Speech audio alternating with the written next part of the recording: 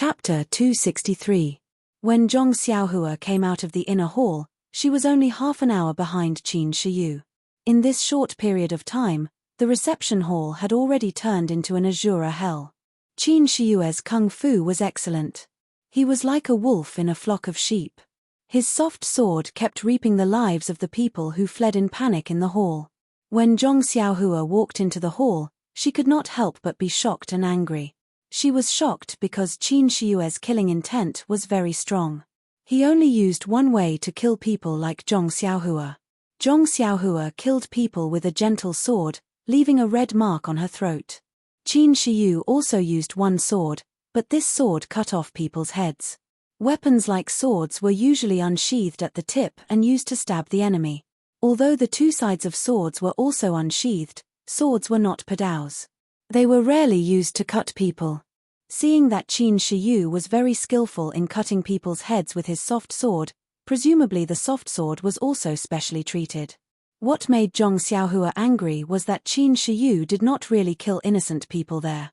Instead, Ma Rulong and Qiu Shidao knew that their lightness skill was not as good as Qin Shiyue's, so they just went to the place where there were many people in the hall, hoping that the guests who came to celebrate the birthday could block for them for a while.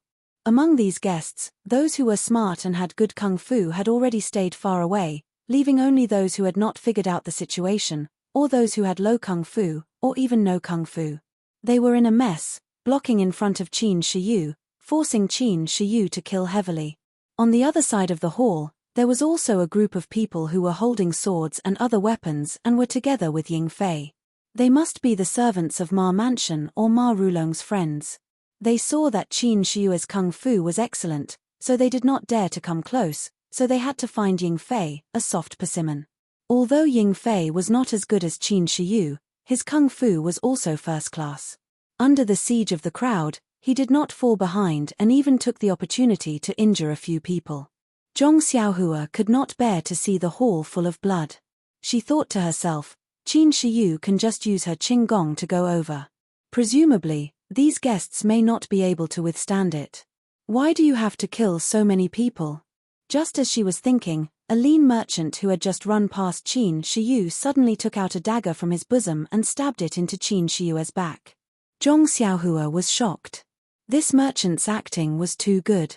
When she looked at him just now, that person also had a face full of panic and seemed to be running in all directions. How did he become a member of the Ma Manor? Seeing that the dagger was about to stab into Qin Shiyue's back, Zhong Xiaohua was actually looking forward to it. However, Qin Shiyu seemed to have a pair of eyes on the back of her head. She raised her left foot and kicked the man's wrist. Then she swung her soft sword back and the man's head was separated from his body in an instant. Then, Qin Shiyu rushed forward without looking at him and chased after Ma Rulong. At this time, Zhong Xiaohua suddenly understood why Qin Shiyu did not use her qinggong to pass over the crowd. If Qin Shiyu encountered such a sneak attack in midair, she would inevitably be in a passive position because she could not use her body to support herself. If it was a sneak attack by one person, she might be able to avoid it. If it was 2 or 3 people, she would probably be injured. She was still inexperienced. When Zhong Xiaohua walked into the hall, he was immediately seen by the servants of the Ma Manor.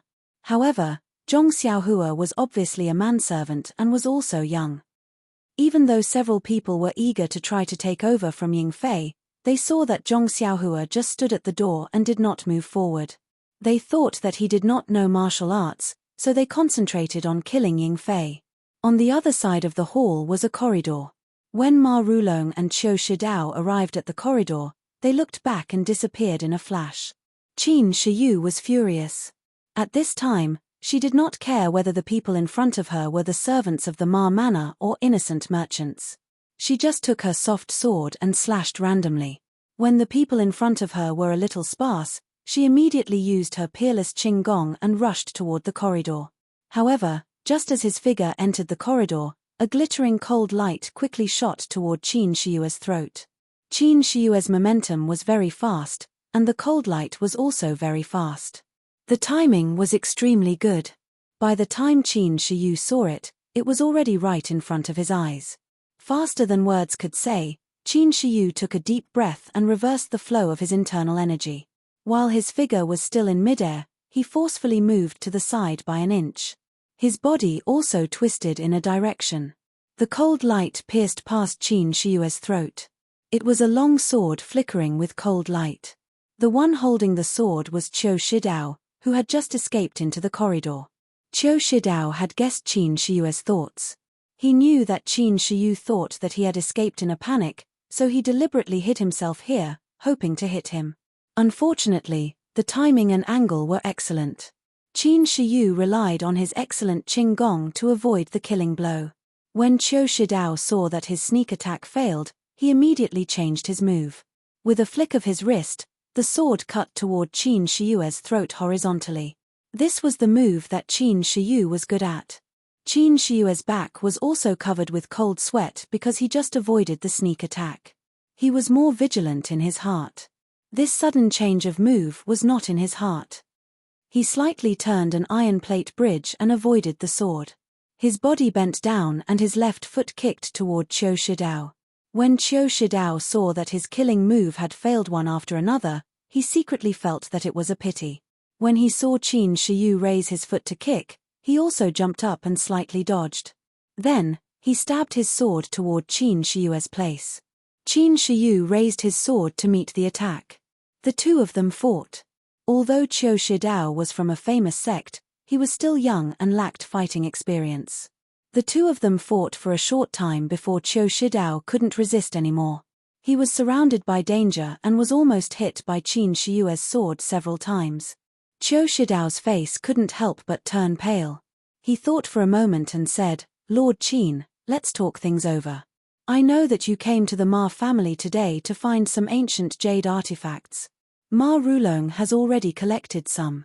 However, in order to show his sincerity to our righteous Dao Union, he has already given these jade artifacts to me. I haven't had the time to send them back. If you stop fighting now, I will tell you where these jade artifacts are stored so that you can go back and give an explanation. What do you think?" When Qin Shiyu heard this, he seemed to be moved. He slightly relaxed his attack and asked in a low voice, "If you give me the jade artifacts, how will you explain it to the sect? Moreover, I killed the auspicious 3 treasures. Don't you plan to take revenge?" Qiu Shidao said, "I haven't had the time to return these jade artifacts. The sect doesn't know. The auspicious 3 treasures were originally sent to monitor me. They were not sent by my master. They also know about the jade artifacts. Isn't it good that you killed them? I can't even protect my own life. How can I have the heart to take revenge for them?" When Qin Shiyu heard this, he nodded. The software in his hand stopped. He opened his mouth and wanted to speak. When Qiu Shidao saw this, he was very happy. He also put away his sword. When he saw Qin Shiyu open his mouth, he knew that he wanted to know where the jade artifacts were hidden. He smiled and said, "Lord Qin." However, when the words Lord Qin just came out of his mouth, the software in Qin Shiyue's hand suddenly wrapped around Qiu Shidao's neck like a poisonous snake. Qiu Shidao's face immediately turned pale. He trembled and said, "Lord Qin, didn't we agree just now? Why are you going back on your words?" Qin Shiyu smiled and said, "When did I promise you? I just asked you a question." Qiu Shidao was shocked and said, "You can't kill me. If you kill me, no one will know the whereabouts of the jade artifacts.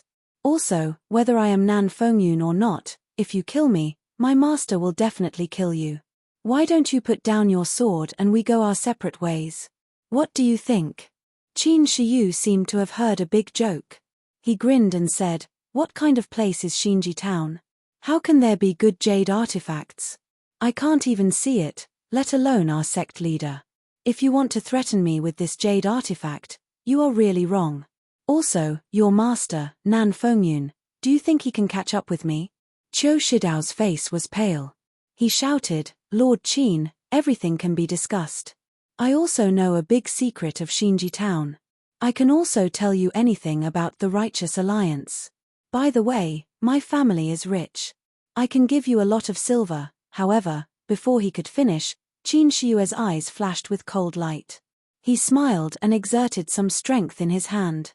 Qiu Shidao's handsome head flew up to the sky. His eyes that were gradually losing their light were still flashing with an inconceivable expression. He died with his eyes wide open. Looking at Qiu Shidao's body that was gradually softening, Qin Shiyu smiled and said, "What does the secret of Xinji Town have to do with me? Do you know more about the Righteous Alliance than I do? Silver, what use do I have for it?" As he said, he raised his head and looked at the far end of the corridor where Ma Rulong had just disappeared. In fact, when Qiu Shidao appeared to sneak attack, Ma Rulong no longer cared about his own body and rushed to the end of the corridor. Although Qin Shiyu knew that he wanted to escape, he didn't care about him. After killing Qiu Shidao, with Qin Shiyu as Qinggong, he could catch several Ma Rulong back. However, when Qin Shiyu rushed to the end of the corridor, there was also an exquisite small courtyard. There was a stone path in the middle that led to the backyard and the garden. Qin Shiyu flew to a high place and looked carefully, but he didn't find any trace of Ma Rulong. Qin Shiyu frowned and thought to himself, "This old fox ran away quickly." Then, Qin Shiyu didn't search carefully and turned back to the hall. At this time, in the hall, except for the servants of the Ma family who were still desperately besieging Ying Fei, the other guests had disappeared except for those who were lying on the ground and couldn't move. Qin Shiyu looked at Zhong Xiaohua, who was standing quietly by the door and didn't say anything. He walked steadily to Ying Fei. There were already a few brave servants who had abandoned Ying Fei and chopped at his head with their padao. However, how could they withstand a single move from Qin Shiyu? In just a few moves, their heads were chopped off by Qin Shiyu. When the remaining servants saw that the situation was not good, they hurriedly scattered and fled for their lives. How could Ying Fei let them go? He chased and killed a few of them. Qin Shiyu was even more straightforward. She chased after them and beheaded them. Unexpectedly, many of them were killed by the two of them. Only a few people safely escaped the hall. -2. Chapter 264. Qin Shiyu looked around at the tragedy in the hall and was very satisfied. Only then did she use her Qinggong to rush out of the hall. When she passed by Zhong Xiaohua, she whispered, "Follow us." Zhong Xiaohua glanced at her and didn't answer. She used her Qinggong and followed behind them unhurriedly. After leaving the hall, Qin Shiyu looked around and then flew to the other side of the hall. There was a round moon gate on this side. There was a small path leading inside. Presumably, it was the inner residence. Not long after the three of them entered, they saw several servants and maids running away in panic. When they saw Qin Shiyu, they were so scared that their faces turned ashen. Qin Shiyu didn't hesitate and shouted, "Stop, or I will kill all of you." In an instant, everyone stood in place and trembled. They didn't dare to move. Qin Shiyu walked to the nearest servant and asked, "Ma Rulong just ran away. Do you know where he ran to?" That servant was like a sieve. His teeth were chattering. How could he say it? When Qin Shiyu saw this, she reached out with lightning speed and grabbed his throat. With a little force, a catcher sound was heard. A stream of blood flowed out of the servant's mouth and he fell to the ground. Then, Qin Shiyu walked to a servant a little further away. When the servant saw Qin Shiyu walk over, his face turned pale. Before he got close, he smelled a foul smell. The servant was so scared that he lost control of his bladder. Qin Shiyu frowned and turned to another servant. The servant who lost control of his bladder had a burst of joy on his face.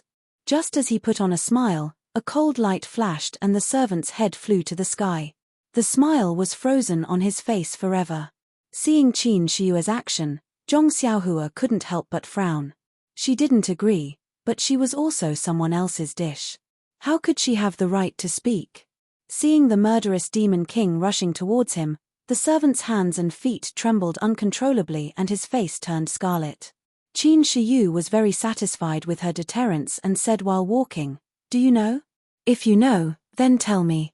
If you don't, then everyone in this courtyard will die." The servant opened his mouth, but no words came out. His eyes turned white and bulged out like a goldfish.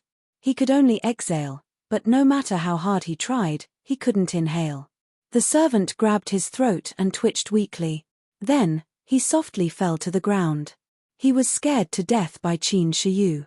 Qin Shiyu didn't have any expression on her face. She looked around and walked towards a servant girl. At this time, a servant girl in the small pavilion next to them trembled and said, Sir, I roughly know where Master Ma went. However, if I bring you there, will you spare us? We are just servants of the Ma mansion. When Qin Shiyu heard this, she was slightly surprised. She looked at this thin and ordinary-looking girl and smiled. Of course. The girl trembled as she walked out and said, Sir, I'll take you there. Can you let them go? They really don't know anything. Looking at this brave girl, Qin Shiyu waved her hand and said, Take me there. The girl looked at the servants and servant girls around her who were already ashen-faced. She gritted her teeth and walked towards the inner residence. Qin Shiyu said in surprise, Girl, Ma Rulong ran out from the corridor on the other side of the hall. The girl shook her teeth and forced a smile. She said, I know. Sir, there is a path from here. If we go through the front hall, it will be a long detour. Qin Shiyu said, Oh. She didn't say anything else. She knew this girl must know. Sure enough, after walking for a while, they came to another pond. At the end of the pond was a winding corridor. The girl pointed at a rockery in the pond and said, Sir, it's that rockery. One night, this servant woke up at night and saw Master Ma come out from there by the moonlight. Qin Shiyu looked at the rockery and then looked at the girl. She smiled and said, Are you sure? The girl said, I'm sure.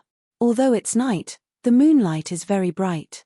If I can't even recognize my own master, how can I? Qin Shiyu signaled to Ying Fei. Ying Fei used her lightness skill and flew over the pond. She directly flew to the rockery to check. Qin Shiyu looked at the girl and said with a smile, You're not afraid of me?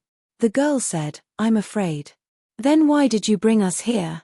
If I didn't bring you here, wouldn't we all be killed by you?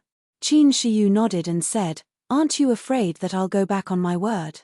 The girl's face instantly turned pale. She bit her lips and didn't dare to speak. At this time, Ying Fei shouted from the rockery, Sir, there is a mechanism here.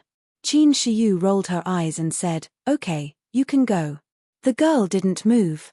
Qin Shiyu frowned and said, I told you to go. Why don't you go? The girl said, Sir, you go first. I'll go after you. Qin Shiyu laughed, turned around, and then waved her hand. When the girl saw Qin Shiyu waving her hand, she was so scared that she closed her eyes. Zhong Xiaohua's heart also thumped. Unexpectedly, Qin Shiyu waved her hand and shouted, Ren Xiaoyao, come with me. Zhong Xiaohua sighed and jumped in front. There was some joy in her voice. Qin Shiyu didn't understand. She turned her head and looked at Zhong Xiaohua in surprise. She muttered, Looking at your mood, it's quite good. The two of them used their lightness skill. When they reached the rockery, the girl turned around and ran away. Qin Shiyu looked back and twirled her short beard with 2 fingers. She was thinking. Under the rockery, there was a dark cave entrance. There were stairs leading down. Ying Fei was a little hesitant and said, Sir, is this a trap? Qin Shiyu smiled and said, Even if it's a trap, you don't dare to enter it. Ying Fei smiled apologetically and said, Following Sir, I dare to climb a mountain of swords and go into a sea of fire. Qin Shiyu said, Don't flatter me. Lead the way. Ying Fei looked at Zhong Xiaohua and said, Sir, I think it's better to let this boy lead the way. Go down quickly. What are you talking about? If he can lead the way, why would I bring them so far? Yes, yes. Ying Fei didn't dare to refute. He led the way down the stairs. The secret passage under the rockery was narrow and short. Not only Qin Shiyu and Ying Fei, but even Zhong Xiaohua had to bend down. Moreover, the secret passage was dark and damp. From time to time, there would be water dripping down. They must be walking under the pond. Ying Fei was in front. He held a torch in one hand and a sword in the other. He was very careful. After a long time, the secret passage gradually became wider and drier. They didn't see any traps. After a while, the secret passage went up. They must have reached the end. The 3 of them relaxed. Not long after, a half-closed door appeared in front of them. Light shone in from outside. Ying Fei put away the torch and said with a smile, Sir, that Ma Rulong left in such a hurry that he didn't even close the door properly. After that, he pushed the door and was about to go out. At this moment, 3 arrows were shot from outside the door. The target was Ying Fei, who was pushing the door open. Ying Fei was pushing the door open. He didn't expect that there would be traps on the half-closed door. It was too late to dodge. The arrows were shot by traps. They were very powerful. They were aimed at Ying Fei's upper and lower body.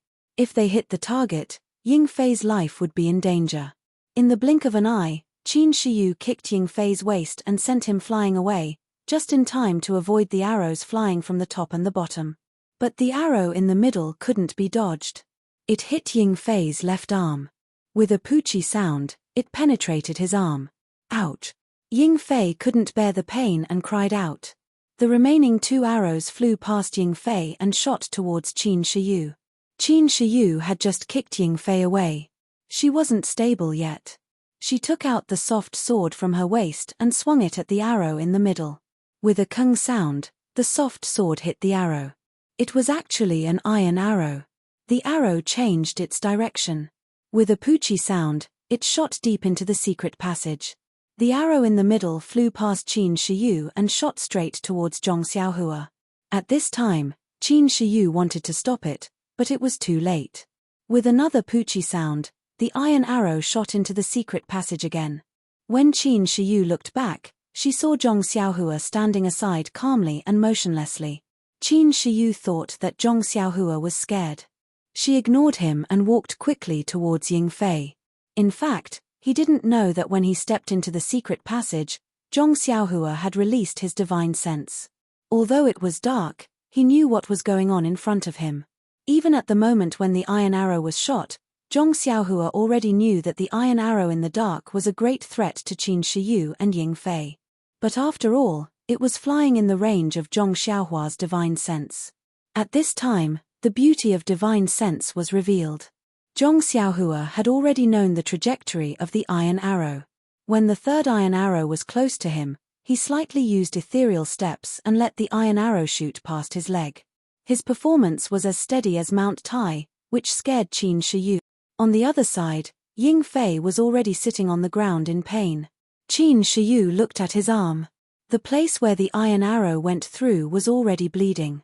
The arrow was poisonous. Qin Shiyu frowned and kicked the door open. This time, there was no poisonous arrow. Qin Shiyu shouted, "Ren Xiaoyao, help Ying Fei out." Zhong Xiaohua responded and went forward.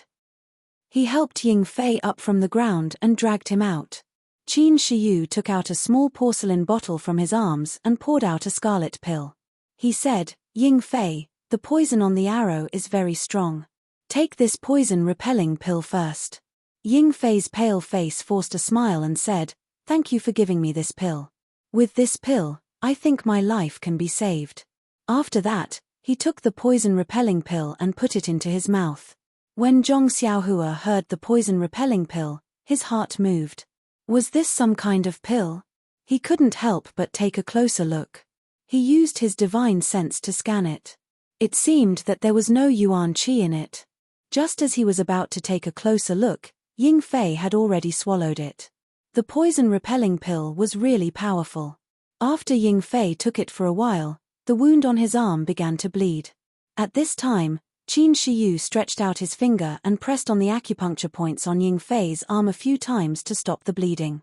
Ying Fei said with difficulty, "Master, we have been delayed for a long time. I think old Ma has already gone far away. What do you think? Please vote for me. Thank you." -2. Chapter 266. Qin Shiyu raised his head and looked around. This was a small closed courtyard. It seemed that no one lived here and no one cleaned it. A line of wet footprints was heading towards a well in the corner of the courtyard. Qin Shiyu quickly walked over and looked around. He asked, "Ying Fei, you can't move with your injuries. Stay here first. I'll go and have a look." Then, he was about to jump down. He looked back at Zhong Xiaohua and said, "Boy, come with me." Zhong Xiaohua had no choice but to go to the well. He looked down and found that it was a dry well. Qin Shiyu warned Zhong Xiaohua, "Ren Xiaoyao, don't have any bad ideas. Your martial arts are not worth mentioning in front of me. I can cut off your head at any time." Zhong Xiaohua nodded. Qin Shiyu pulled out his soft sword and jumped down the dry well. When he dodged, Zhong Xiaohua also jumped down. There was a secret passage at the bottom of the well, but this secret passage was obviously more spacious than the previous one. It was also clean. Qin Shiyu walked in front with a fire and a soft sword. Zhong Xiaohua followed him closely. He had already released his spiritual awareness and scanned from a distance. However, this secret passage was the same as the previous one. There was no mechanism at all. After walking for a long time, Zhong Xiaohua was a little impatient. This secret passage seemed to have no end. Just as he was thinking, his spiritual awareness suddenly felt the exit. When he looked up, there was finally light in front of him. The exit of this secret passage was not blocked by a door. Zhong Xiaohua scanned it with his spiritual awareness and found nothing unusual. Qin Shiyu carefully observed for a long time before he walked out. The exit of the secret passage was at the foot of a small mountain. The exit was blocked by waist-high grass. It was impossible to find it without looking carefully. In front of the exit was a dense forest. In the distance of the dense forest was also a mountain. Qin Shiyu first looked carefully in front of the exit, then closed his eyes and frowned. He did not know what to do. Suddenly, his brows relaxed and he said to Zhong Xiaohua, "Follow me. If you can follow me, I won't seal your acupoints at night." Zhong Xiaohua's face lit up, and she quickly nodded. The taste of being tortured to extort a confession was really not good. When Qin Shiyu saw this, she didn't say anything. She used her qinggong to jump up a big tree. Then, she started to chase in the direction of the big mountain. Zhong Xiaohua also quickly flashed to catch up with her. Her left hand also quietly took out a small primeval stone from her bosom. She walked while absorbing it to replenish her real qi. That Qin Shiyue's qinggong was really high. In the blink of an eye, she was already far away. Zhong Xiaohua did not dare to be negligent. She used all her strength and true qi to barely keep up and not be left too far behind. Running all the way, if not for the fact that Zhong Xiaohua felt that she had been locked on by Qin Shiyu from time to time, she almost wanted to change direction. After chasing for a while, just as they were about to reach the foot of the mountain, a bean-sized shadow appeared in front of them. It was also leaping forward. Wasn't that Ma Rulong who had escaped? Looking at his speed, he was much slower than Zhong Xiaohua, not to mention Qin Shiyu. After running for so long, she still hadn't reached her destination. That shadow seemed to have noticed something. Looking back, he had already noticed Qin Shiyue's white hair. Unconsciously, his speed immediately increased a lot. However, not long after, he slowed down again. After all, Ma Rulong was a man who was almost 70 years old. Even if his internal strength was profound, after running for so long, his internal strength must be exhausted. When Qin Shiyu and Zhong Xiaohua caught up with Ma Rulong had just reached the foot of the mountain. This was a barren mountain forest. It was very far from the edge of the forest. It seemed that there were no traces of people. Ma Rulong stood in a place with some white fog. He seemed to be somewhat leisurely. Facing Qin Shiyu, he said, "Lord Qin, you have already killed Qiu Shidao and the auspicious 3 treasures of the Righteous Alliance. Why do you still care about this old man's dying life? Forgive others." Qin Shiyu looked around and then looked at the white fog behind Ma Rulong. She thought for a while and smiled. "Old Ma, if you didn't collude with Qiu Shidao to set up a trap in the inner hall, I might have let you go because of your previous contributions. I would have destroyed your martial arts and let you live a peaceful life. Presumably, when you set up the trap, you didn't think of your current ending." Zhong Xiaohua looked from afar and didn't go up. He had already seen the white fog behind Ma Rulong. When he used his spiritual mind to scan it, he found that there was a fluctuation of primordial qi inside. If it was a normal white fog, it would have been blown away by the mountain wind and drifted in the air. However, this faint white fog could condense and not disperse. There must be something strange about it. Suddenly, Zhong Xiaohua remembered that when he was in the Misty School, he heard people whispering secretly. In the forbidden area of the Misty School, there was a white fog that could devour the disciples. Could it be that the white fog that couldn't be dispersed by the mountain wind was the same as the white fog in the misty school? Thinking of this, Zhong Xiaohua, who was not close to the white fog, stepped back a few more steps. Ma Rulong looked at Qin Shiyu and heaved a long sigh.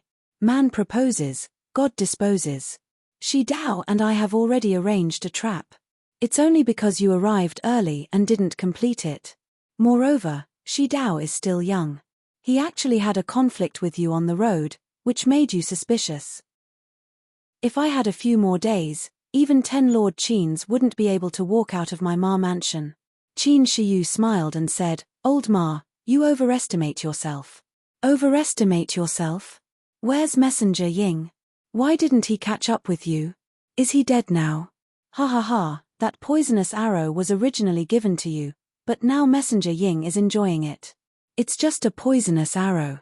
It's not a problem for me. The winner is the king and the loser is the bandit. I don't want to say anything more. If it weren't for the problem of the 3 auspicious treasures, Lord Qin, you would probably still be trapped in the inner hall. When your internal force is exhausted, I will stab you with my sword. Can you dodge it? Qin Shiyu looked at Ma Rulong with a smile and didn't say anything. You know you can't dodge it, right? Maybe that's why you keep chasing me and want to take my life. Qin Shiyu shook her head and asked, the demonic sect treated you well. Why did you betray the demonic sect and join the righteous alliance? Alas. Ma Rulong smiled bitterly and said, treated me well? It's not just well. It's too mean. What kind of family is the Ma family? Although it's declining now, it won't be bullied by the demonic sect. Even Ying Fei, that kind of person, dares to show off in front of the Ma family. He is still considered good. The previous messengers all treated the Ma family as lambs to be slaughtered. Moreover, I, Ma Rulong, am old. It's fine if I work for the demonic sect, but why do my descendants need to be oppressed by you? My descendants also need to be famous in Jianghu. They also need to be righteous. Qin Shiyu frowned and said, being righteous and righteous doesn't conflict with working for the demonic sect. You don't understand, Lord Qin. People like you don't understand the thoughts of people like us. On one hand, we are righteous, but on the other hand, we are doing things that betray the righteous alliance. That kind of contradiction, that kind of hidden feeling, you will never understand. Moreover, the demonic sect doesn't know the value of the Ma family. You have never respected the Ma family. We can't get the status and glory we want from the demonic sect. Naturally, we have to find someone else to rely on. Value? Qin Shiyu suddenly remembered that the sect leader asked her to come to the Ma family and the evil tiger gang. There must be a deep meaning. You don't know, right? Even someone like Lord Qin doesn't know. Others won't respect the Ma family. Well, the sect leader specifically asked me to come to the Ma family. Qin Shiyu explained. Of course, the sect leader knows. But it's easy to see the king of hell, but difficult to deal with the little ghosts. The sect leader can't always pay attention to us. Sometimes, he is worried about us. How can the disciples of the Ma family show up? Qin Shiyu was interested. She said, what secrets does the Ma family have? Qiu Shidao said that he wanted to tell me a big secret. Could it be that you gave it away? Did he tell you? Ma Rulong was a bit nervous. No, I didn't wait for him to tell me. I killed him. Good job. If he didn't cause trouble, why would the Ma family be like this? He's your grandson-in-law. You, Sai, don't mention it. What grandson-in-law? It's just my granddaughter's wishful thinking. After marrying him, did he even look at my obedient granddaughter? However, she got what she wanted. This is her life. She can't blame anyone else. Then why? Qin Shiyue's gossipy soul was awakened. She asked again and again. Zhong Xiaohua, who was listening at the side, was also surprised. Why? Why should this old man tell you? Qin Shiyu was slightly surprised. They had been talking for a long time. Why did he stop at the most important part and wait for the next chapter? How boring. Looking at Qin Shiyu, Ma Rulong smiled and said, Lord Qin, this old man wants to negotiate with you. What do you think? Qiu Shidao negotiated with me, so I killed him. What do you have that's worth me not attacking? What secrets can he have? It's just the things I gave him. He thought that he hid it very well. In fact, it's not just me. Even the righteous Dao Alliance knows about it. Qin Shiyu pondered for a moment and said, "Tell me your conditions first." Ma Rulong was overjoyed. He said, "This old man won't ask you to spare my life. I just want you to promise not to kill the Ma family disciples. It's that simple. If I go back on my word and go back to kill, won't you lose money? Who doesn't know that Lord Qin's words carry enormous weight? I'm not worried about this." Qin Shiyu thought for a moment and said, "Okay, I promise you. Tell me." Ma Rulong nodded and said, "Actually, from the beginning, my granddaughter was attracted to Qiu Shidao and wanted to marry him. But Qiu Shidao didn't want to marry my granddaughter at all. He even rejected the marriage proposal. If it wasn't for the fact that my dowry was so good that Zhongsan of the Righteous Dao Alliance was moved and couldn't refuse, how could their alliance leader come out and force him to submit so obediently? Things. Even Zhongsan was moved. The Righteous Dao Alliance is one of the super sects in Jianghu. They have abundant resources. What can they not have? The Ma family actually has things that even Zhongsan couldn't refuse. Qin Shiyu couldn't help but be surprised. -3. Chapter 267. Ma Rulong looked at Qin Shiyu's surprise with satisfaction and said slowly, "You didn't expect it, right? Lord Qin, the Righteous Alliance actually covets my little Ma family's things. Even though they sent so many precious medicinal ingredients today, it's just to further improve our relationship and hope that I can return the favor. Guess what the Righteous Alliance wants?" Qin Shiyu shook his head. Ma Rulong looked up at the changing clouds in the sky and said, "White clouds change like dogs, the stars change. Life is so short, but the world changes so strangely. Oh right, Lord Qin, what do you think of the 3-talent flag formation that the 3 auspicious treasures used in the inner hall? I heard you call out its name, so you must know its origin. Moreover, you also walked through that formation. What do you think? It's very powerful. If it wasn't for a sudden mistake, I probably wouldn't have been able to walk out of that inner hall today. Although the 3-talent flag formation is powerful, if you want to set it up, just a person is not enough. You also need a formation stone." Formation stone? The jade stone in the 3 auspicious treasures' hands? Yes, Lord Qin is right. That jade stone is the foundation of the 3-talent flag formation. If it wasn't for the formation stone, you also saw that the 3 flags were useless. If the formation stone in Erbao's hands didn't run out of energy, you also wouldn't have been able to charge out. I understand. You gave the Righteous Alliance this formation stone, right? Yes, Lord Qin is right. However, this jade stone is not called a formation stone, but a divine stone. In ancient times, it was also called a primordial stone. Hearing this, Zhong Xiaohua, who was standing in the distance, frowned. As expected, this was a primordial stone. So that's how it is. Qin Shiyu suddenly understood. However, he was puzzled. Although the divine stone was useful, if there was no formation, what was the use of it? Old Ma, while your divine stone is indeed precious, if they are to spare no effort to rope you in merely for the sake of the 3-talent flag formation, this Righteous Alliance is truly too petty. Hey! Haha, Lord Qin, this old man thought you knew. Turns out you don't know anything. What do you mean? Let this old man ask you. Did your teacher tell you about this 3-talent flag formation? Well, that's not it. It's something that martial uncles casually mentioned when they were chatting. Yes, I understand. How about this? I'll tell you some of the secrets of the Jianghu. I don't ask for anything in return, but the same old conditions. However, I'll ask you to swear that you'll never lay a hand on the disciples of the Ma family. What do you think? Old man Ma, you've really thought it through. With this oath, wouldn't I always have to avoid your Ma clan's disciples? Lord Qin, this is a misunderstanding. I wouldn't dare to do such a thing. I only hope that the bloodline of the Ma family can be preserved. How about this? I guarantee that from today onwards, if the Ma clan disciples don't take the initiative to offend me, I won't take the initiative to make a move against them as well. If they go against these words, then let the poison dragon corrode their bodies and die a horrible death. This oath was considered an extremely vicious one among the Garuda lineage. Ma Rulong nodded in relief after hearing it. He said, actually, the use of the god's stone is not limited to this tripartite flag array.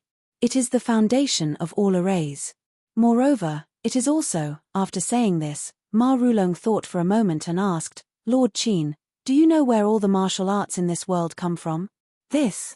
Qin Shiyu scratched her head and said, is the path of martial arts passed down from generation to generation? What other strange things can there be?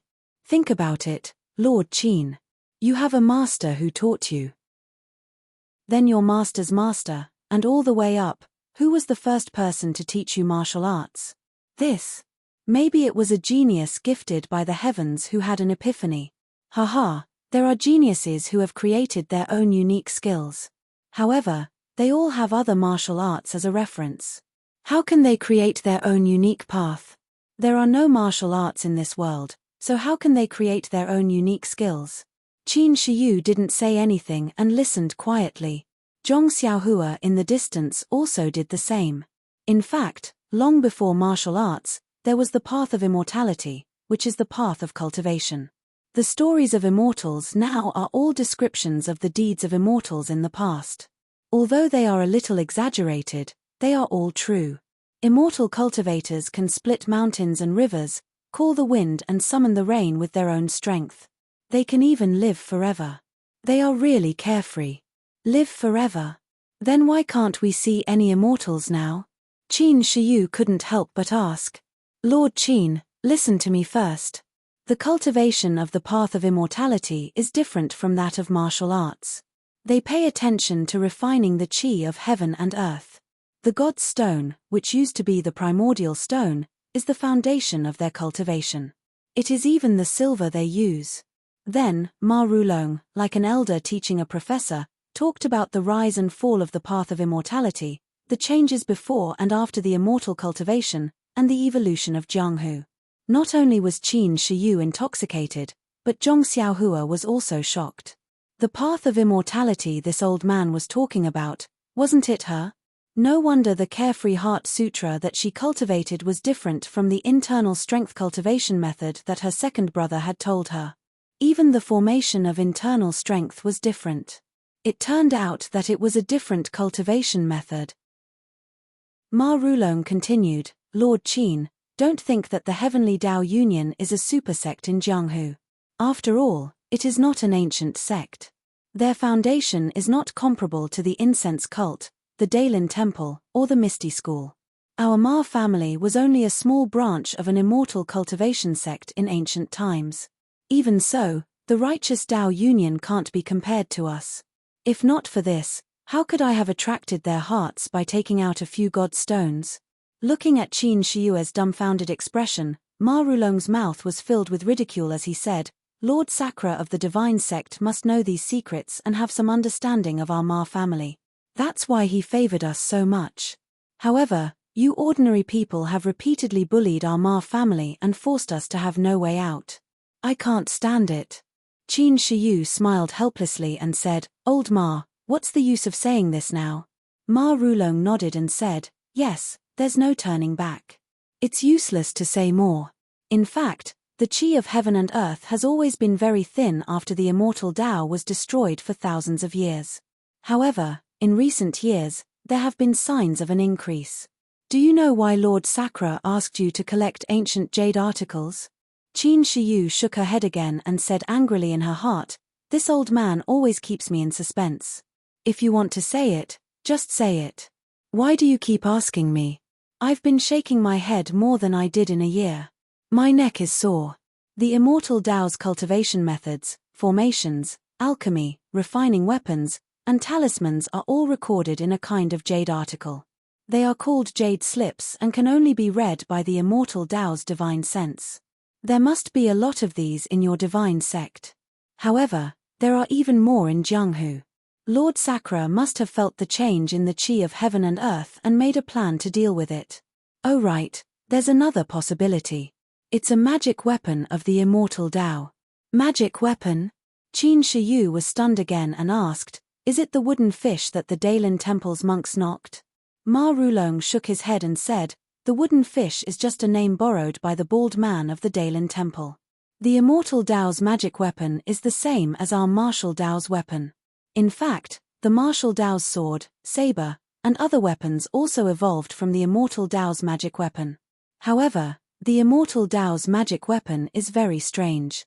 Even the jade hairpin on the head can be a powerful magic weapon. Yes, if you change it to a golden hairpin, it can also be used as a hidden weapon.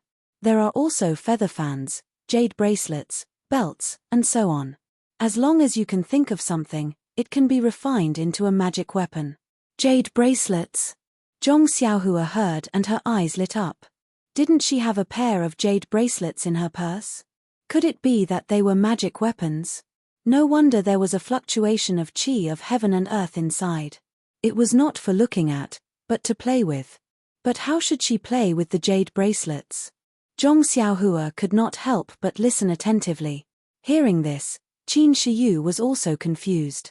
She asked, Old Ma, don't deceive me. What kind of magic weapon can this feather fan be made into? Could it be that there is also a mechanism in the fan? Ma Rulong said, as for how to use it, this old man does not know. I only know that these magic weapons are activated with a certain incantation and are driven by one's own chi. I see. But you just said that the immortal Tao and martial Tao's cultivation methods are different. The martial Tao's internal force has long changed. How can it be used to drive these magic weapons? Haha, the 3-talent flag gate array is different. It is an array item. How can it be driven by the 3 auspicious treasures? There is no lack of talented and intelligent people in our Wulin. As early as when the immortal Tao was destroyed, many people were studying the inheritance of the immortal Tao. There were also many people who came up with opportunistic methods. The flag array borrowed the power of the god's stone instead of one's own chi. Perhaps there were already people who could use the god's stone to drive the so-called magic weapons. Then, wouldn't they be invincible? Qin Shiyu was shocked. Ma Rulong smiled wryly. If so, would my Ma family still be bullied? The god's stone in this world was used up long ago when the immortal Tao was destroyed. Where would there be any left? Even if there were some left, they would be hidden away. Who would use immortal Tao if they could solve it by force? And immortal Tao is not inherent to us. There are always drawbacks. Aren't the 3 auspicious treasures a classic example? Qin Shiyu finally nodded. Moreover, the immortal Tao's magic weapons and jade slips have not been replenished by the chi of heaven and earth for 10,000 years. Most of them can't withstand the loss of their own chi and have long become ordinary jade. How can they be found so easily? Even if they were found, they might not be able to be used. Some might be hidden in mysterious places protected by the immortal Tao's restrictions. How can a martial Tao cultivator obtain them? Restricted lands? Is it a forbidden area? Lord Qin, you are mistaken. Restricted lands are places that others are not allowed to enter. They are different from places protected by restrictions.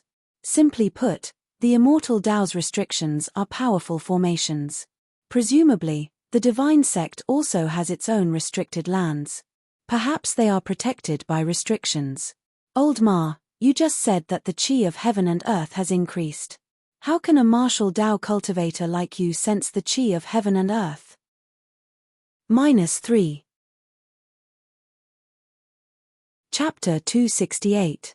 Could it be that you've also practiced the immortal cultivation method? Qin Shiyu asked. When Zhong Xiaohua heard this, he also had doubts in his heart. That's right, when he cultivated the Carefree Heart Sutra, he could release his senses and sense the heaven and earth Yuan Qi. However, this Yuan Qi was rarely seen, and he could only sense a few strands in the herb fields. Could it be that Ma Rulong also cultivated an immortal cultivation technique? Also, he had a place with rich chi of heaven and earth. Zhong Xiaohua's ears perked up. Ma Rulong smiled bitterly and said, How could this old man have such an opportunity to obtain an immortal cultivation technique? This technique had already been lost for tens of thousands of years. Even if my Ma family tried our best to preserve it, it was impossible. It had already been gone for thousands of years. Also, didn't I just say that most of the methods are recorded in jade slips? The chi of jade slips can't last long. How can the methods be preserved? Then how did you know? I didn't sense it, but saw it. Hey! Qin Shiyu and Zhong Xiaohua exclaimed at the same time. Qin Shiyu looked back at Zhong Xiaohua with a gloomy face. Then, she turned back and asked, "You can see the chi of heaven and earth?" "Ha ha ha, how can I see the chi of heaven and earth? I think Lord Sakura of the divine sect is like me." He saw the changes in the restriction of the Forbidden Land and knew that the chi of heaven and earth had changed. Seeing Qin Shiyu's puzzlement, Ma Rulong said, "Restriction and formation are the same. They both need the chi of heaven and earth. However, there are many powerful restrictions that don't just rely on the chi of heaven and earth.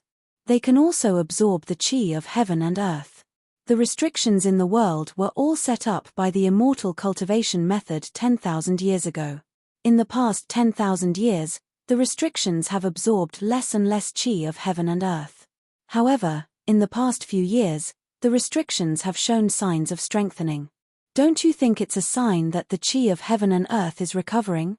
Qin Shiyu nodded. Then, she said in surprise, "Does your Ma family also have a forbidden land?" Ma Rulong's face was a little red. He said proudly, "You only know now.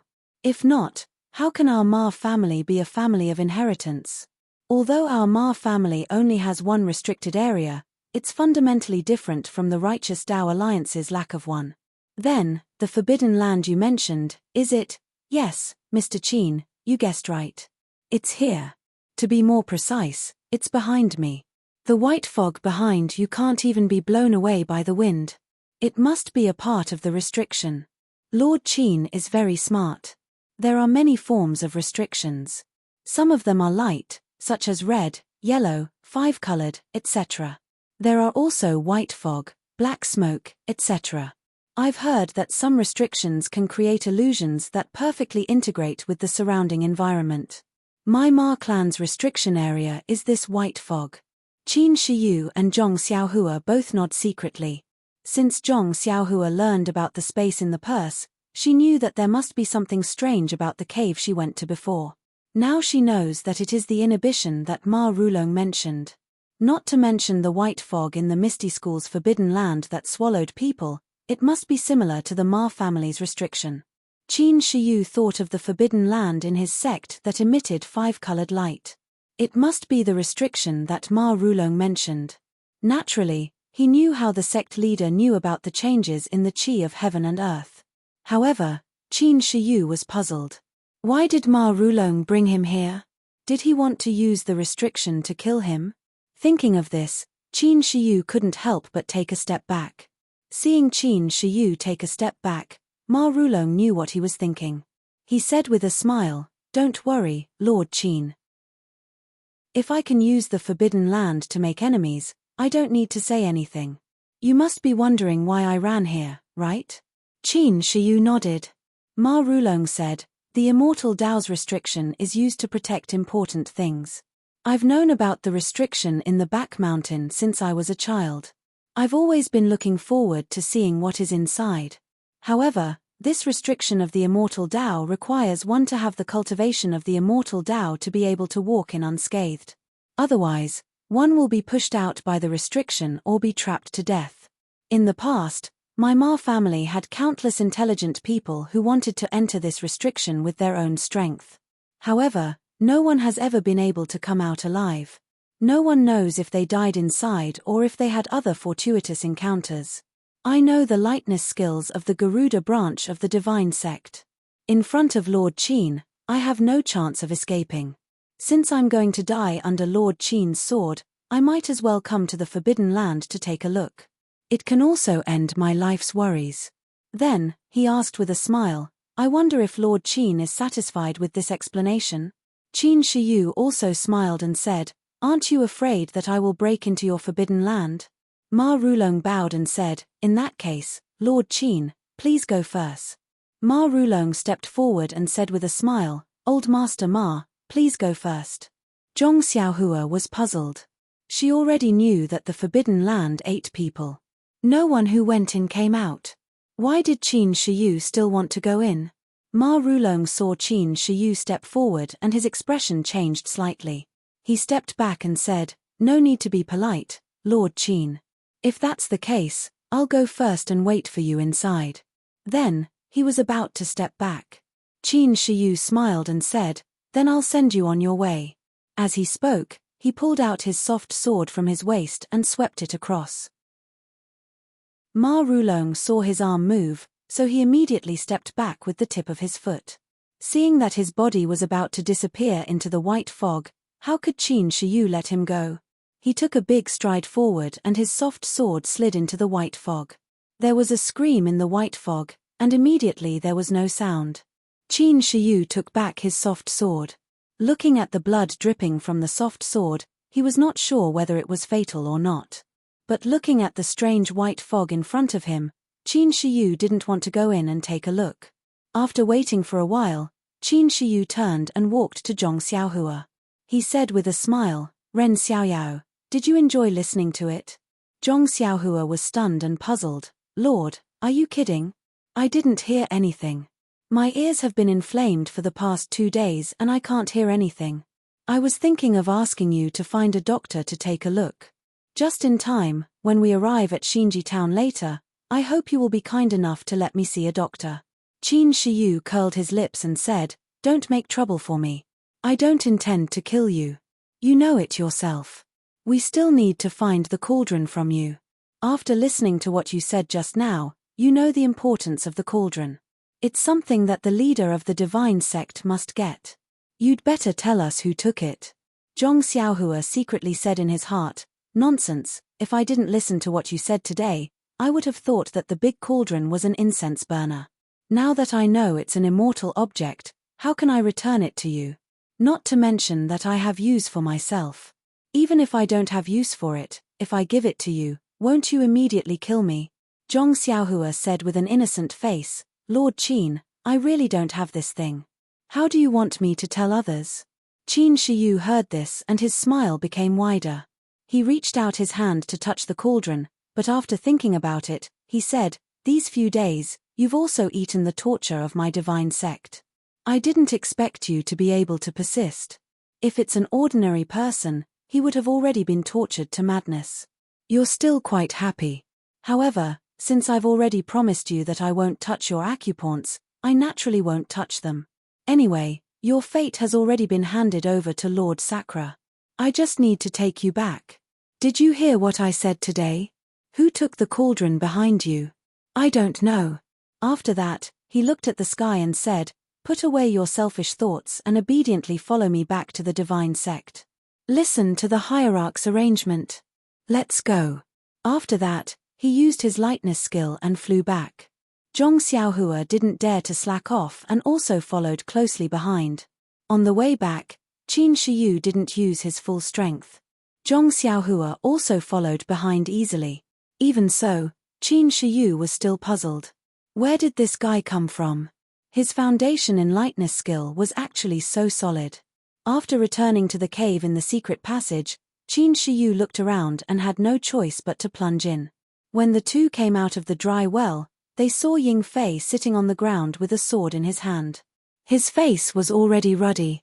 An iron arrow was thrown on the ground and his arm was already bandaged. Seeing Qin Shiyu coming out of the dry well, his expression was obviously relaxed. He stood up and asked, Why did Lord Qin go for so long? Did you kill that old man Ma?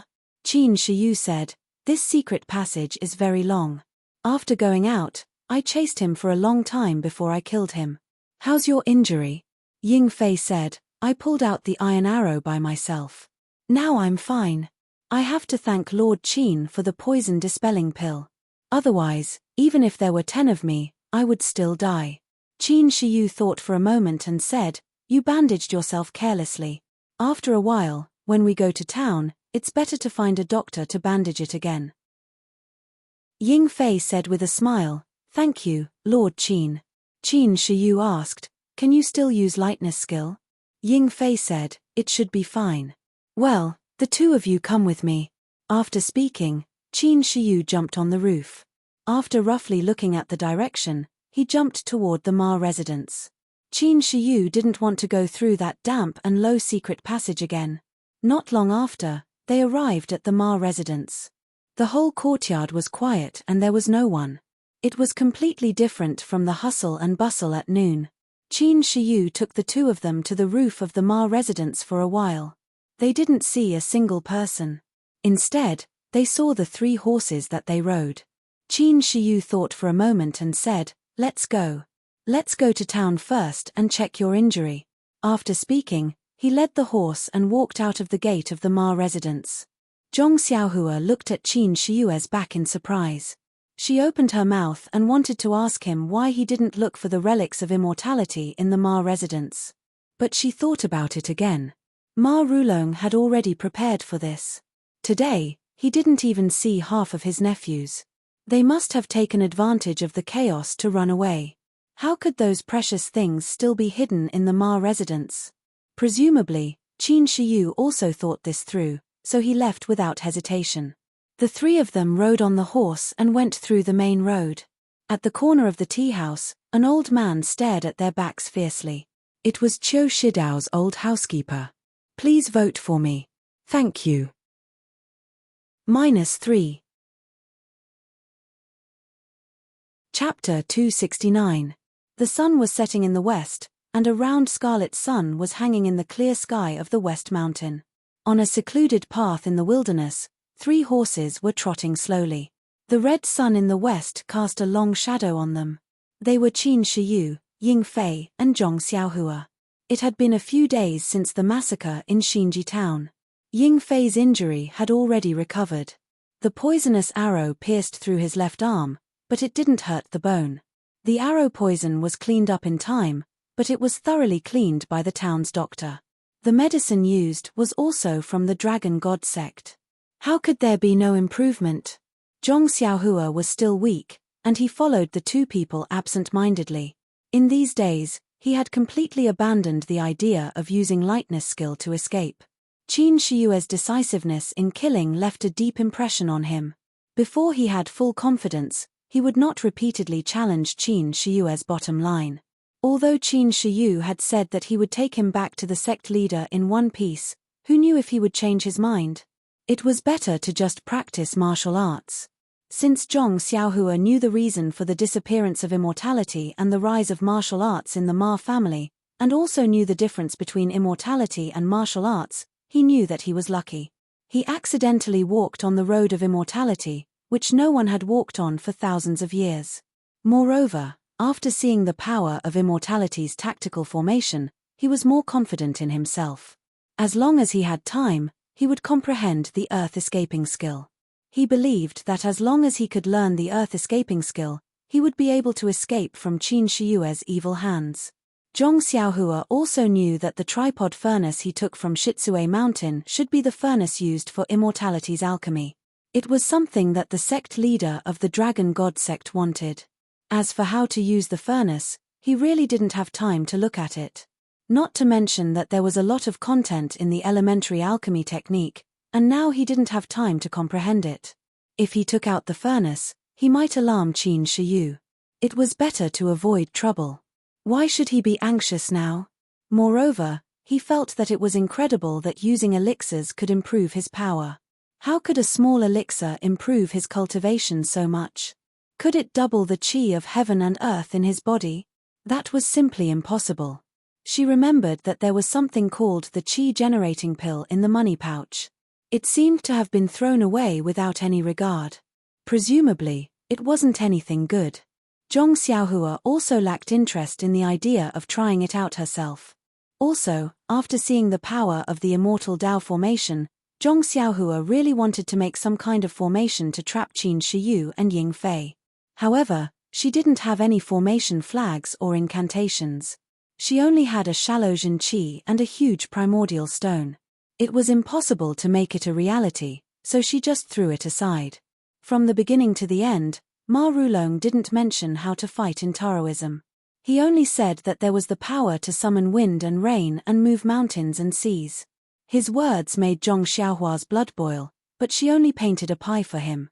Although there was a jade ring in the money pouch that should be a magic weapon, she didn't know how to use it.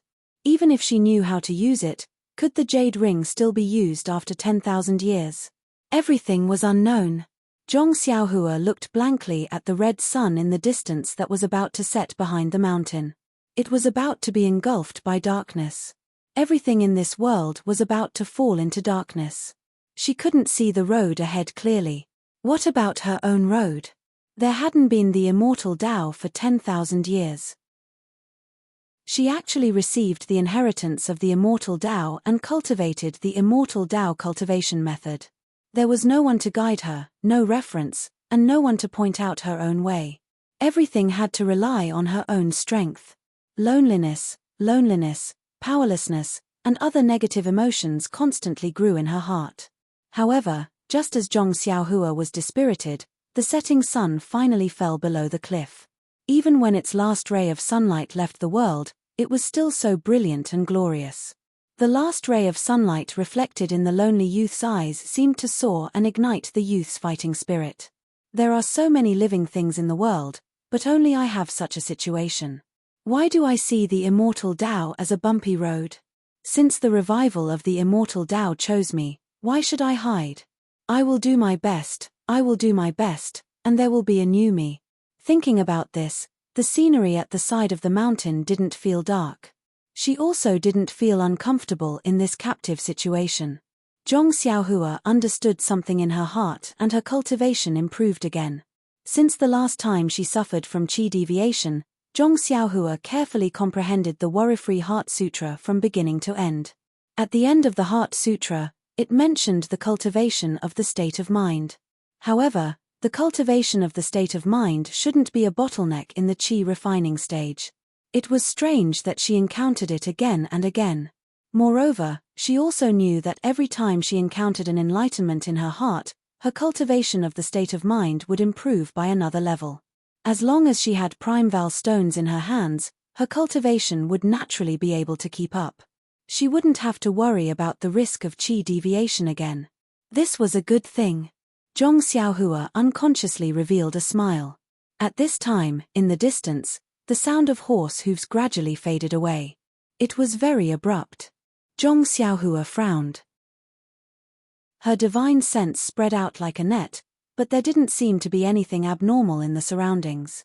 Ying Fei also urged her horse forward and asked, "Lord Qin, what's the matter with the people in front? Why don't you let this little one go forward and take a look?" Qin Shiyu smiled and said, "They must be people from the Righteous Tao Alliance. Let's go forward and take a look. If there's fortune, it's not a disaster. If there's a disaster, we can't avoid it.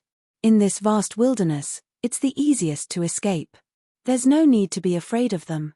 After traveling for a while, they didn't see any movement. Zhong Xiaohua also didn't understand. The main road was right in front of them. Looking at the lights in front of them, it was already a small village. It wasn't a good opportunity to make a move. Why was this? When Qin Shiyu arrived at the main road, there was another person on the main road who saw them from afar. He also quickly got on his horse and galloped away. The three of them looked at each other. They didn't know why, but although they were already on the main road, if there was an ambush, it would still be troublesome. Thus, they were 120% careful. Unfortunately, even when they entered the small village, they still didn't encounter any ambushes. Instead, just as they entered the village, there were several people waiting there. A white and fat person dressed as a shopkeeper came forward and bowed. "Excuse me, are you Lord Qin and Lord Ying in front?" Ying Fei went forward and said, "It's us." "What's the matter?" The innkeeper said, "This one is the innkeeper of this town's largest inn, the Four Seas Inn. There's an uncle who has already booked a banquet and a room for Uncle Qin and the others. Please follow this one over." Zhong Xiaohua was flabbergasted. There was actually such a good thing. Although Qin Shiyu was also flabbergasted, he wasn't surprised. When Ying Fei looked at him, he casually waved his hand, indicating that he agreed. The shopkeeper received the message and was very happy. He personally went forward to lead Qin Shiyue's horse and respectfully walked forward. Ying Fei and Zhong Xiaohua's horses were also led by other people. Zhong Xiaohua had never received this kind of treatment before and enjoyed it very much. As for what the shopkeeper was planning, he didn't care. He was just a captive of the Tenri sect. Even if there were any schemes and plots, it wouldn't be his turn to do it. Not long after, they came to a large inn. It was brightly lit and there was no one eating in the hall. A few waiters were waiting at the door. When they saw the shopkeeper return, they quickly went to receive him. Qin Shiyu and the others dismounted and walked into the hall. There was a large table in the hall with some dried fruits on it. Qin Shiyu and the others sat down and the waiters immediately poured tea. Ying Fei reached into his clothes to take the tea leaves but was stopped by Qin Shiyu with a look. Qin Shiyu picked up the teacup and carefully looked at it. He smelled it and tasted it. It was really good tea. There wasn't any poison in it and this fragrant tea didn't seem like something that could be found in this town. Not long after the three sat down, they didn't need to order food. The delicacies were served like flowing water. They had been prepared long ago and were just waiting for the three to arrive. Looking at the table full of things that he had never seen or heard of before, Zhong Xiaohua was dumbfounded. Who was so generous? However, he had an urge to eat immediately. He raised his eyes and looked at Qin Shiyu who was cooking. Qin Shiyu also frowned. Qin Shiyu wasn't surprised by the rarity of these things. He was a famous person in the Tenri sect. What good things had he not seen before? It was just that these things couldn't be found in this small town. Thinking about the fragrant tea just now, the reason was self-evident. It must have been prepared long ago from other places. Thinking of this, Qin Shiyu also let down his guard. If the Righteous Alliance wanted to harm him, why would they spend so much effort? They could just directly kill their way to his door. Who would want to curry favor with him? Qin Shiyu gradually had some ideas. Seeing Ying Fei and Zhong Xiaohua looking at him with eager eyes, Qin Shiyu couldn't help but secretly smile. He said, "Eat. This must be the master's good intentions. Don't let him down." After that, he first picked up a piece of camel hump and put it into his mouth, carefully tasting it. Ying Fei, as the messenger of the Tenri sect, was served with good wine and good meat everywhere he went. These days, he was injured and had to worry about the attack of the Righteous Alliance. Naturally, he was lacking in food. Seeing such a good meal, he was also happy and kept eating this and that. As for Zhong Xiaohua, there was no need to talk about him in detail. He almost ate his own tongue. Not only that, there was a white porcelain jug on the table. The wine poured out from the jug was amber-colored. The mellow fragrance overflowed. Even Zhong Xiaohua, who had never drunk wine before, couldn't help but swallow his saliva. Ying Fei was injured, so Qin Shiyu poured 3 cups for him. As for Zhong Xiaohua, Qin Shiyu used the excuse that he was underage and let him drink half a cup. The rest was left to Qin Shiyu. Even if it was only half a cup, Zhong Xiaohua was still very happy. He was just a prisoner. Qin Shiyu gave him a drink. It was the result of many days of interaction. How could he dare to have extravagant expectations? They ate to their heart's content and ate until the moon rose. Then, they saw the fair and fat shopkeeper walk in with a smile on his face. He cupped his hands and said, "Master Qin, Master Ying, young master, may I ask if the food is to your liking?" -3. Chapter 270. Qin Shiyu said, "Very good. Shopkeeper, sorry to trouble you. I didn't expect that although your inn doesn't look good on the surface, the food inside is superb. You really can't judge a book by its cover." The shopkeeper's face was a little red. He cupped his hands and said, "Sir, you misunderstood. How can my small inn be so generous? This was all arranged by a previous master. Even the chef was brought by him. My inn hasn't even processed this kind of food." "Oh, where's the person you mentioned? Why don't you come in and see me?" The shopkeeper smiled apologetically and said, "That master has already left before you 3 came to the town. He just told me to serve you well. How does the person you mentioned look like? How is he dressed?" Can you leave your name? Sir Qin, please forgive me. That master specially told me not to say much. I just said that he was an old friend of yours. I don't know his name. Oh, so it's like this. Well, I won't make things difficult for you. We've already eaten and drunk enough. Let's arrange for a rest early. Yes, sir. My inn has been emptied. Today, I specially receive 3 masters. Please follow me. After that, he took the 3 people to a quiet courtyard at the back. He smiled apologetically and said, "There are 3 guest rooms in this courtyard. Please take a rest. I'll wait here. If you have any requests, just call me." Qin Shiyu nodded. She looked at the small courtyard and went straight to the room in the middle. Ying Fei glanced at Zhong Xiaohua and also chose a room. These 2 people were a little worried during the day. They were afraid that Zhong Xiaohua would run away. At night, they were completely relieved. They knew that even if he ran away, he wouldn't run far. Zhong Xiaohua smiled bitterly. Looking at the shopkeeper standing respectfully at the door of the courtyard, she thought, let the shopkeeper personally guard the door. It must be a lot of money. Then, she went to the last room. Zhong Xiaohua carefully closed the door and sat cross-legged on the bed. He had been with Qin Shiyu and the others for the past few days. Other than absorbing the yuan qi from the yuan stones and meditating on the earth escape technique, he didn't have time to practice the fist of the North Star and the sword moves with his left hand. Today, he was finally alone in a room. He didn't plan to practice the fist and sword moves.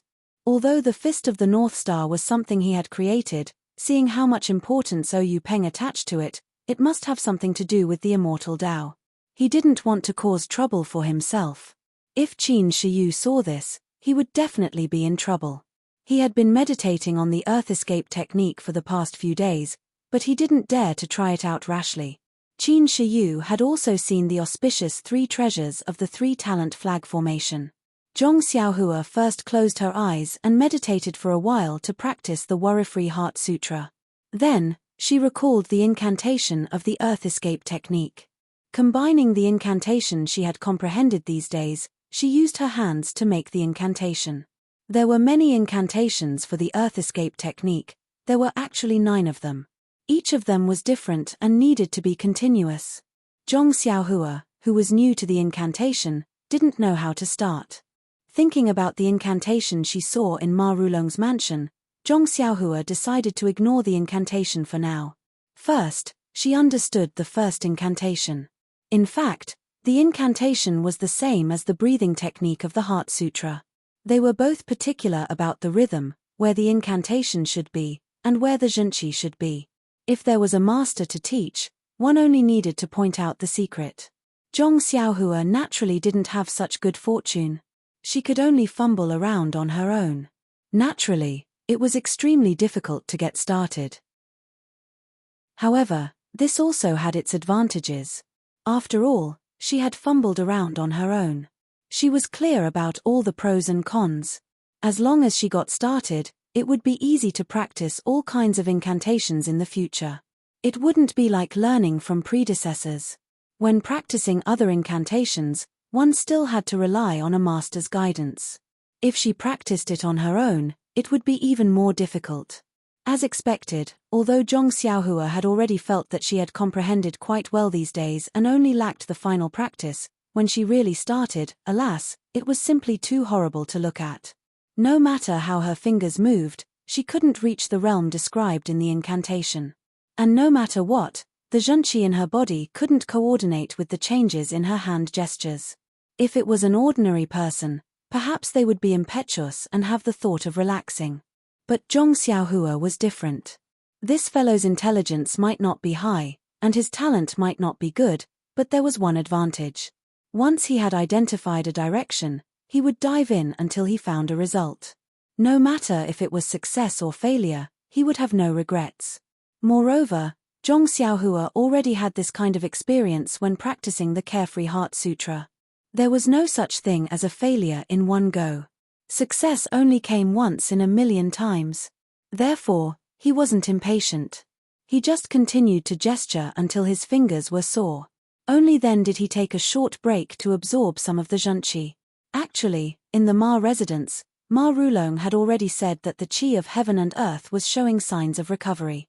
But from what Zhong Xiaohua's divine sense could see, there weren't many more strands of zhenqi in this world.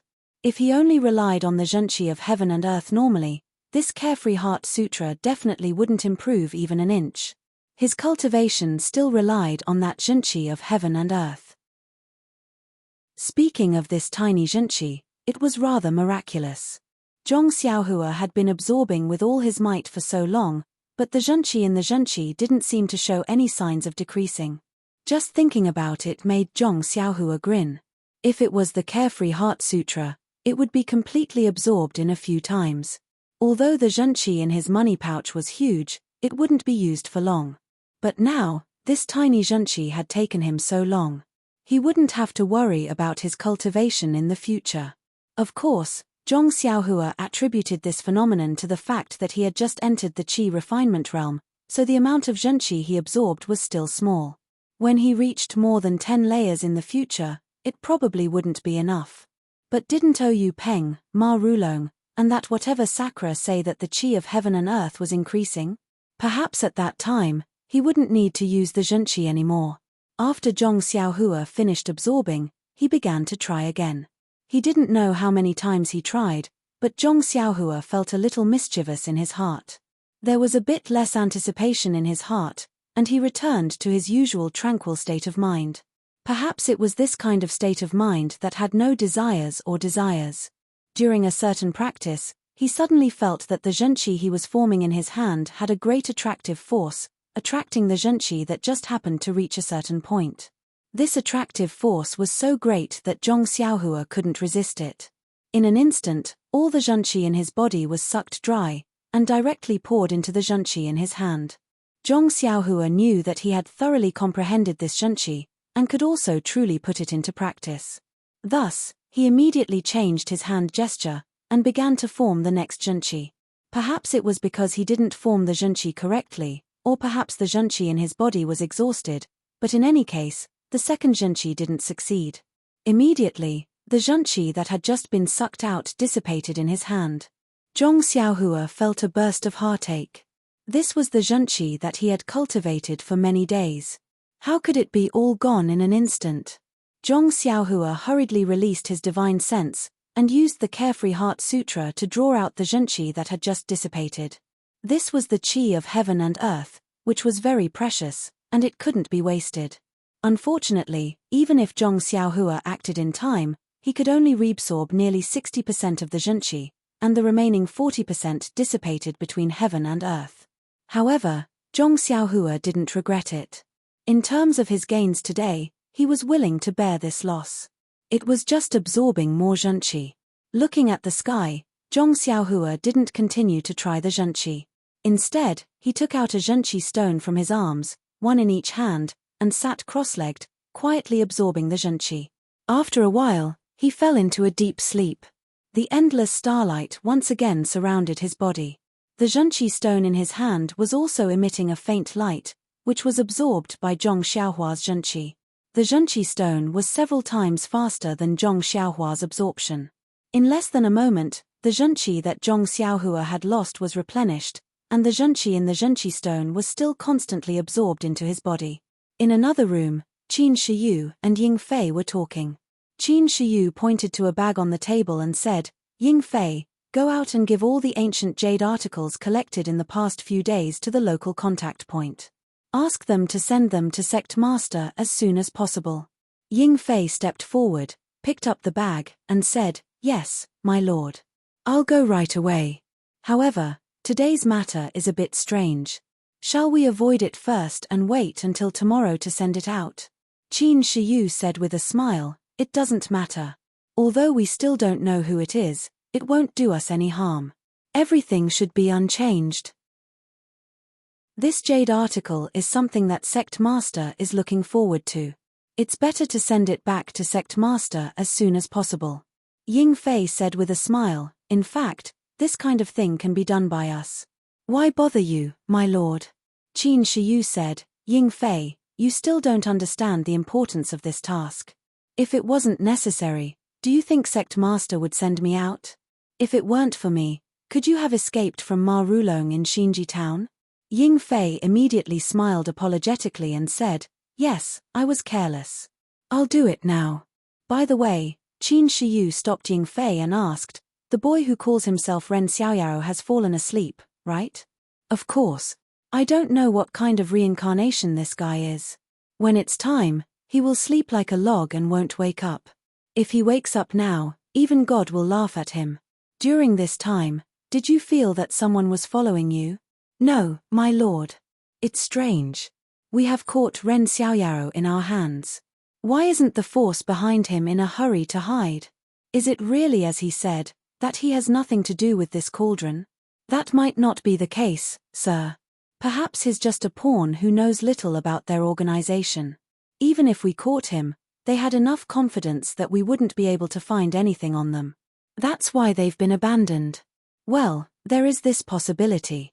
But, no matter what, we have to bring this burden back to the sect. Whether he has nothing to do with this matter or is just a pawn, let Sect Master decide. Anyway, Sect Master will definitely blame us if we don't bring back the cauldron. I only hope that the other things we bring back can move Sect Master's heart. -3. Chapter 271. The next morning, the three of them got up and ate a sumptuous breakfast before getting up and continuing their journey. For the next 2 days, they didn't encounter any larger towns along the way, so they didn't receive any more hospitality. This was understandable since the host of the event didn't want them to know who they were, so they wouldn't get anyone to entertain them personally. They could only rely on the local inns or restaurants. If there wasn't even a slightly larger town, they wouldn't be able to do anything about it either. What Zhong Xiaohua did not understand was what was going on with the Righteous Alliance. The auspicious 3 treasures were killed, Qiu Shidao was killed, and the Ma family was also massacred. Presumably, this news had already spread throughout the entire Jianghu. The Righteous Alliance's face was shattered by Qin Shiyu, so why didn't they think of getting back their face? If the Righteous Alliance could send a more powerful opponent to kill or injure Qin Shiyu, then wouldn't he be able to fish in troubled waters? Ever since that night when he successfully practiced the earth escape technique in an inn in the 4 seas, the fire of escape in his heart was ignited again. However, there were as many as 9 earth escape techniques, and he had only just learned one. Moreover, just the first one had already drained all of his true qi. He didn't know if the later ones would also require the same amount of true qi. If that was the case, then he would have to cultivate 9 more true qi before he could use them. But if he waited until he cultivated enough Shen qi, then he would have already been skinned alive by the Dragon God sect leader. That would be too late. In fact, it was not only Zhong Xiaohua who did not understand, Qin Shiyu and Ying Fei also did not understand. Ever since they killed the auspicious 3 treasures, they were constantly on guard against the Righteous Alliance's counterattack. But these few days were very ordinary. Other than that very abrupt reception, everything else was dull and boring. If the Righteous Alliance was very confident that they could take down the auspicious 3 treasures and did not leave a backup plan at that time, of course they would believe it. Even he himself felt a lingering fear for being able to escape from the 3 treasures flag formation. But this news had already been spread out for several days. Even if the Righteous Alliance's reaction was slow, their people should have already arrived. However, they had not encountered them yet. Could it be that they were going to make a big move? Thinking of this, Qin Shiyu felt a little uneasy. However, she had already sent the news back to the sect.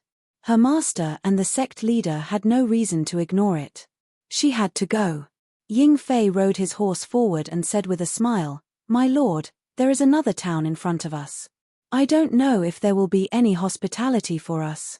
I haven't been eating or drinking well these past few days.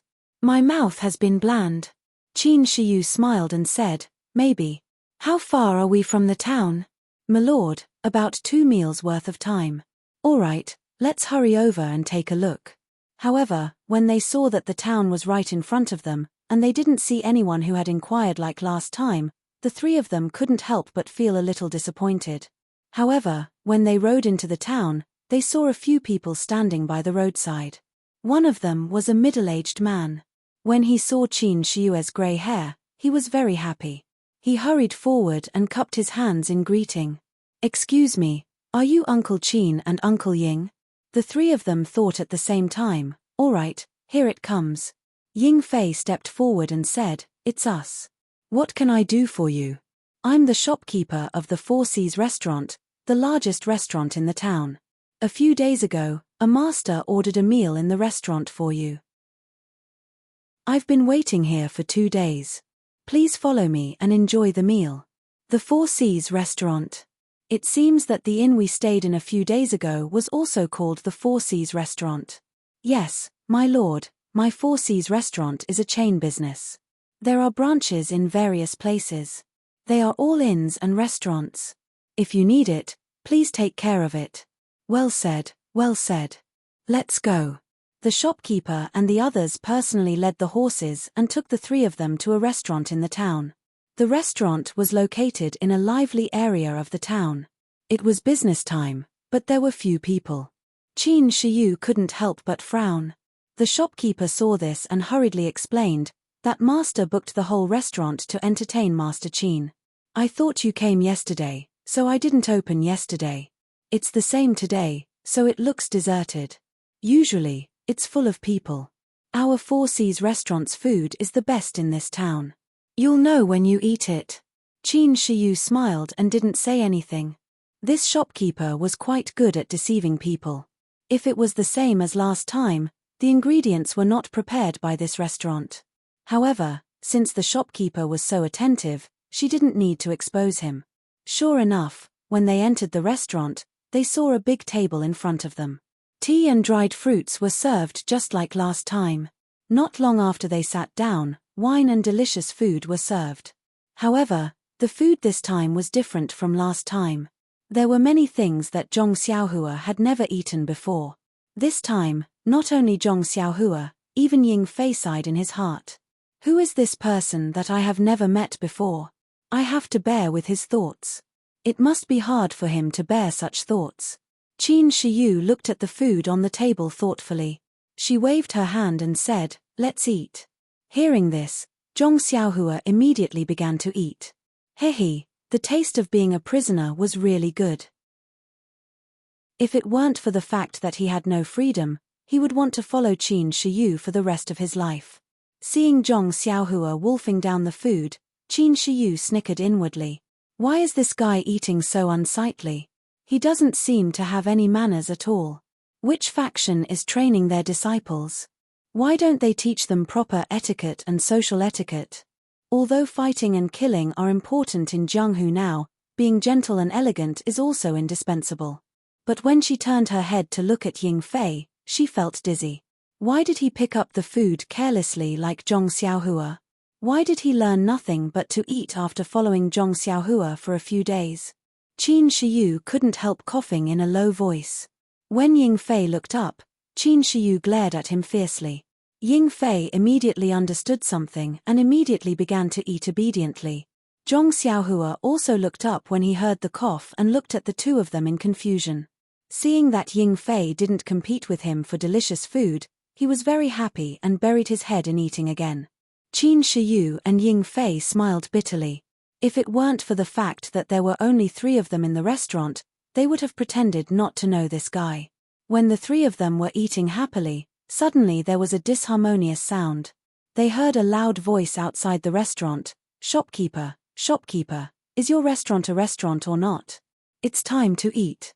Why don't you let us in to eat? Hero, please don't be angry. My restaurant has been booked out. I'm sorry, I'm very sorry. If you like the food in my restaurant, please come tonight or tomorrow. I'll definitely give you a 20% discount." "Nonsense, I'll leave this damn place in the afternoon. Who has time to patronize? When you came here yesterday, you said it was booked. I'll give you face and find another restaurant. But when I passed by this restaurant, I didn't see anyone eating here. Why did you book it out today? Are you trying to trick me? I wouldn't dare, I wouldn't dare." The Four Seas restaurant operates in accordance with the principle of reputation. How would we dare to trick customers? This time there really is someone. They didn't come yesterday and only came today. How about this, hero? I'll send a waiter to go with you to another restaurant and let them give you a 50% discount. What do you think? Bah, there are only 2 big restaurants in this town. I already ate yesterday. Do you want me to go again today? Moreover, how can you book out a restaurant for 2 days and wait for customers? You're not being honest. I want to see where this god is from. He actually dares to put on such airs. Grandpa, my dear grandpa, please spare me. Why don't you come over tonight and I'll give you a 5% discount? Move, I want to go in and take a look. Don't, please don't. Give me some face, okay? Give you face. Fuck, who will give me face? I already gave you face yesterday. Don't ask for face today. Uncle, I beg you. How about I give you a 10% discount tonight? This is the lowest discount I can give. I've never asked for this before. The 2 people's words came closer and closer. Their loud voices actually broke into the restaurant. The person who entered the restaurant was a 9-foot-tall burly man. The middle-aged shopkeeper seemed very short in front of him. No wonder he couldn't stop him. In the hall, Qin Shiyu held a small wine cup and slowly tasted the amber wine. She had a smile on her face and seemed to be in a good mood. The burly man pushed the shopkeeper into the hall. When he saw Qin Shiyu's white hair, he was immediately stunned. The middle-aged shopkeeper turned around and said apologetically, "Uncle Qin, I'm really sorry. I really couldn't stop this hero." Just as Qin Shiyu was about to speak, the burly man pushed the shopkeeper to the side and put on a servile expression. He smiled and said, "Lord Qin, this little one knew that you were dining here, so I came to propose a toast to you." However, the shopkeeper wouldn't let this little one in no matter what. That's why there was a conflict. It's a misunderstanding. Then, he jogged over, picked up the wine jug, and carefully poured wine for Qin Shiyu. This action stunned the shopkeeper. Zhong Xiaohua, who wanted to watch the show, was greatly disappointed. She lowered her head and continued eating. Qin Shiyu looked at the wine cup in her hand and asked, "How did you recognize me?" The burly man quickly smiled apologetically and said, "Uncle Qin just slaughtered the Ma family and is now very famous in the Jianghu." "How could I not know? Slaughtered the Ma family?" "That's right, Lord Qin. You're so impressive. Rumor has it that when you passed by Ma Rulong's house in Xinji town, you gave him face and paid him a visit, but he treated you poorly because you didn't bring a birthday gift. In a fit of anger, you slaughtered all 305 members of the Ma family. What do you think of Ma Rulong? Isn't it a blessing that Lord Qin is willing to visit him? He was still picky and wanted Uncle Qin to celebrate his birthday. Now, he's lost his lifespan. There's such a rumor." Zhong Xiaohua couldn't help but raise her head from the table. -3. Chapter 272. Zhong Xiaohua had personally witnessed the atrocities in the Ma mansion. If one were to say that Qin Shiyu was vicious and merciless, that was for sure. But if one were to say that he was cruel and killed the innocent, that was absolutely not the case. The rumors in Jianghu were too small and unreliable. What else is there in Jianghu? Nothing, Lord Qin. Your decisiveness makes us very envious. We can't wait to follow you and kill all the people you don't like. Oh, right, the leader of the Righteous Alliance, Zhong San, has made a solemn protest to the Dragon God sect. He asked the Dragon God sect to hand over the murderer and severely punish the murderer. Moreover, he also contacted many small sects in Jianghu and issued a statement urging the sect to take responsibility for the tragedy of the Ma family. What else? In addition, the Dragon God sect also issued a statement expressing their regret for the tragedy of the Ma family. They said that this matter is Lord Qin's personal grudge and has nothing to do with the sect itself. The sect also has a friendly relationship with the sects in Jianghu based on the 7 principles.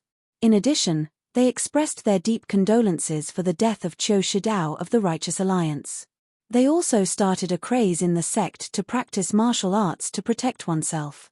They proposed the slogan, "If your skills are not as good as others, don't go into Jianghu." Cough, cough. Zhong Xiaohua, who was eating, seemed to be shocked by these words and choked.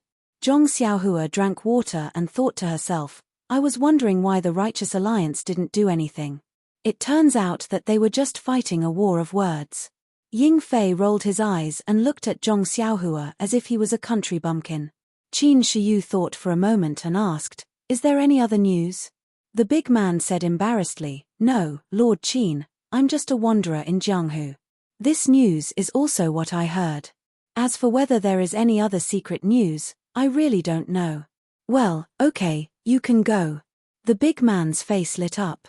He hurriedly poured a cup of wine for Qin Shiyu, put down the wine pot and was about to leave. Humph. Qin Shiyu snorted coldly and said, Are you going to leave like this? Don't you want to leave something behind? This. The burly man immediately began to sweat profusely. Qin Shiyu smiled and said, I wanted to kill you for disturbing my meal, but since you've brought me a lot of information, I'll kill you. Before Qin Shiyu could finish speaking, the big man's face lit up with joy. He immediately took out a shiny dagger from his chest.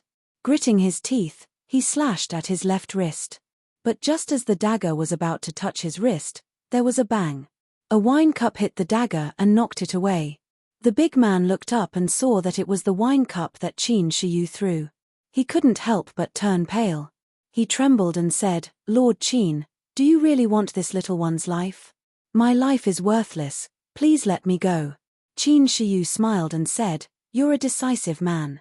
You're willing to give up one hand because you're afraid that I'll change my mind. However, you still have to finish my words. No one will wait for me to change my mind. Don't be in a hurry to make a move before I finish my word.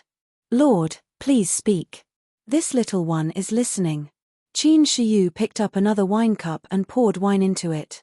She slowly took a sip and said, I originally wanted to leave one of your hands behind, but since you poured wine for me, I'll leave one of your fingers behind. Really? The big man couldn't believe his ears. This murderous fiend would only leave one of his fingers behind when he collided with her. You dare to doubt my words?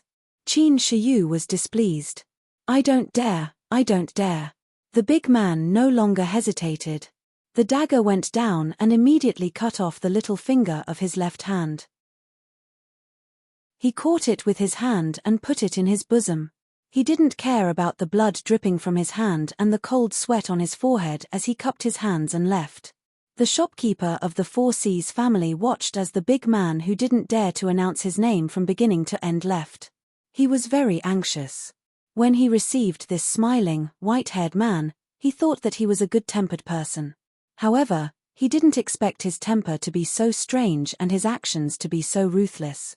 He slaughtered more than 300 people and his expression didn't change at all. As for this man who collided with him, according to his ruthless heart, it was normal for him to want his life. However, just because that man offered him a toast, he only wanted his little finger. Even if that man left his hand behind, he didn't want it. It was really strange. As a result, the shopkeeper immediately raised his attention and paid attention at all times. He was afraid that he would be rude or do something wrong and anger this white-haired fiend. Qin Shiyu was almost done eating.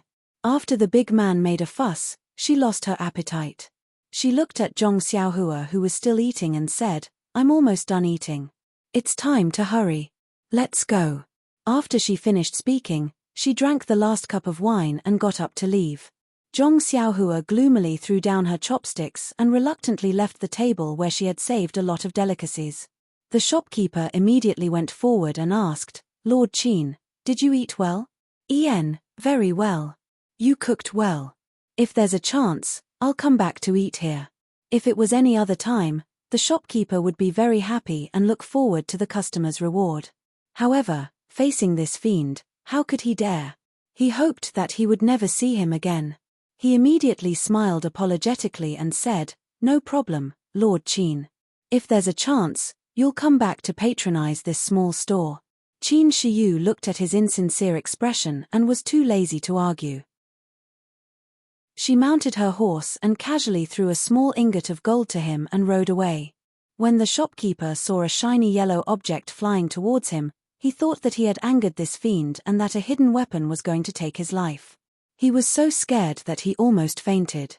When he saw that it was a piece of gold in front of him, He was immediately overjoyed.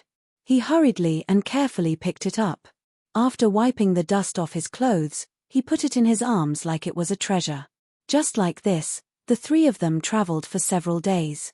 Every time they arrived at a slightly larger town, there would be a mysterious person who would arrange the best food and accommodation. What made Zhong Xiaohua so happy was that she could only hope that this journey would not end. However, Qin Shiyu and Ying Fei still looked normal and carried out their duties as usual. Qin Shiyu and Ying Fei's bags on the backs of their horses were so full that they almost couldn't carry it anymore. When they set off the next day, they were empty again. At first, Zhong Xiaohua felt that it was a little strange and fantasized that they might also have bags of money like hers. However, after traveling for a long time, she gradually found that something was wrong. The divine sect was such a big sect. She had never heard of it before. Perhaps it was very small. There must be their own branches or contact points in various places. Qin Shiyu and Ying Fei only needed to go to various places to get the things that the divine sect's leader wanted. Then they would give it to other people and let them bring it back to the sect. Otherwise, wouldn't Qin Shiyu have to drive a large carriage? Wouldn't that be very dangerous? If there were bandits or something like that, wouldn't they be robbed? Oh, how would bandits dare to rob Qin Shiyu? Zhong Xiaohua slapped his forehead. In any case, none of this had anything to do with him. He slept from night to night, and he didn't know what they were doing. He just needed to eat and drink well, and wait for the judgment of the sect leader. Seeing that there were more and more people on the road, Zhong Xiaohua knew that there must be another town in front. Thinking of the delicious food in front of her, Zhong Xiaohua salivated. After a while, the road in front of them became wider and denser. Zhong Xiaohua realized that there were more people here than in the suburbs of Pingyang City. Presumably, there should be a big city in front of them, which would not be smaller than Pingyang City. Sure enough, Ying Fei said, "Lord Qin, Jingyu City is in front of us. It is a famous big city in the Han River. There are many scenic spots and historical sites inside and outside the city. If you have time, you should see more. Jingyu City. I haven't been here for many years." "Lord, have you been here before?" Ying Fei asked curiously. "Yes, I have. When the divine sect subdued the 3 seas and 7 rivers, I also came here with my teacher to see. That was a grand occasion many years ago. Lord, you are lucky to have witnessed it. You are so lucky." Yes, although this matter was done secretly and there were no rumors about it in the Jianghu, it was a heavy stroke in the records of the divine sect. Alas, time is unforgiving. The young man in the past is now grey and premature. Hearing this, Zhong Xiaohua almost laughed out loud. Although Mr. Qin had a head full of white hair, he wasn't that old. He was probably in his early 30s, much younger than Ou Peng. It was quite comical to hear him act like he had aged so much. At this moment, the sound of horse hooves could be heard from afar. However, this time, it didn't get further and further away. Instead, it got closer and closer. Zhong Xiaohua raised his head and saw 3 riders approaching. His eyes were sharp, and he could see that the person in front was dressed in white. He was a handsome man with red lips and white teeth. He was even more beautiful than Qiu Shidao. Zhong Xiaohua muttered secretly, "Why are there so many handsome men in the Jianghu? I can meet them everywhere. How can I live? Just looking at it makes me feel inferior out of nowhere. It's really boring." Zhong Xiaohua silently said, "I can't see you. I can't see you." While riding, the handsome man stopped in front of them and bowed to Qin Shiyu. "Lord Qin, I am Xu Jiaotong, a subordinate of the Southern Sea Serpent King. I am here to welcome you. My father, the other 2 Sea Serpent Kings, and the leader of the 7 waters are waiting for you. Please forgive us." "Father." Qin Shiyu touched his chin and said, "I have long heard of the beauty of the Southern Seas Jiaotong. I have admired you for a long time. Now that I have met you, you really live up to your reputation." Xu Jiaotong's face turned into a peach blossom. She said modestly, "Lord Qin is joking." Zhong Xiaohua heard this and felt a chill. She did not expect Qin Shiyu to have such a hobby. Fortunately, her appearance was ordinary and there was nothing strong about her. She was so lucky. Just now, she felt inferior because she was not handsome. Now, she changed her mind. It was good to be immortal. Xu Jiaotong let Qin Shiyu take the lead. She bowed to Ying Fei and Zhong Xiaohua and accompanied Qin Shiyu. The other two attendants followed behind. The 6 of them rode forward. While walking, Qin Shiyu suddenly turned around and said, "Xu Jiaotong, I have to thank you." Xu Jiaotong was stunned. "Please vote for me." "Thank you." -3. Chapter 273. Xu Jiaotong immediately came to her senses and smiled. "Lord Qin, you must be joking. My father should be the one to welcome you personally, but you made such a big commotion in Xinji town. If my father goes, I'm afraid that the Righteous Alliance will take advantage of the situation. Even if we don't suffer any losses, we will lose face. If the leader of the Righteous Alliance loses morale, wouldn't your efforts in Xinji town be for naught? Secondly, I know that you have many important matters to attend to along the way and should not be disturbed. Therefore, I was entrusted to go and receive you. And I have never seen you before, so it's not appropriate for me to go forward rashly. That's why I came up with such a plan. Not only can I not delay your journey, but I can also complete my father's task. If there's anything wrong with the arrangement, I will apologize to you." Qin Shiyu laughed and said, "How is it wrong? It's so thoughtful." Ying Fei and this Ren Xiaoyaro almost bit their tongues off. "Also, I really like your wine. I've developed a craving for it." Xu Jiaotong heard and said happily, "Since you like it, my father still has a lot. When we reach the city, I will prepare more for you." Hearing this handsome man call her I, Zhong Xiaohua had goosebumps all the way. She thought to herself, is he a trap? Immediately, she used her divine senses to look at Xu Jiaotong, who was riding a horse in front. Zhong Xiaohua kept chanting, "See no evil, see no evil." Of course, Xu Jiaotong did not have an Adam's apple and her breasts were bulging.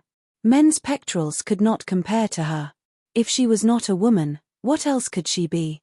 Fortunately, Zhong Xiaohua's heart immediately gave birth to hope that the martial world had not been taken over by handsome men. Although Jingyu City was already very close, it still took a lot of time to get there on horseback. When Jingyu City was really close, Zhong Xiaohua then saw that this was a city much bigger than Pingyang City. Not to mention the height of the city walls, just the city gate behind the moat was twice the size of Pingyang City. Moreover, there were 2 troops of soldiers in bright armor standing on both sides of the city gate. This kind of grandeur was far from what Pingyang City could compare with. About 50 steps away from the moat, there were a few rows of people on horseback. These people were tall and short, fat and thin, yes, handsome and ugly. They all had a respectful look. When they saw Qin Shiyue's white hair, 3 hale and hearty old men standing in front of her immediately rode forward. When they got close, they dismounted and saluted together. 3 Sea Flood Dragon Kings welcome, Lord Qin. Seeing this, Qin Shiyu immediately dismounted and returned the salute. I don't dare to. 3 Sea Flood Dragon Kings are my seniors. You don't dare to call me that. Just call me by my name. The red-faced old man said frankly, if Lord Qin came alone and did not have any sect matters to attend to, this old man can be careless.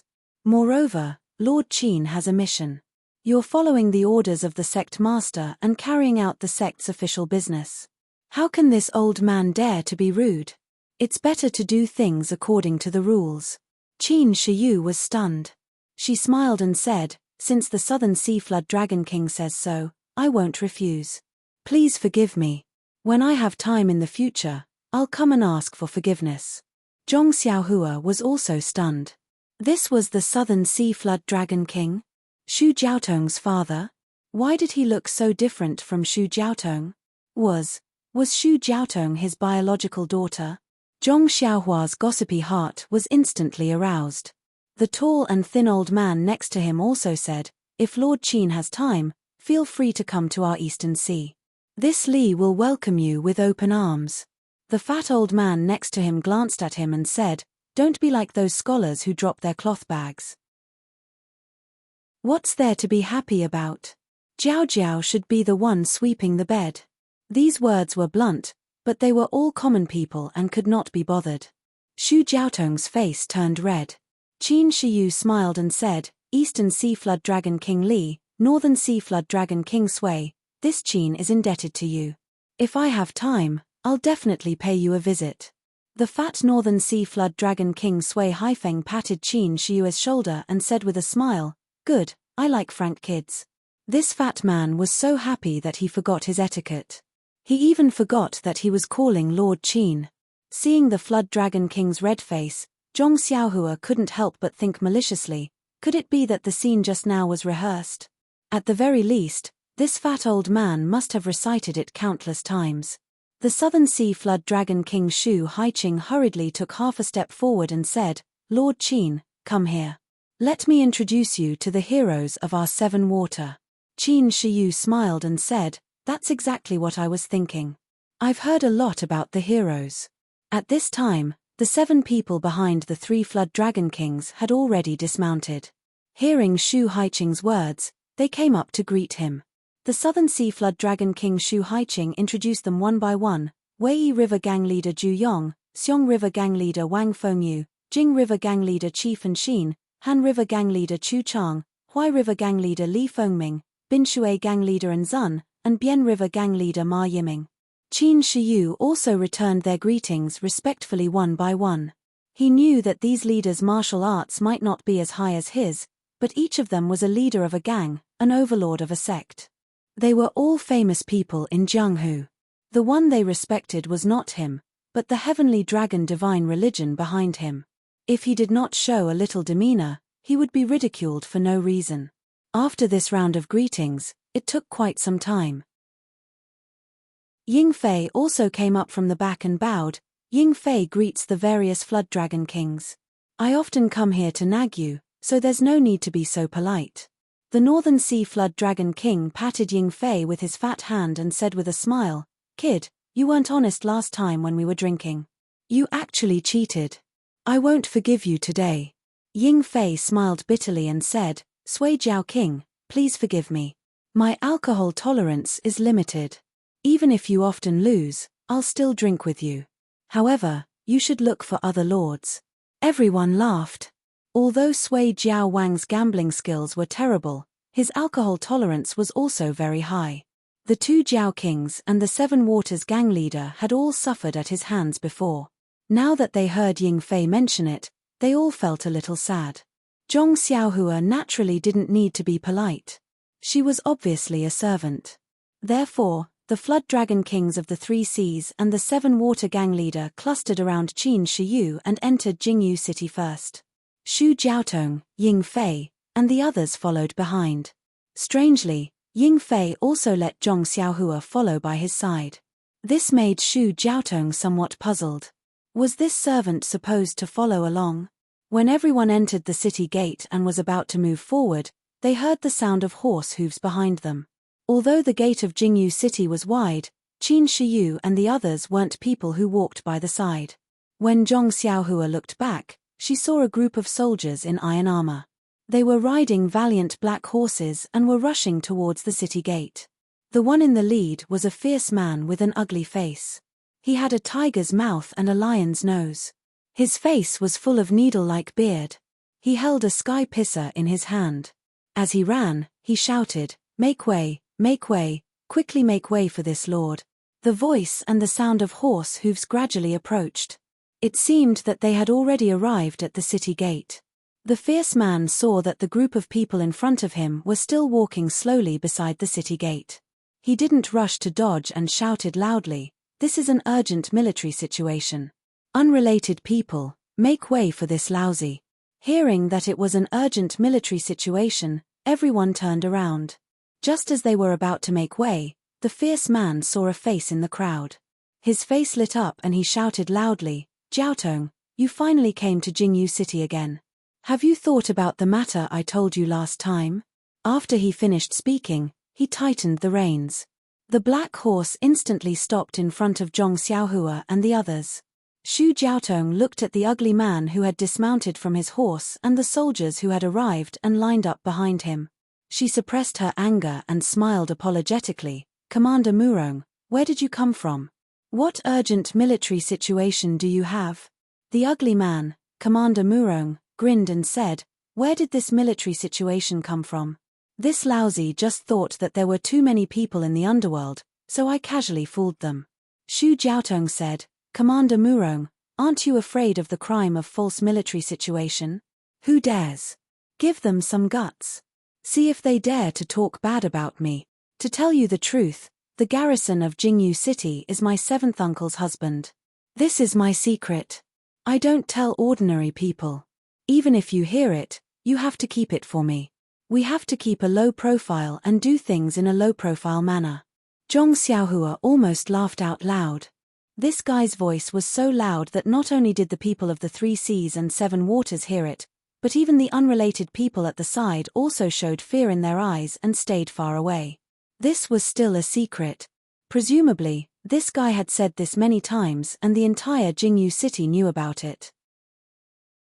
Xu Jiaotong frowned slightly and said, Commander Murong, since you want to keep a low profile, then don't enter the city with such fanfare. Getting off the horse and walking in is the way to keep a low profile. Oh, Jiaotong is right. Boy, quickly get off the horse. Let's walk in. After Commander Murong finished speaking, the soldiers all jumped off their horses. Commander Murong was very satisfied and said with a smile, let's go. Let's keep a low profile and enter the city. After he finished speaking, he was about to lead the black horse into the city. But after taking 2 steps, he turned back and said, Ayo, Jiaotong, I forgot in a blink of an eye. You haven't been to Jingyu City for several months. Last time I told you about the matter, did our father-in-law agree? At the end, there was a bashful look on his face. Zhong Xiaohua really couldn't bear it. She held her stomach and squatted down. This guy was really too disgusting. Ying Fei saw Zhong Xiaohua squatting down. He quickly took a step forward and asked in a low voice, Ren Xiaoyao, what are you doing? Zhong Xiaohua secretly pointed at the ugly guy and said, Old Ying, can you bear it?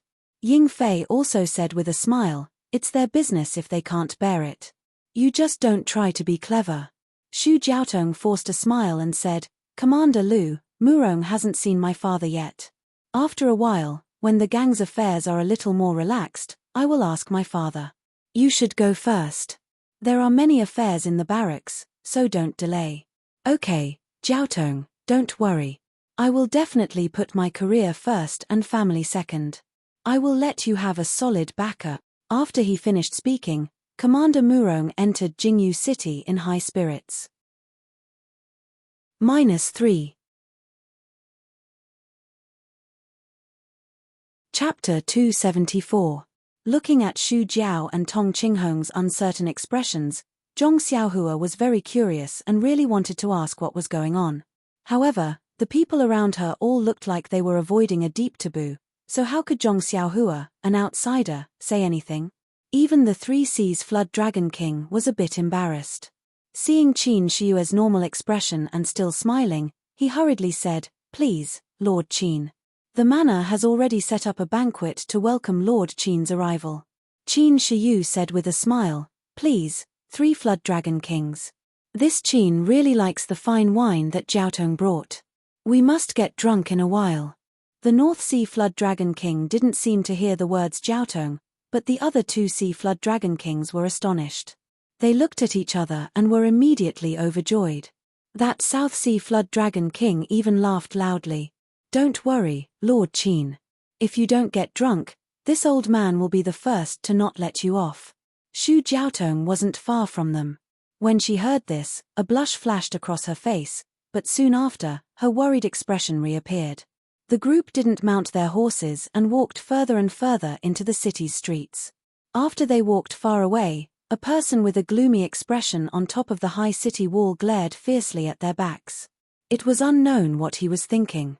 The Flood Dragon King's manor was located in a slightly remote area. The surroundings were very quiet, and there weren't many people around. Looking at the unremarkable manor door, Zhong Xiaohua frowned. Even the gatehouse of the Lotus Escort Agency in Pingyang City was much bigger than this. Could this be the place where these Flood Dragon Kings and gang leaders lived? The Flood Dragon King led Qin Shiyu to the door and explained with a smile, "Lord Qin, this is a property that the Three Seas Flood Dragon Palace purchased in Jingyu City. It's very shabby, so please don't laugh at it." Qin Shiyu smiled and didn't comment. Zhong Xiaohua inwardly thought, "That's more like it. It really is very shabby." However, after passing through that ordinary door, the Flood Dragon King led everyone through an ordinary courtyard and into a very large hall. Zhong Xiaohua thought that this must be the hall for receiving guests. Who knew that the Flood Dragon King would turn right and directly pass through an arched door. Behind the door was a large garden with a stone path in the middle. Zhong Xiaohua thought, "Are these people pretending to be cultured? I'm hungry, I should hurry up and eat." However, the Flood Dragon King didn't stop in the garden. After passing through the garden, there was a small side door in front of them.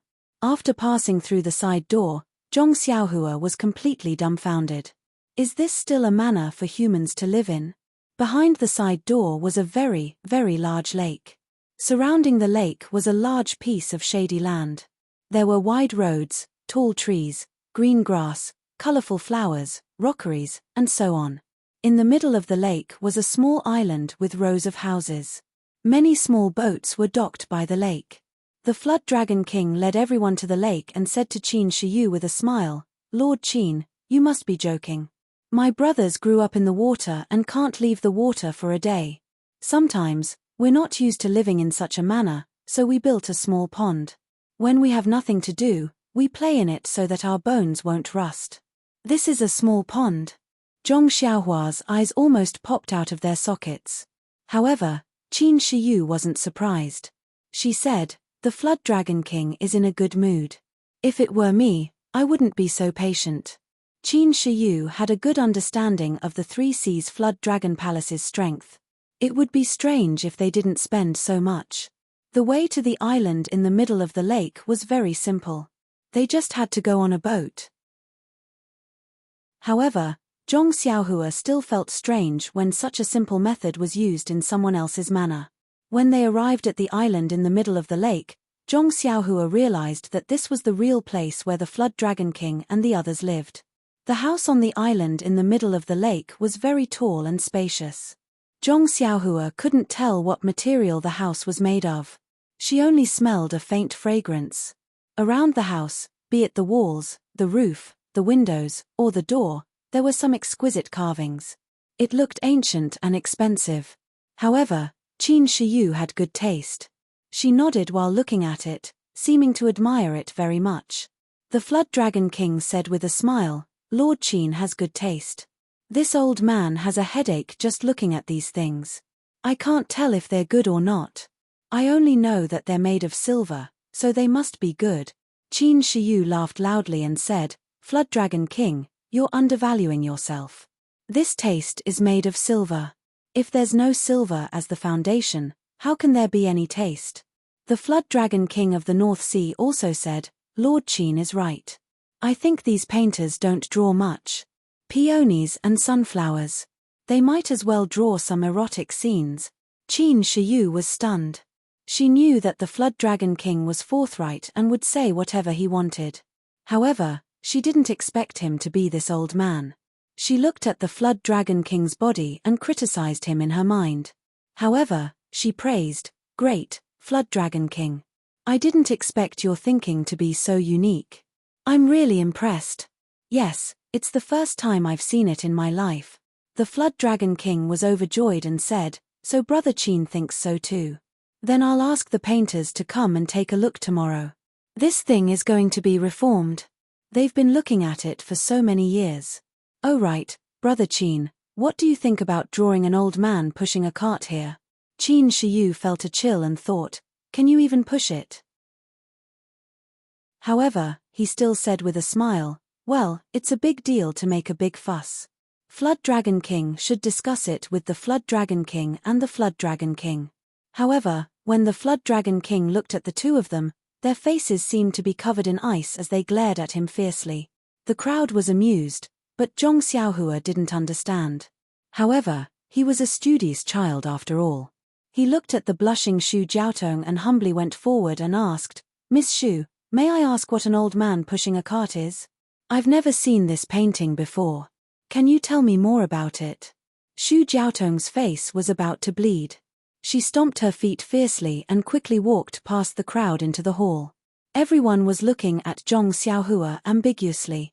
Only Qin Shiyu glared at him fiercely and secretly gave him a big middle finger. However, Zhong Xiaohua didn't know. Was she cursing him? Or was she hinting that he would torture her by hitting her acupoints at night? After the crowd finished admiring the painting, they entered the hall. In the hall, the long tables had been set up. There were 4 tables in a row in front of them and 2 rows of tables on both sides of the hall. The Flood Dragon King invited Qin Shiyu to take a seat. Qin Shiyu politely sat in the main seat. The 3 Seas Flood Dragon Kings accompanied the other 3 tables. On the left were Ying Fei and Zhong Xiaohua, accompanied by Xu Jiaotong. Xu Jiaotong must have known about Zhong Xiaohua's identity and was afraid that he would run away. She didn't dare to let him be far away from Ying Fei, so she had to take a seat as well. On the left were the leaders of 7 Waters. They were all there to accompany him. After the guests and the host sat down, the Flood Dragon King cleared his throat and said, "Lord Qin, I hope Lord Qin can forgive everyone's recklessness." Qin Shiyu smiled and said, "You're too polite, Flood Dragon King. Why do you say that?" The Shu Jiao King looked at the people in the hall and said, "The 3 Seas and 7 Waters have received orders from our sect leader and have prepared everything. We are just waiting for Lord Qin and Emissary Ying to come and collect them. However, a few days ago, we heard about what happened to Lord Qin at the Ma family in Xinji town. At that time, I happened to be working between Jingyu City and Xinji town. I know that Lord Qin's martial arts are powerful and is not afraid of the Righteous Alliance's revenge.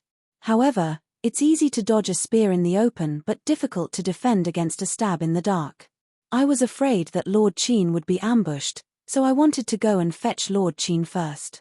However, my daughter suggested that the Righteous Alliance is quite far from here and by the time they react, they will send experts. Even I and my men won't be a match for them. Why don't I go back to Jingyu City first and gather the brothers of the 3 Seas and 7 Waters to go and fetch Lord Qin together? Meanwhile, my daughter will lead a group of brothers to scout ahead for Lord Qin and ensure his safety. Of course, my daughter will only arrange Lord Qin's travel and accommodation and gather information. Fortunately, the Righteous Alliance didn't immediately fall out with us." Qin Shiyu was moved when she heard this. She stood up from her chair and bowed to the people in the hall, saying, "Thank you, everyone from the 3 Seas and 7 Waters. Thank you again." Then, she picked up the wine cup from the table and said, "I've stolen the limelight with this first cup. I'd like to propose a toast to all of you. Thank you for your help." Everyone agreed and drank the first cup. After Qin Shiyu sat down, the Flood Dragon King said, "In addition, my daughter also said that Lord Qin has to travel to the 3 Seas and 7 Waters. Why don't we all gather together and hand over everything to Lord Qin so that Lord Qin can return to the hierarch as soon as possible and report to our hierarch?" Qin Shiyu stood up again and raised her cup to Xu Jiaotong, saying, "Women are not inferior to men. Miss Jiaotong, I'd like to propose a toast to you. I appreciate your efforts." Xu Jiaotong raised her cup and looked at Qin Shiyu with a smile, saying, "You're too polite, Lord Qin." Qin Shiyu said gently, "If you don't mind, Miss Jiaotong, you can call me Little You." Zhong Xiaohua had goosebumps all over her body when she heard this. Xu Jiaotong lowered her head shyly and said, "Well, Little Lord Qin, if you don't mind, you can also call me Ajiao." Zhong Xiaohua was stunned again. Why did this name sound so familiar? Qin Shiyu smiled brightly and said, "Okay, Ajiao, come, let's drink this cup." Xu Jiaotong raised her cup and drank it in one gulp. Indeed, she was not inferior to men. The two sat down, and Qin Shiyu said with a smile, "So, the things for the 3 Seas and 7 Waters have been prepared." The Flood Dragon King said hesitantly, "Lord Qin, the things are indeed prepared, but because our brothers rushed here in a hurry, they didn't bring them with them. They're still sending them here on the waterway. If they're fast, they'll definitely arrive here in 3 days." Qin Shiyu was not surprised when she heard this. She said, "This is already very good. I thought I'd have to visit you one by one, but now that all of you are here, it saves me a lot of effort. Come, faction leaders, I'd like to propose a toast to all of you. -3. Chapter 275. Qin Shi Yu was really happy about the arrangement of the Southern Sea Flood Dragon King. Apart from the cauldron of the Shaolin Temple, he also focused on the 3 seas and 7 waters. The area under the control of the 3 seas and 7 waters was quite vast. The things that could be sold would definitely meet the requirements of the hierarch. However, because of the vast area, Qin Shi Yu had to go to many places. Fortunately, these places were all waterways, so he was not afraid of hard work. He only needed to waste time. The arrangement of the Flood Dragon King immediately saved him a lot of trouble. He only needed to sit and wait in Jingyu City. He was naturally happy to accept such an easy task. Moreover, no matter how good the martial arts of the 3 Seas Flood Dragon Kings and the 7 Waters gang leader were, there were countless gang members behind them. With them around, at least they could provide detailed information about Jianghu, which was better than him and Ying Fei's ignorance. Of course, with the 3 Seas and 7 Waters, if the Righteous Alliance wanted to attack him, they would have to think twice. Therefore, Qin Shi Yu's toast was really sincere. The 3 Seas Flood Dragon Kings and the 7 Waters gang leader both stood up and raised their cups, saying, "Lord Qin, you must be tired. This is what we should do. Please." Everyone laughed and raised their cups to drink. After 3 rounds of wine and 5 dishes, the atmosphere began to warm up. Everyone had only heard of Qin Shi Yu. As high-level disciples of the divine sect, they usually cultivated in the sect and rarely participated in Jianghu affairs. If it were not for the special things this time, they might not have been sent out. Which one of these gang leaders was not meticulous? Knowing that this was a rare opportunity, after the basic etiquette, they all took the opportunity to get close to Qin Shi Yu. Qin Shi Yu was also happy and did not refuse them. They all talked happily. Seeing Qin Shi Yu like a spring breeze, everyone was even happier. Before coming, they had heard rumors about Jianghu and guessed that Qin Shi Yu was a cruel and merciless person. They were afraid that he would be difficult to get along with. But now it seemed that the rumors were not accurate. Besides, they had always believed that treat your enemies like the autumn wind sweeping away the fallen leaves, and treat your friends like the spring breeze. Wasn't Qin Shi Yu a typical portrayal of this sentence? As a result, the faction leaders thought even more highly of Qin Shi Yu in their hearts. They toasted her even more diligently. Even Xu Jiaotong plucked up her courage and toasted her a few times. However, what she said after toasting made everyone laugh. Xu Jiaotong said, "This wine tastes soft and sweet, but it has a strong aftertaste. Lord Qin, you should drink it in moderation. Don't drink too much." In her concern, Xu Jiaotong had forgotten that everyone present had profound internal strength. If they got drunk, they only needed to secretly circulate their internal strength to force the alcohol out of their bodies. How could there be any side effects from excessive drinking? Qin Shi Yu nodded. "I know, Ajiao." Xu Jiaotong bashfully called her Ajiao and went back to her seat. After drinking for a while more, Qin Shi Yu took the time to ask the Shu Jiao King, "Shu Jiao King, there is something that I would like to ask, but I don't know if I should say it." The Shu Wm King chuckled and said, "Lord Qin, if you have something to say, just say it. There's nothing inappropriate here." Qin Shi Yu looked at Xu Jiaotong, who frowned slightly and asked, "What's the matter with Commander Murong at the city gate just now?" The Shu Jiao King thought for a while and said, "It's funny. Lord Qin, you know that Jingyu City is an important passage to the sea. The 7 rivers converge here and flow into the sea. This sea is our Southern Sea, my territory. Although the Southern Sea Jiao Palace is in the depths of the Southern Sea, it needs a foundation in this transportation hub. Therefore, the Southern Sea Jiao Palace has been operating here since a long time ago. Jingyu City is very important to the sects in the pugilistic world, but it's even more important to the government. The government has stationed many troops in Jingyu City. Let's not talk about other things, but the navy of Jingyu City is related to us. The navy has 100 warships and thousands of soldiers. They are led by a general with the surname Lu. There are more than a dozen commanders who are in charge of their own barracks. Commander Murong is one of them.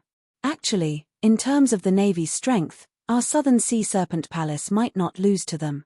However, they are a legitimate army after all, and they have the support of the government behind them. Therefore, we usually avoid them in the Southern Sea region and Jingyu City. Even if there are any disputes, we tolerate them as much as we can and avoid them as much as possible. We don't want to cause more trouble.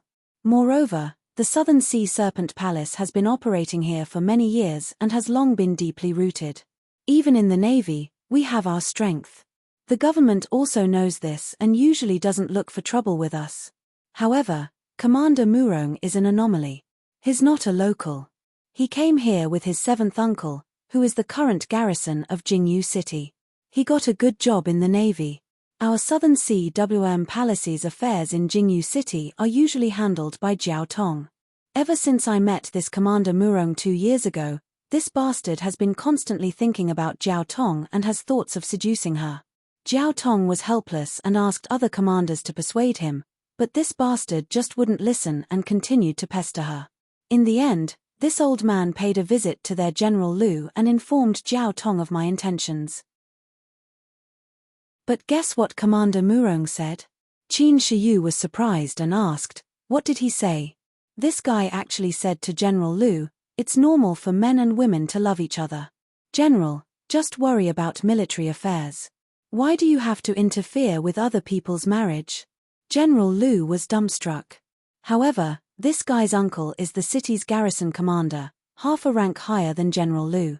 When General Lu told this old man about it, this old man could only smile bitterly.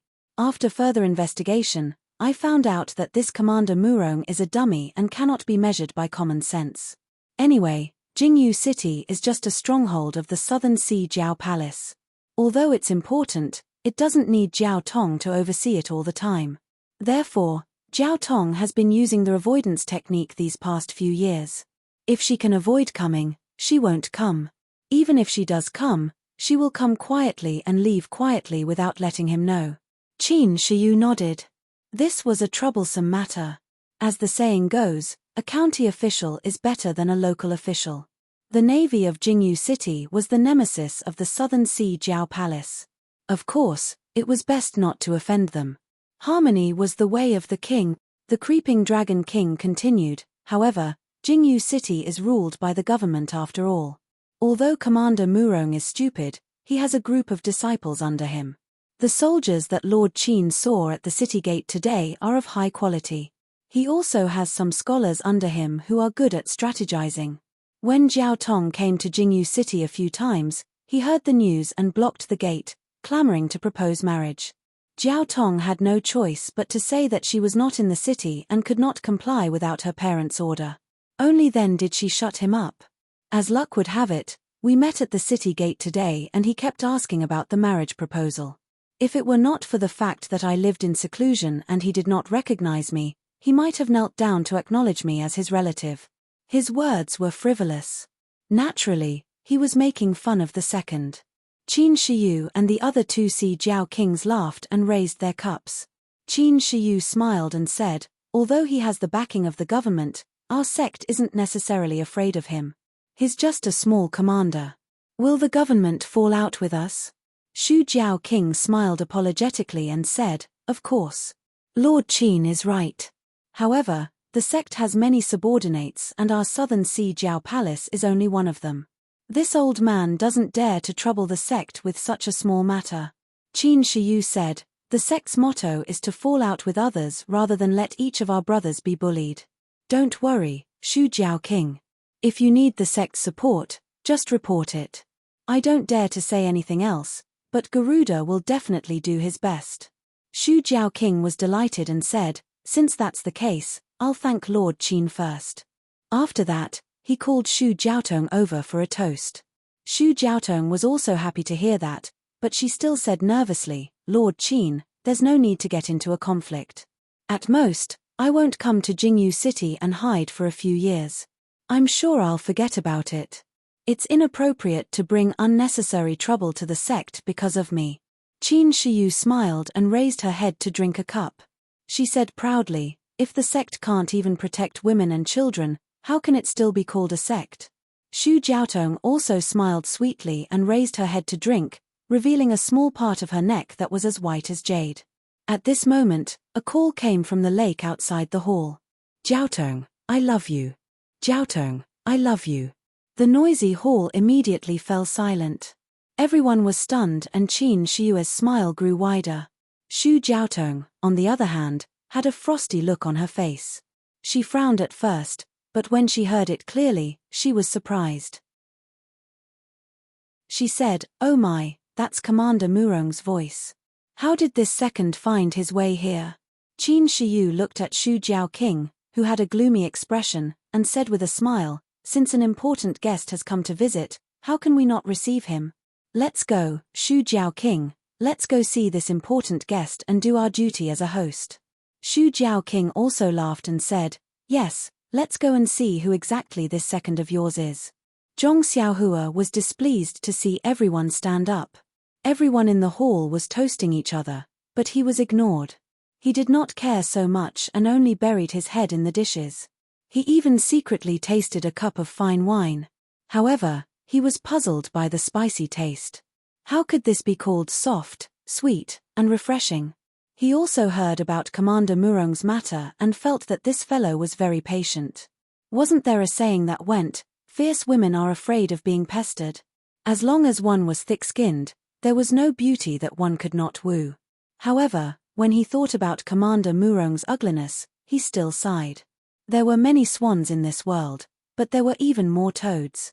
However, when he saw Qin Shiyu and Xu Jiaotong flirting with each other, Zhong Xiaohua had already sentenced Commander Murong to death. He actually dared to compete with such a vicious and merciless person for a woman. He could not help but give him a big thumbs up in his heart. "You're strong." What puzzled Zhong Xiaohua was that no matter how he looked at Qin Shiyu, he could not see any good points about him. He did not know what Xu Jiaotong saw in him. However, when he looked at Qin Shiyue's head of white hair, he suddenly understood, father complex. -3. Chapter 276. When they walked out of the hall, a small boat was already floating towards them. There were 3 people on the boat. One of them was Commander Murong, who was standing at the bow. He had an ugly face and was calling out to Jiaotong. Behind him was a soldier who was holding a box in his hand. The last one was a family member who was steering the boat. Commander Murong saw a group of people walking out of the hall. He did not care if they saw Xu Jiaotong and immediately raised his hand to wave. Seeing that no one responded, he put it down awkwardly. When the boat reached the shore, Commander Murong jumped down and walked forward quickly. When he got close, he looked around and asked, "Which one of you is Uncle Xu?" At this moment, his eyes lit up when he saw Xu Jiaotong, who was hiding behind the people. He shouted, "Jiaotong, look at you. You're too polite. Since father-in-law is coming to Jingyu City, why didn't you tell me earlier? I should have prepared a generous gift to pay you a visit. I came in a hurry and did not prepare enough. Please don't be offended." At this moment, the family member and the soldier walked over. The family member panicked and said, "Master, I couldn't stop him. I didn't dare to offend this soldier, so I could only bring him here." The Xu Jiaoqing waved his hand and said, "It's fine. Go ahead." Commander Murong's eyes lit up immediately. He bowed at the Xu Jiaoqing and said, "Uncle Xu, I'm Murong Jian. I've heard a lot about the Xu Jiaoqing. It's an honor to meet you today. I came in a hurry and prepared a small gift to show my sincerity." The Xu Jiaoqing looked at the box in the soldier's hand and said, "I've also heard of Commander Murong's fame and have always wanted to meet you. However, I've been busy and have no time, so I put it aside. Now that Commander Murong is here, I've been impolite. Please, come in." Murong Jian was delighted when he heard that. He said, "Really? Uncle Xu, you should have told me earlier. If I knew you wanted to meet me, I would have come earlier." Then, he looked around and said, "I've been here a few times, but I didn't expect the backyard to be so generous. If it wasn't for Qi." He seemed to realize something and immediately changed his words. "If I didn't hear that Uncle Xu came to Jingyu City today, I wouldn't have the chance to meet you. His words were full of loopholes, even Zhong Xiaohua understood. She laughed in her heart. This guy is really stupid. The Void King smiled faintly and said, since Commander Murong is here, then you're a guest. Right, Commander Murong, it's fate that brought us together today. Allow me to introduce. Murong Jian waved his hand and said, don't, uncle. We're all family. There's no need to be so polite. That being said, he had already stepped into the hall. A family member had already set up a new table at the head of the hall, and there were 5 tables directly above it. Qin Shiyue's table was placed in the middle, and the new table was placed next to it. Perhaps it was because of the Shu Jiao King's guidance, or perhaps it was because the family had good eyesight. Murong Jian did not stand on ceremony at all. He walked to the front and looked at the table with some leftovers in the middle. He frowned slightly and turned to the Void King with a smile. Uncle Shu really knows me well. I wanted to be polite, but I didn't know that Uncle Shu really treated me as one of your family. This seat of honor is still reserved for Uncle. Please take a seat. Although I'm a guest from afar, I won't be so polite from now on. The Void King's nose was crooked. You're really stupid. He could only say awkwardly, Commander Murong, I have a distinguished guest today. I didn't know that Commander Murong would be coming today, so I'm sorry for the neglect. Murong Jian was startled and said in surprise, eh? There's a distinguished guest. Who is it? Let me greet him as well. Qin Shiyu was furious. I'm right in front of the crowd. Your eyes are either looking at the beauties or the beauty's father. How can you pay attention to basic etiquette? Actually, when Murong Jian arrived, the seating arrangement in the hall would definitely change. The Void King wanted to introduce Qin Shiyu outside the hall, but he was interrupted by Murong Jian when he stepped into the hall. Now that he mentioned Qin Shiyu again, the Void King felt that he was being rude to Qin Shiyu. The Void King spread out his arms and respectfully gestured to Qin Shiyu. This is my Tenri sect's representative, Lord Qin Shiyu. Murong Jian had never heard of the Tenri sect's name. The Southern Sea Palace only paid attention to it because of Shu Jiaotong. He thought that the Tenri sect was the same as the Southern Sea Palace. They were just small characters in the wilderness. How could they be compared to him, an official of the imperial court? He couldn't help but feel a trace of disdain. He looked at Qin Shiyu from head to toe and cupped his hands. Nephew Murong Jian greets Uncle Qin. Although this is the first time we've met, I've heard of Uncle Qin's great name. Oh right, although Uncle Qin is old, your skin is very well maintained. You look very young. How old are you?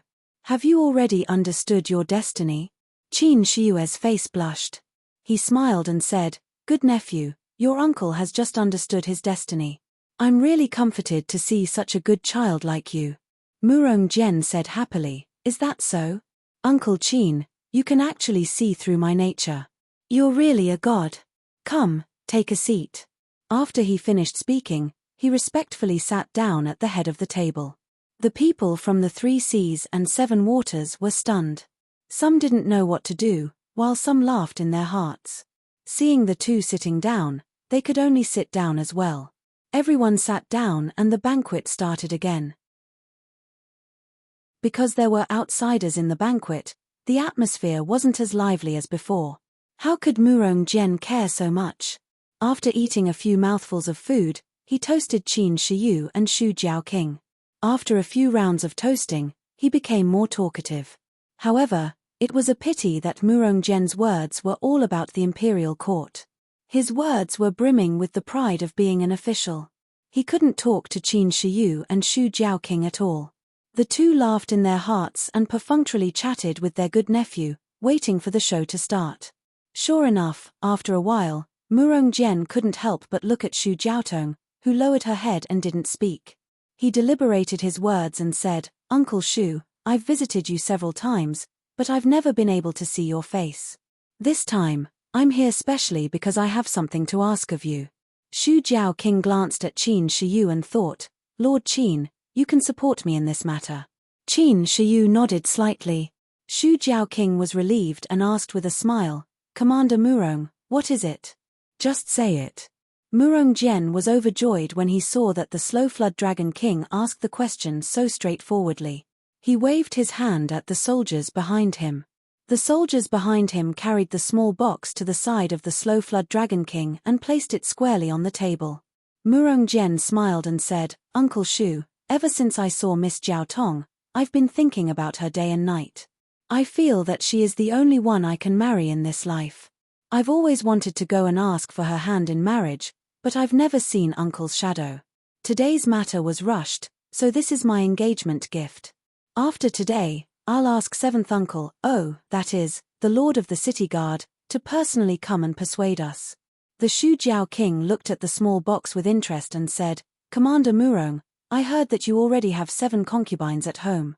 Why are you still thinking about my daughter so much that you don't want her for the rest of your life?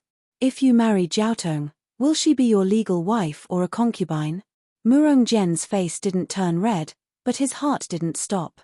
He said calmly, Uncle, you're wrong. There's no end to love in this world. The concubines I married before were sincere.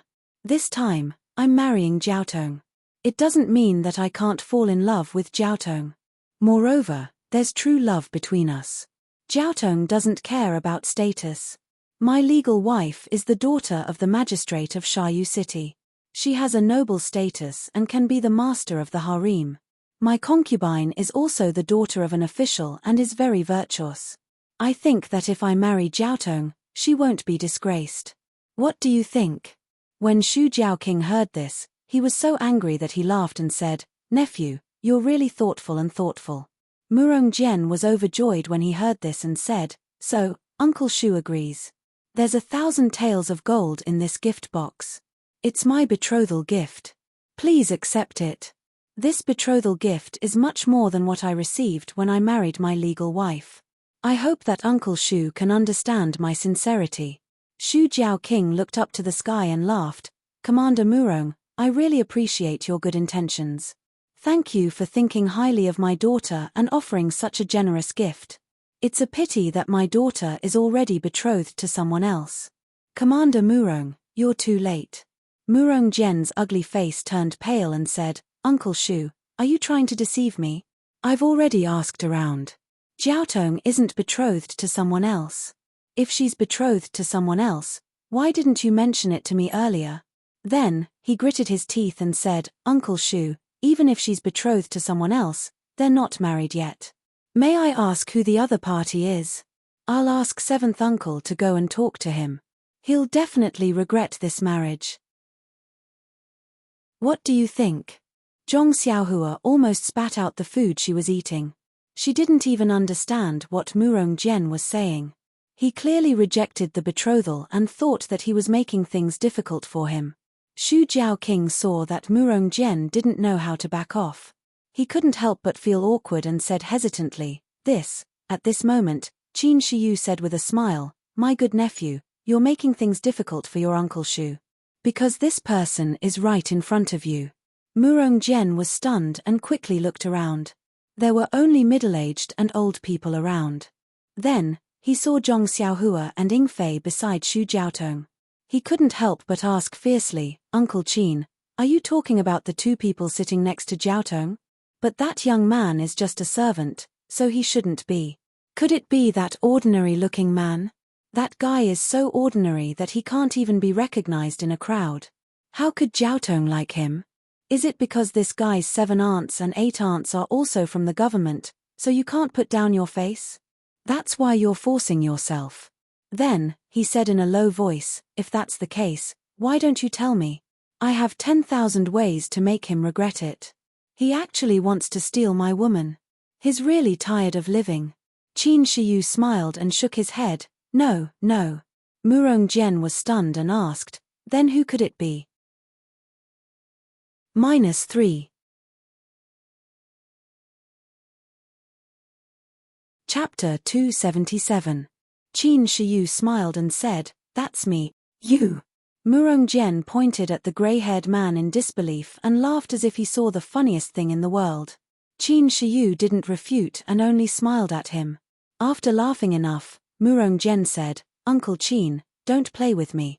You already know your destiny, so why are you still going against it and flaunting your love affairs with the younger generation?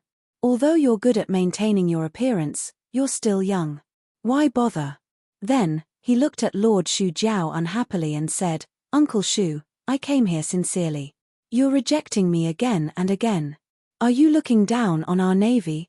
Are you looking down on our city's garrison? Qin Shiyu was still full of smiles as she said, My good nephew, your Uncle Qin has just married 6 wives and concubines, 1 less than you. If this delicate girl follows me, she will be on par with you. You and I, uncle and nephew, will both have 7 wives and concubines. Isn't that wonderful? Are you serious? Murong Jian was furious and Qin Shiyu immediately turned into a pile of cow dung. He scolded, Qin Shiyu, I respect you as Uncle Shu's guest, not because I'm afraid you're from some sect. Jingyu City is the Lord Garrison's world and the South Sea is our Navy's territory. If you want to cause any trouble, you have to ask me first. Don't think I don't know how to bully others. Uncle Shu is afraid of you, but I'm not afraid of you. You're just a white-haired dog-tail flower and you want to win Jiaotong's favor. Then, he smiled brightly at Shu Jiaotong and said, Jiaotong, don't worry. I'm here and I'll get you out immediately. Not to mention Shu Jiaotong's reaction, Zhong Xiaohua saw it and immediately bent down to vomit. That smile was too disgusting. Out of Murong Jian's expectations, Shu Jiaotong stepped forward and walked in front of Murong Jian. She bowed deeply and said in a sweet voice, Commander Murong, thank you for your kindness. This concubine has a short life and cannot serve you. I hope that Commander will be magnanimous and let this concubine go. This concubine is willing to follow Lord Qin. At the end of his speech, his neck was dyed red. Murong Jian had never seen this kind of shyness before. His heart itched even more. He slapped the table and stood up, saying, Jiaotong, don't say any more. For you, I am willing to sacrifice my life. This Qin Shiyu doesn't have any respect for her elders. I will definitely take care of her. Today, I will definitely save you from this disaster. After he finished speaking, he ignored Shu Jiaotong's furious expression and turned to Qin Shiyu. Lord Qin, since you insist on going your own way, I won't be polite with you. Tell me what you want and I'll accept it. Qin Shiyu smiled and said, What Dao? Love between a man and a woman is human nature. Me and Jiao Tong are both willing parties. Can a commander like you control us? This was what Murong Jian had said to General Liu. Now Qin Shiyu was returning the same words back to him. Who would have thought that Murong Jian would say, as a commander, I naturally can't interfere. However, I also love Miss Jiao Tong, so I naturally have the right to interfere. What do you think? Just tell me what you want. Qin Shiyu was still calm and said, I disdain to tell you what you want. Miss Jiao Tong has already made her attitude clear. She won't marry anyone other than me. Why are you asking for a rebuff? I can see that you sincerely love Miss Jiao Tong, so I won't make things difficult for you. You should go back early, wash up, and sleep. Murong Jian said angrily, You coward. If you don't dare to tell me what you want, I will set a rule. If you don't dare to accept it, then obediently go back to your sect. Don't make a fool of yourself here. This Jingyu city is the territory of real men. Qin Shiyue's heart moved and said, All right, then tell me. What rule do you have? Murong Jian was overjoyed and said, You're prepared to accept it. If I say it, you can accept it. If you can't, then leave Jingyu city as soon as possible. Shu Jiaoqing said anxiously, Lord Qin. Qin Shiyu looked at Shu Jiaoqing and then at Shu Jiaotong and said with a smile, Watch me. Then he said to Murong Jian, You tell me what you want, I will accept it. Murong Jian's fingers that were as thick as radishes pinched his chin. He pretended to think and said, How about this, Lord Qin? I know that you are a martial arts expert and I am not your opponent. This guard of mine has been in the martial arts world for a few days. Now that he has ascended to a high position in my navy, why don't you compete with him? If you can win against him, then I will do as you wish. These words were unreasonable. Everyone in the hall was angry. Who was Qin Shiyu? He was the representative of everyone present. This Murong Jian did not only humiliate Qin Shiyu, but also the entire Dragon God sect. However, there were two people who were exceptions. One was Zhong Xiaohua, who was not involved. He was not like the others and was not humiliated. Naturally, his mind was clear. He felt that this ugly man's actions were too arrogant. He actually came to someone else's place to cause trouble. It was very strange. Even if this person was powerful, he should not be so ignorant. The other was Qin Shiyu, who was in the middle. If it was someone else who set up a trap, they would definitely use their strengths to attack the other party's weakness. However, this Murong Jian was able to become the Navy's commander. Even if he did not have a brain, how could he not have seen a pig run before? How could he do such a thing? In an instant, he became vigilant. Qin Shiyu smiled as he looked at the complacent Murong Jian and said, "Good nephew, you really understand your Uncle Qin. Let's do it this way." Uncle Qin's old arms and legs should also move a bit. After speaking, Qin Shiyu slowly walked to the front of the hall. He crossed his arms and stood there as steady as Mount Tai. The soldier behind Murong Jian did not say anything. He took off his armor and revealed his shirt. After tidying up a bit, he picked up the scimitar on the ground and walked into the circle. Actually, when this soldier jumped off the boat with Murong Jian, Qin Shiyu had already carefully observed him. He knew that this soldier was Murong Jian's bodyguard. From his footwork and posture, he could see the charm of an expert. At this time, from the way he held the scimitar and his aura, Qin Shiyu's guess was correct. How could this Murong Jian joke about this kind of thing? There was definitely something fishy going on. The soldier stood in front of Qin Shiyu and tightly held the scimitar in his right hand. He said to Qin Shiyu, "Lord Qin, I am a nameless person. I will also follow my commander and call you Lord. Please give me some pointers." After speaking, he assumed a standard scimitar stance. This was the most common scimitar stance in the Navy. There was nothing special about it. Qin Shiyu did not dare to be careless. He casually pulled out the flexible sword from his waist and used his chi to shake it. The flexible sword twisted like a spirit snake and emitted a cold air. Facing the threatening sword chi of the flexible sword, the soldier acted as if he did not hear it. He only held the scimitar tightly and guarded his position. Seeing this, Qin Shiyu smiled and said, "Since you do not dare to say your name, I will not force you. However, since I am a famous person in Jianghu, I will not take advantage of you. You are a guest from afar. I will let you have 3 moves. After 3 moves, I will fight back. What do you think?" A light flashed in the soldier's eyes. His face was filled with joy.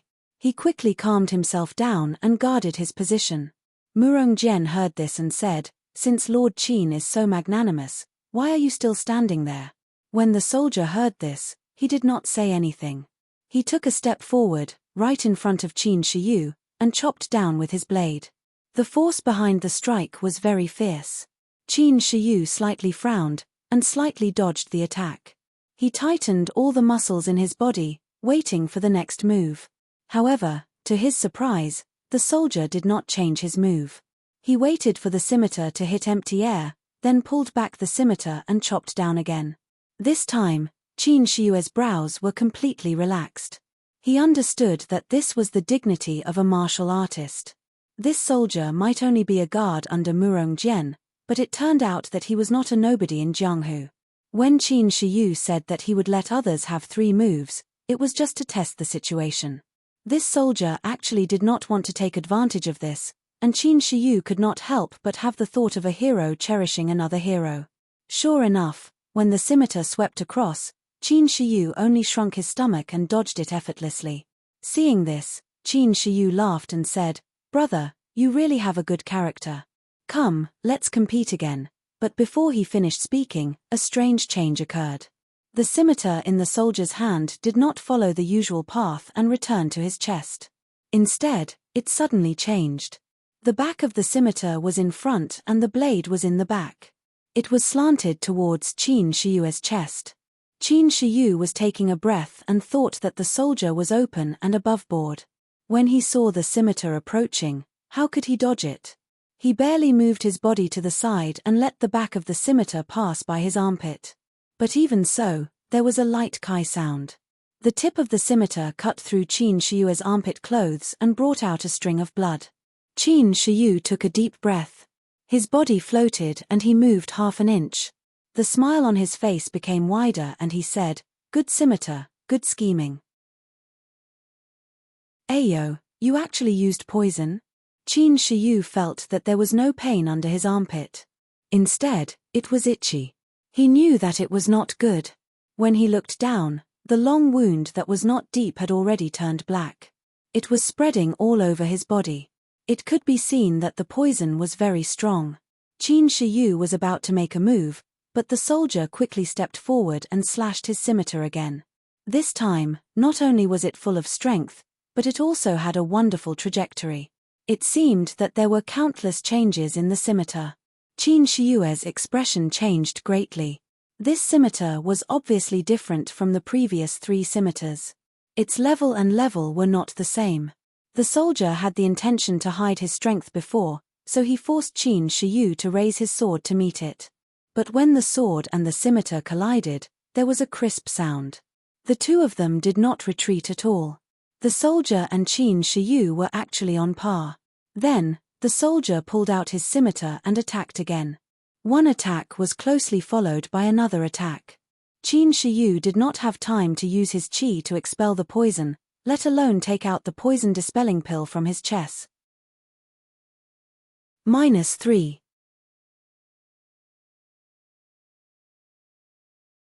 Chapter 278.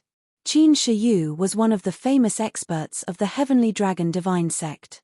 She was also one of the top experts in the Jianghu. However, this nameless soldier's scimitar didn't seem to be at a disadvantage when fighting with Qin Shiyu. In fact, he even had a slight advantage. The scimitar's moves were strange and ingenious, but Qin Shiyu was able to evade it and was almost injured by it. As the soldier kept attacking with his scimitar, Qin Shiyue's smiling face slowly turned grey. Even if Qin Shiyu said that he was poisoned, no one cared. What kind of place was the Dragon God sect? A mere poison couldn't cause any harm to Qin Shiyu. At least, Yingfei knew that Qin Shiyue's poison-repelling pill could cure all kinds of poisons in the world. However, the soldier seemed to have calculated everything. First, he used a trick to injure Qin Shiyu slightly and poison him. Then, he kept attacking without stopping so that Qin Shiyu didn't have the time to cure the poison. Qin Shiyu was careless and fell into the trap. Now, he was really suffering. Seeing the change in Qin Shiyue's expression, the Shu Jiao King was the first to jump into the field. Murong Zhen's eyes were looking at the field.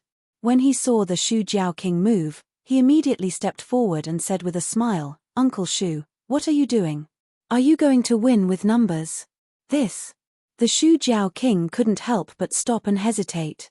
In the Jianghu, everything was about trust. Although the soldier used poison, he didn't say that he couldn't use poison. Moreover, Qin Shiyu agreed to let the soldier use 3 moves. If the soldier injured him in 3 moves, he couldn't say anything. This contest was originally a contest between Qin Shiyu and Murong Zhen. It was just a substitute soldier. If Shu Jiao King rashly made a move, not only would it damage the reputation of Heavenly Dragon Divine Religion, but judging from the soldier's skills, Shu Jiao King might not be able to take him down easily. Seeing the Shu Jiao King's hesitation, Murong Zhen smiled and said, "If Lord Qin admits defeat, this contest can be stopped. Uncle Shu will have to agree to marry Jiaotong to me." The creeping King looked at Shu Jiaotong, who had already stood up. He didn't know what to do. Shu Jiaotong looked at the situation in the arena quietly. There was not a single ripple in her heart. Naturally, she would not go up to help. Even if Qin Shiyu died from the poison, she would not go up to help. She knew that this was the dignity of a man. Born as a hero, dead as a ghost. This sentence was not just for show. Moreover, ever since the grey-haired man had called out Ajiao, her heart had already flown out of her chest. She had long been conquered by that cold grey-haired man. Faced with this situation, she only had one thought in her mind. If Xiao Yu died from the poison, Ajiao couldn't live on by herself either. How could an ugly man like Murong Jian desire a woman like her? Xu Jiaotong's calmness puzzled the Xu Jiao king. He anxiously rubbed his hands and paced outside the arena. It was not only him. Among the people in the hall, only Zhong Xiaohua was still using her divine sense to scan the people in the arena with interest. She kept stuffing food into her mouth and thought, the chef in this villa is really good. If I can hire one, my parents will be happy. Everyone else had already stood up and walked to the front of the table.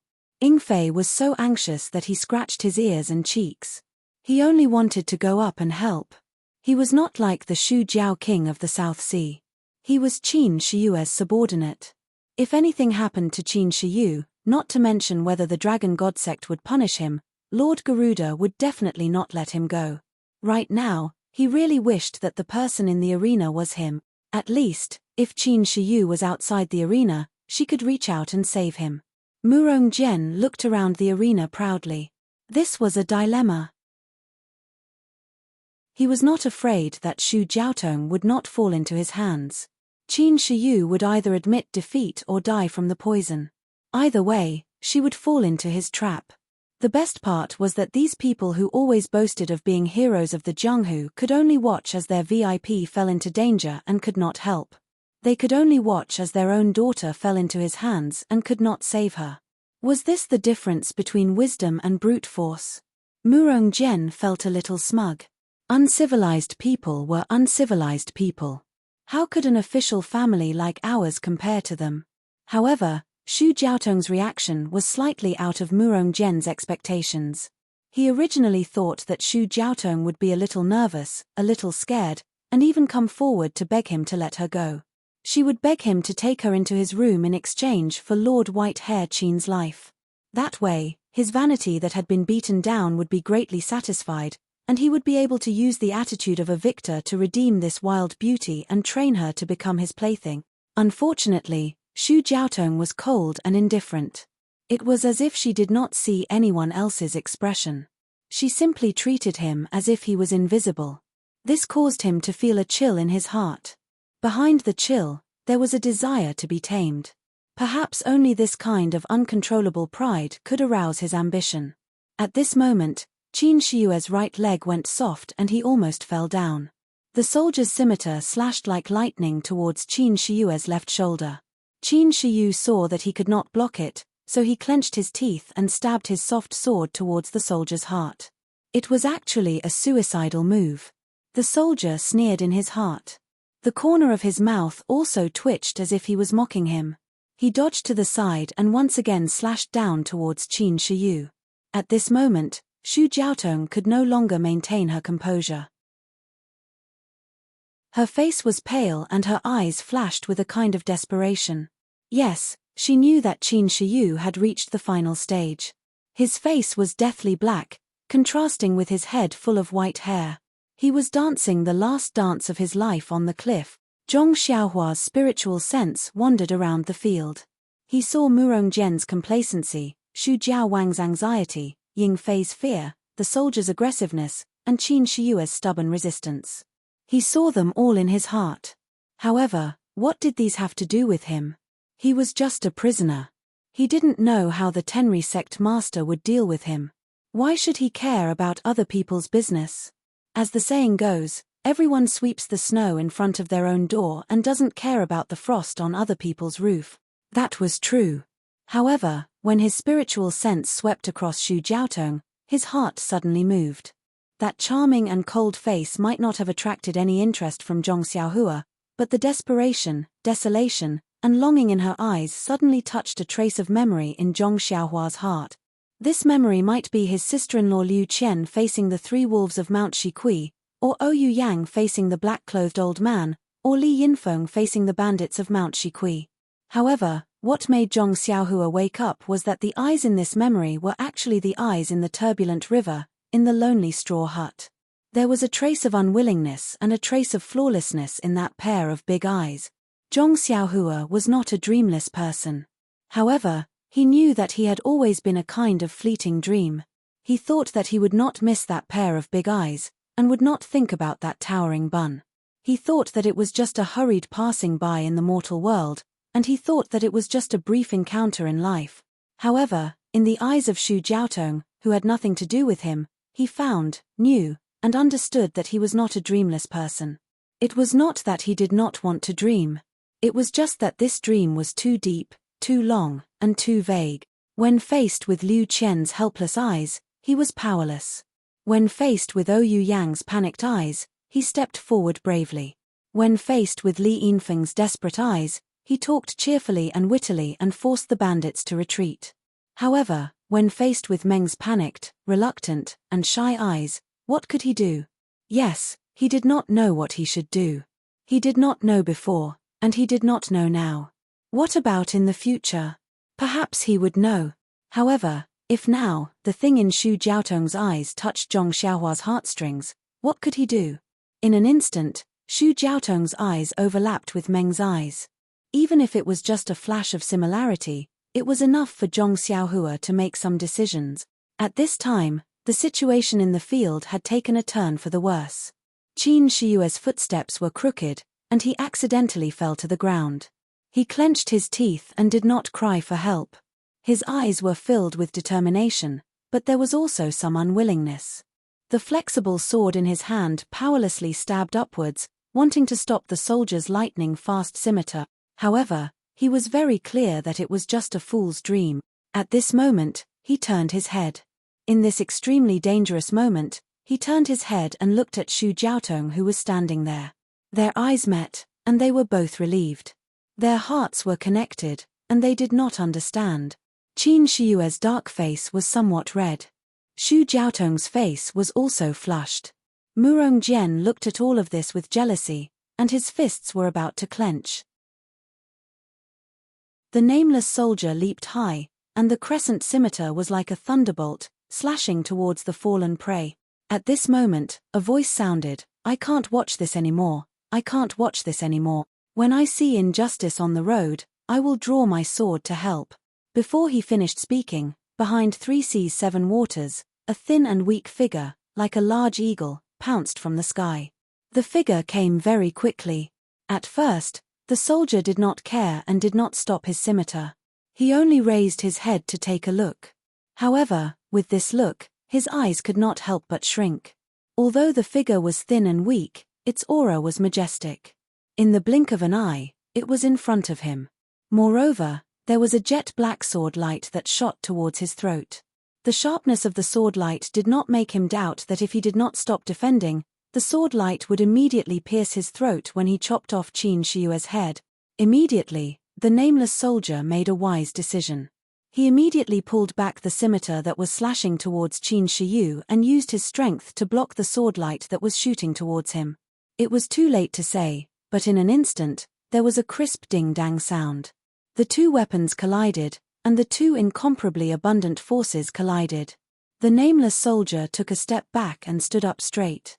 The thin and small figure that was rushing over was like a kite with a broken string. With a hoo sound, it was pushed into the air. Luckily, the hall was very tall, so it did not break out of the building.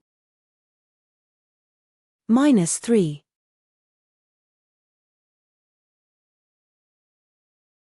Chapter 279. The nameless soldier shook the small figure into the air and ignored it. In the blink of an eye, Qin Shiyu was already sitting on the ground.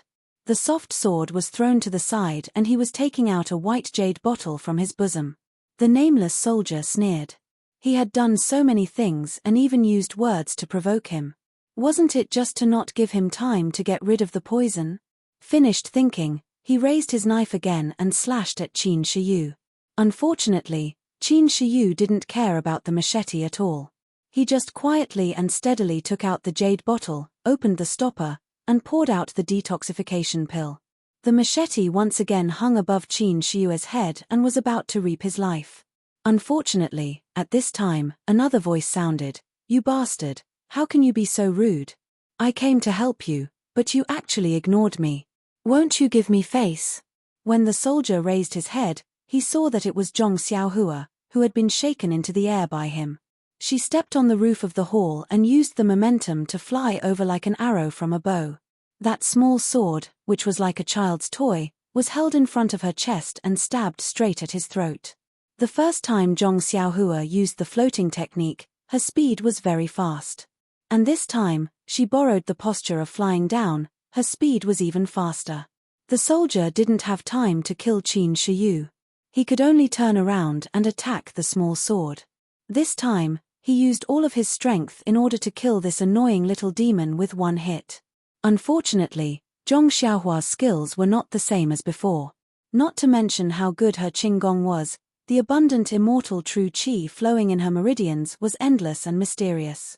Zhong Xiaohua saw the soldier's machete, and with a sweep of his divine sense, he knew that it contained incomparable true qi, which was not something he could block. When the small sword stabbed out, he held back 70% of his strength. When the machete and the sword met, this time there was no sound.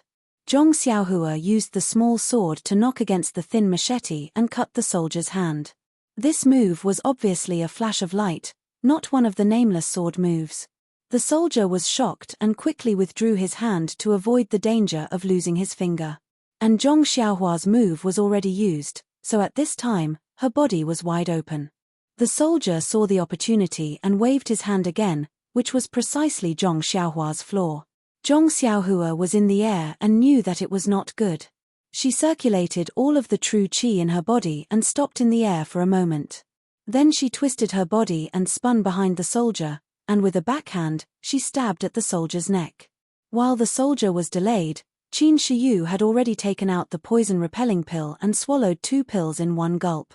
Then she closed her eyes and circulated her true qi to expel the poison. When Murong Jian saw this, he could not stand it and shouted loudly, "You little bastard, who are you? Why don't you abide by the Jianghu rules? We already agreed on a one-on-one battle, why did you interfere?" It was not that he did not want to go up and stab Qin Shiyu and send this person who made him gnash his teeth on the road to death. But Xu Jiaowang and the others seemed to have already known his thoughts and secretly circulated their true qi, preparing to kill this person at any time. Therefore, even if he had more than enough strength, he did not dare to. He firmly believed that as long as he made a move, this group of Jianghu boars would definitely not care about the rules and would immediately kill the 2 of them in the Sea of People's War. Zhong Xiaohua dodged the soldier's stab and used her ethereal body technique. Like a ghost, she dodged to the other side and stabbed the soldier's throat again.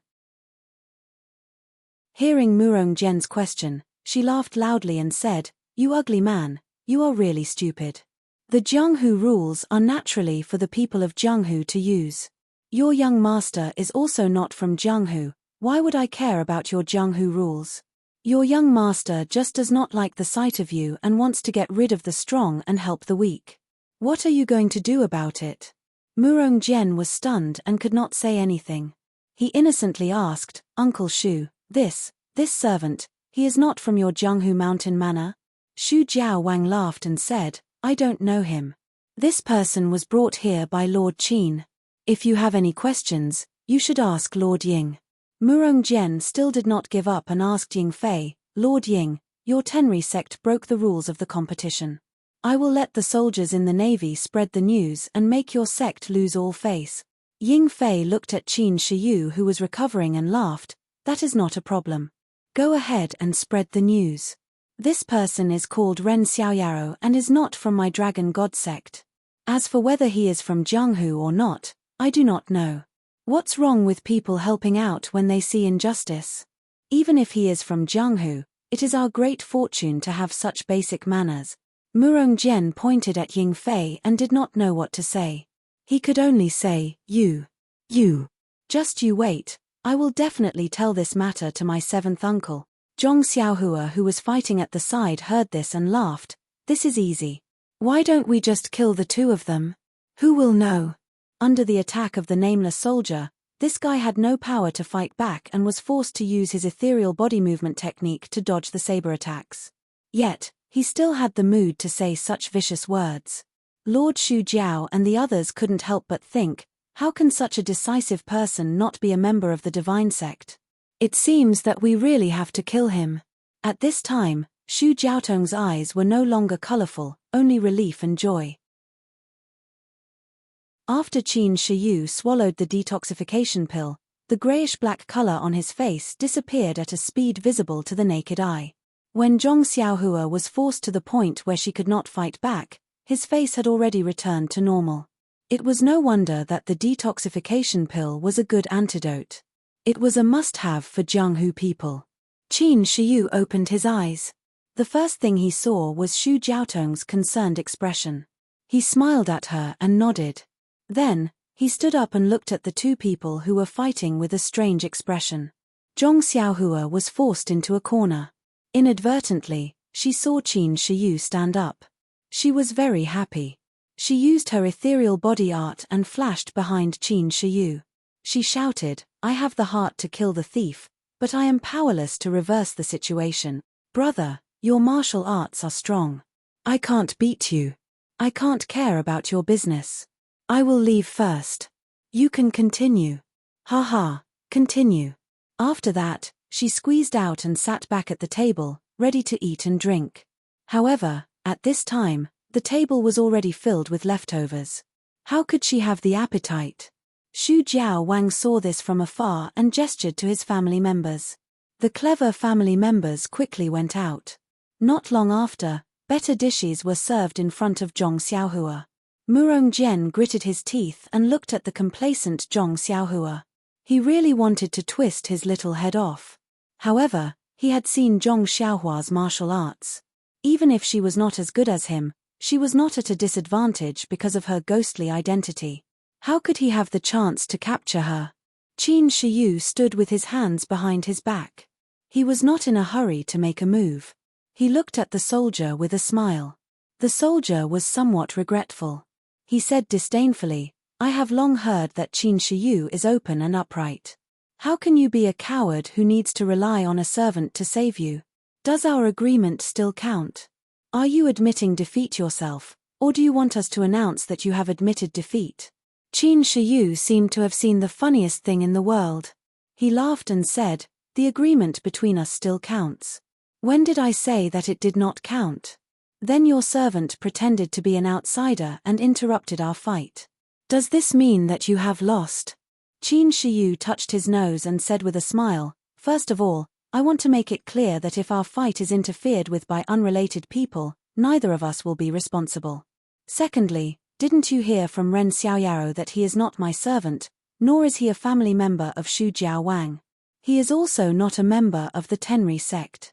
What do you think I should do?" The soldier said, "We can only listen to you on this matter. Do you dare to make a vicious oath?" "Why wouldn't I dare?" Qin Shiyu said, "I, Qin Shiyu, swear that if this Ren Xiaoyaro is a member of the Tenri sect, or my servant, or someone related to me, I will be beheaded by the scimitar of this person in front of me." This oath was very vicious. The soldier was somewhat stunned. When he was about to speak, Qin Shiyu said, "What do you think of my oath?" "Situ Yuming." The nameless soldier's eyes shrank. He immediately returned to normal and said with a smile, "Lord Qin, you must be joking. This one is not called Situ Mingyu. Did you recognize the wrong person?" Qin Shiyu rubbed his nose and said with a smile, "I have indeed never seen your face before, so I might have mistaken you for someone else. But this swift and fierce full moon scimitar technique is the family heirloom martial arts of the Righteous Alliance's Deputy Alliance leader Situ. Although your scimitar has changed and your technique has also changed, how can the blade intent in your bones change?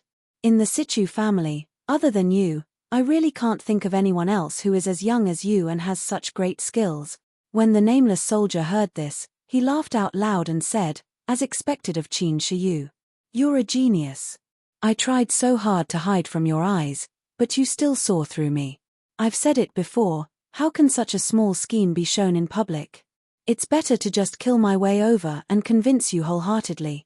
Qin Shiyu said, "This Qin has been very careful along the way, waiting for your Righteous Alliance to make a move. But I really didn't expect that the Righteous Alliance, who has always been famous for their open schemes, would actually play such a dirty trick. The world is really degenerating with each passing day." Seeing Qin Shiyu shaking his head as he spoke, Situ Yuming became angry out of shame and said, "No matter what kind of scheme it is, taking your life is a good scheme. Qin Shiyu, seeing that your name also has the word you, I will let you die a little faster." After saying this, his scimitar flashed and slashed over. Qin Shiyue's lips curled into a smile. The soft sword in his hand was like a snake spitting out its tongue, touching the side of the scimitar. The scimitar seemed to have been struck by lightning and trembled incessantly.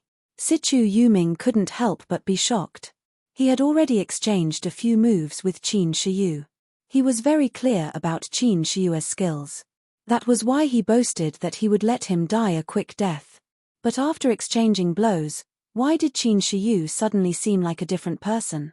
Could it be that Qin Shiyu had really cured the poison in his body? Could he fully mobilize the Zhen Qi in his meridians? If that was the case, then the Righteous Alliance's information on Qin Shiyu was outdated. This guy's martial arts were a level higher than his. -3. Chapter 280. Seeing that Qin Shiyue's internal energy was so pure, Sichu Yuming could not help but think, could it be that Qin Shiyu had completely removed the poison in his body? Could he fully mobilize the Zhenqi in his meridians? If that was the case, then the Righteous Alliance's information on Qin Shiyu was outdated. This fellow's martial arts were a level higher than his. Sichu Yuming was right. Just now, Qin Shiyu could not take the poison dispelling pill and could only use his internal energy to suppress the spread of the poison. The Zhenqi in his meridians could only be used 3 times out of 10. 70% of his Zhenqi was used to resist the spread of the poison. Because of this, he fell far behind Sichu Yuming and was chased by him, almost losing his life. Vengeance killings in Jianghu were all planned out before acting. They were all done with the basics. For example, Sichu Yuming was sent out based on the current information from the Righteous Alliance. They believed that he would be able to deal with Qin Shiyu perfectly. That was why they sent him out. This perfection naturally took some effort, but it was not too difficult. Only then could they show the demeanor of a sect in Jianghu. If they sent out Zhongshan or Nan Fengyun to kill Qin Shiyu, they would become a laughingstock. Even if they could easily kill Qin Shiyu, it would make the Righteous Alliance unable to raise their heads in Jianghu in the future. The accuracy and completeness of this information was very thought-provoking. For example, this time, the Righteous Alliance had clearly misjudged Qin Shiyue's strength and sent out Sichu Yuming, whose strength was a level lower. The result could be imagined. Therefore, it was still that old saying. When comparing information and martial arts, sometimes martial arts were not important. In fact, if Qin Shiyu did not capture Zhong Xiaohua and bring her back to the Dragon God sect and did not meet Xu Jiaotong in Jingyu City, it could be imagined that he might have died from the poison. But the truth was the truth. It was not that many possibilities and accidents were hidden. It was this ordinary-looking youth that reversed the situation in one fell swoop. The reason was that he missed a girl that he thought he had forgotten. Qin Shiyu did not know how he could repay Zhong Xiaohua. Perhaps he did not even think about it. Right now, he was only thinking about the Righteous Alliance in front of him, who was somewhat as famous as him in Jianghu. The people in Jianghu were the most nosy and there was no lack of gossip. Qin Shiyu and Sichu Yuming both had the word "you" in their names. Therefore, the nosy people would use the word "you" behind their backs to faintly compare each other. Moreover, the two were similar in age and their martial arts were also similar. However, Sichu Yuming was more secretive than Qin Shiyu. Everyone in Jianghu knew of his name but very few people had seen him. If it was not for the saber intent of the full moon scimitar, Qin Shiyu reckoned that he would not have thought of Sichu Yuming who was as famous as him. However, the Righteous Alliance had miscalculated 2 steps. First, the Dragon God sect had a deep foundation and was far from what the Righteous Alliance could compare to. The poison-repelling pill for detoxification originated from the immortal path. Although the medicinal ingredients and refining method had the characteristics of martial arts, there were still many things that had been preserved. This kind of pill was more than enough to deal with the poison of martial arts. Naturally, it would be able to cleanse the poison in a very short period of time and allow Qin Shiyu to recover to his peak. Second, the martial arts of the Dragon God sect also originated from the immortal path. Qin Shiyu could be considered as a side branch of the direct disciples. The martial arts that he cultivated were naturally not ordinary. The information that the Righteous Alliance had was correct a few years ago. However, it could not compare to Qin Shiyue's rapid progress in cultivation. In these short few years, the Righteous Alliance had used their own disciples' level to measure Qin Shiyu. On the path of martial arts, the slightest mistake could lead to a huge mistake. Not to mention that Qin Shiyu was a level higher than Sichu Yuming. Sichu Yueming's scimitar could no longer release lightning at will like before. The moment the scimitar's lightning came out, it was strangled by the flexible sword like a spirit snake. In an instant, there was no sound. Sichu Yuming knew that this operation could be considered a failure. However, he still had a trace of confidence. His Qinggong was one of the best among the Righteous Alliance disciples of the same generation. If he threw away his restraint and insisted on escaping, although Qin Shiyue's Qinggong was extremely good, he might still have a chance. Just as he was thinking, Qin Shiyu let out a long whistle. Full of energy, he smiled and said, "Sichu Yuming, stay here." As he said that, he pointed his flexible sword at Sichu Yueming's face. At the same time, his left hand slightly opened, covering the main pressure point on his chest. Seeing this, Sichu Yuming knew that Qin Shiyu had used his ultimate move. His sword flashed and there were endless moves behind it. His left hand also felt that there was no room for him to dodge. He could not help but feel anxious. Without even looking at Murong Jian, he jumped up with the tip of his foot. His body turned in the air and directly flew out of the hall. His posture looked somewhat similar to Zhong Xiaohua. On the side, Zhong Xiaohua hid behind the crowd and used her divine sense to observe the battle. After watching for a long time, she discovered another use of divine sense. No matter if it was Qin Shiyu or Sichu Yuming, under divine sense, their moves, real moves, feints, all kinds of moves, changes, they were all exposed. This was the last move of the two. Sichu Yuming saw that Qin Shiyue's move could not be blocked, but Zhong Xiaohua saw a few flaws in Qin Shiyue's move. As long as Sichu Yuming used these flaws, he would be able to block the move. Moreover, one of the flaws was very serious. If used properly, he could even directly defeat Qin Shiyu. Seeing that Sichu Yuming actually ran away, Zhong Xiaohua was stunned. Could it be that her martial arts were actually higher than Sichu Yueming's? In her divine sense, Zhong Xiaohua had already seen that Sichu Yueming's Qinggong was indeed very high, but it was not much worse than her. Her ethereal steps had only been practiced to the 3rd level, and she had no chance to practice the later cultivation methods. This levitation technique could only be used as a Qinggong now. Compared to Qin Shiyu, she was still a little worse. Sichu Yuming certainly could not outrun Qin Shiyu. Sure enough, seeing Sichu Yuming float up, Qin Shiyue's mouth curled up. She exerted force on her feet and ran from the ground to the door of the hall. In a flash, she was less than 2 steps away from the door. When she was a little closer, she rushed forward and reached out to grab Sichu Yueming's feet. Sichu Yuming heard the sound of the wind under his feet and couldn't help but be shocked. This guy's Qinggong was actually so powerful. However, he immediately understood that his knowledge of Qin Shiyue's martial arts was still at the level of the intelligence report. Presumably, her Qinggong was far beyond his expectations. But now was not the time to investigate the matter of the intelligence report. He immediately kicked his feet and dodged Qin Shiyue's hand. But with this delay, his Zhenqi became turbid and his body immediately sank. Sichu Yuming gritted his teeth and forcefully reversed the flow of his Zhenqi. His body rose again and rushed out of the door. Seeing that he had rushed out, Sichu Yuming was overjoyed. He was about to exert force again to break out of the cage, but at this time, there was a black shadow in front of him. When he looked carefully, wasn't it Qin Shiyu who was still in the hall? How did he appear in front of him in such a short time? Without waiting for Sichu Yuming to understand, Qin Shiyu waved his right hand and the flexible sword slashed towards Sichu Yuming. Seeing Qin Shiyu use the flexible sword to slash at him, Sichu Yuming was puzzled. Could the flexible sword be used like this?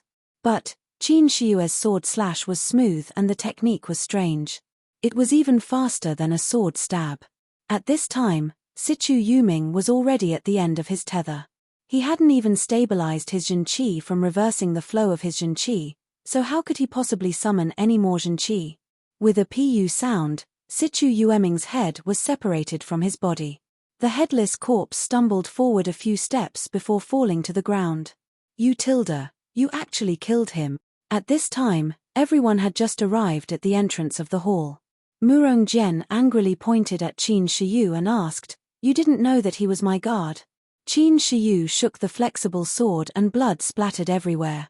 He smiled and said, "Commander Murong, you seem to have forgotten that mistakes are inevitable in a battle. I am truly sorry." Without waiting for Murong Jian to speak, Xu Jiaoqing smiled and said, "Commander Murong, although Lord Qin made a mistake, the result of the battle has already been decided. Does Sir have any orders?" "Orders?"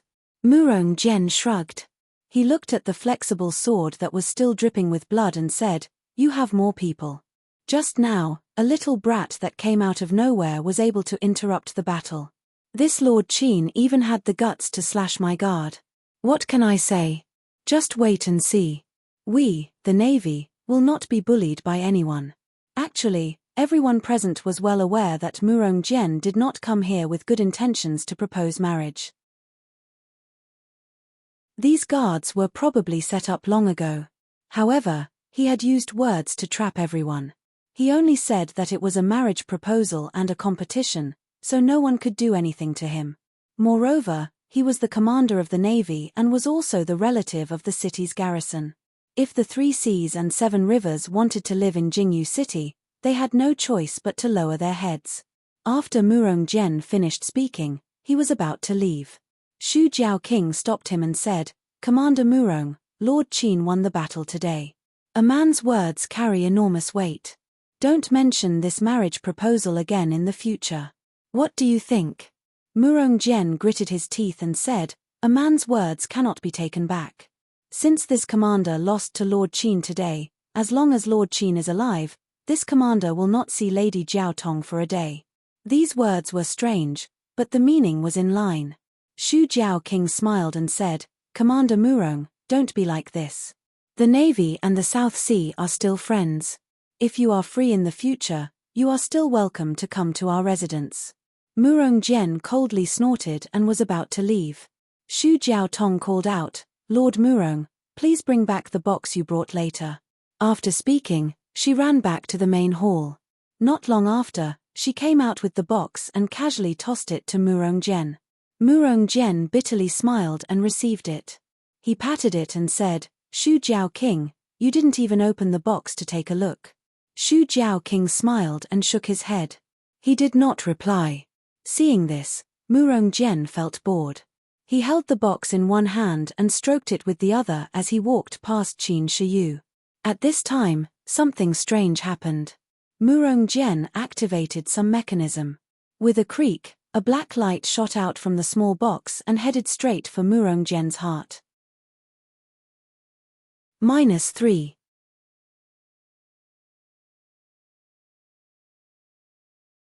Chapter 281. Qin Shiyu was very close to Murong Jian and had already let down his guard. The black light from the mechanism came so quickly that Qin Shiyu didn't even have time to react before it pierced his heart. Qin Shiyu's right hand immediately covered his chest. A stream of blood flowed out from the corner of his mouth as he fell limply to the ground. "Little you!" Xu Jiaotong finally called out and ran to Qin Shiyu with tears streaming down her face. The Xu Jiaoqing and the others were also furious. Just as they were about to step forward and surround Murong Jian did not panic. He swung his right hand upwards and a whistling arrow shot into the sky. When it reached midair, it exploded with a pa sound. After that, a faint clamor could be heard from outside. Xu Jiao asked, "Lord Murong, the Southern Sea Serpent Palace has treated you well. What do you mean by this?" Murong Jian sneered, "Old man Xu, your Southern Sea Serpent Palace has been in the Southern Sea for too long. Isn't it time to consider changing owners? I'm soft-hearted, so I'll help you share your responsibility. From now on, I'll take care of everything in the Serpent Palace." "You?" Xu Jiao couldn't believe his ears. He looked at Murong Jian and couldn't help but laugh. "Little Murong, I respect you as the Navy commander of this city and have treated you well. Although I haven't personally dealt with you, Jiaotong and the others have always been respectful to you.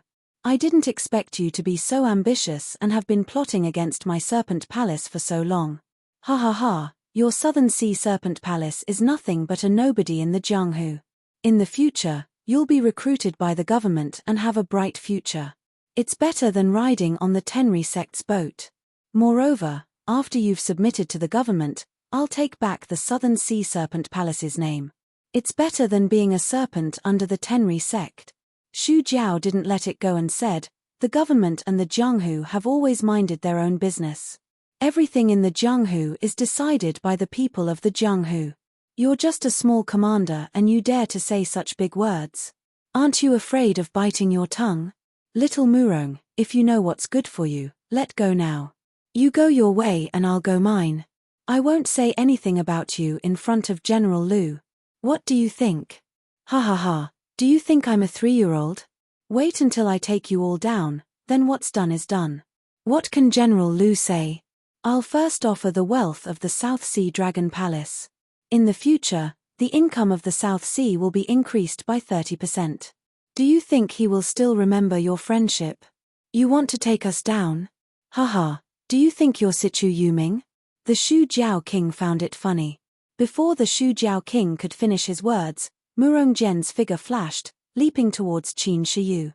When Qin Shiyu collapsed on the ground, Xu Jiaotong was the first to rush over, followed by Ying Fei, whose face was filled with grief and indignation. At this time, seeing Murong Zhen rushing over, Ying Fei pulled out his sword and blocked in front of him, thrusting his sword towards Murong Zhen.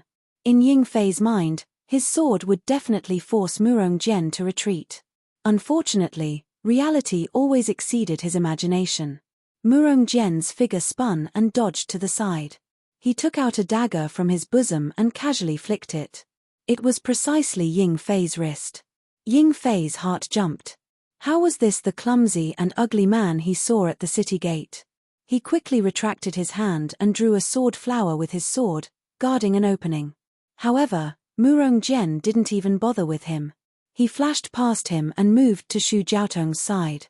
Xu Jiaotong was facing Qin Shiyu, who was lying on the ground. Why would she care about anything else? Murong Zhen reached out and grabbed Xu Jiaotong.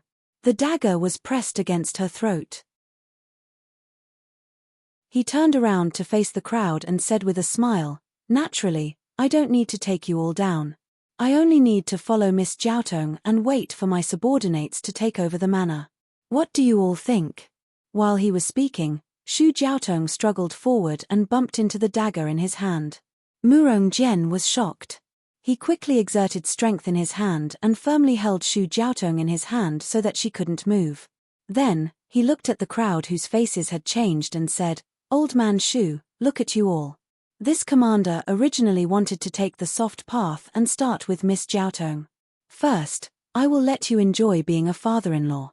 However, this Xu Jiaotong didn't fall for this young master's trick and didn't give this commander a chance. He, if it wasn't for the Righteous Alliance's Situ Yuming, I wouldn't have known that Qin Shiyu had also come to Jingyu City. I originally wanted to use the opportunity when Situ Yuming got rid of Qin Shiyu to persuade you with a betrothal gift. However, I never thought that my flawless plan would be ruined by a random person. However, fortunately, I still had a backup plan. Father-in-law didn't want to accept the betrothal gift, so I could only let Qin Shiyu accept it. Hehe, you think I don't know that he is Qin Shiyu? You still want to act like an elder in front of me. If I don't kill him, who will? He still wants to snatch a beauty from me. He must be tired of living. All right, father-in-law, this commander won't talk too much with you. Miss Jiaotong, come with me first.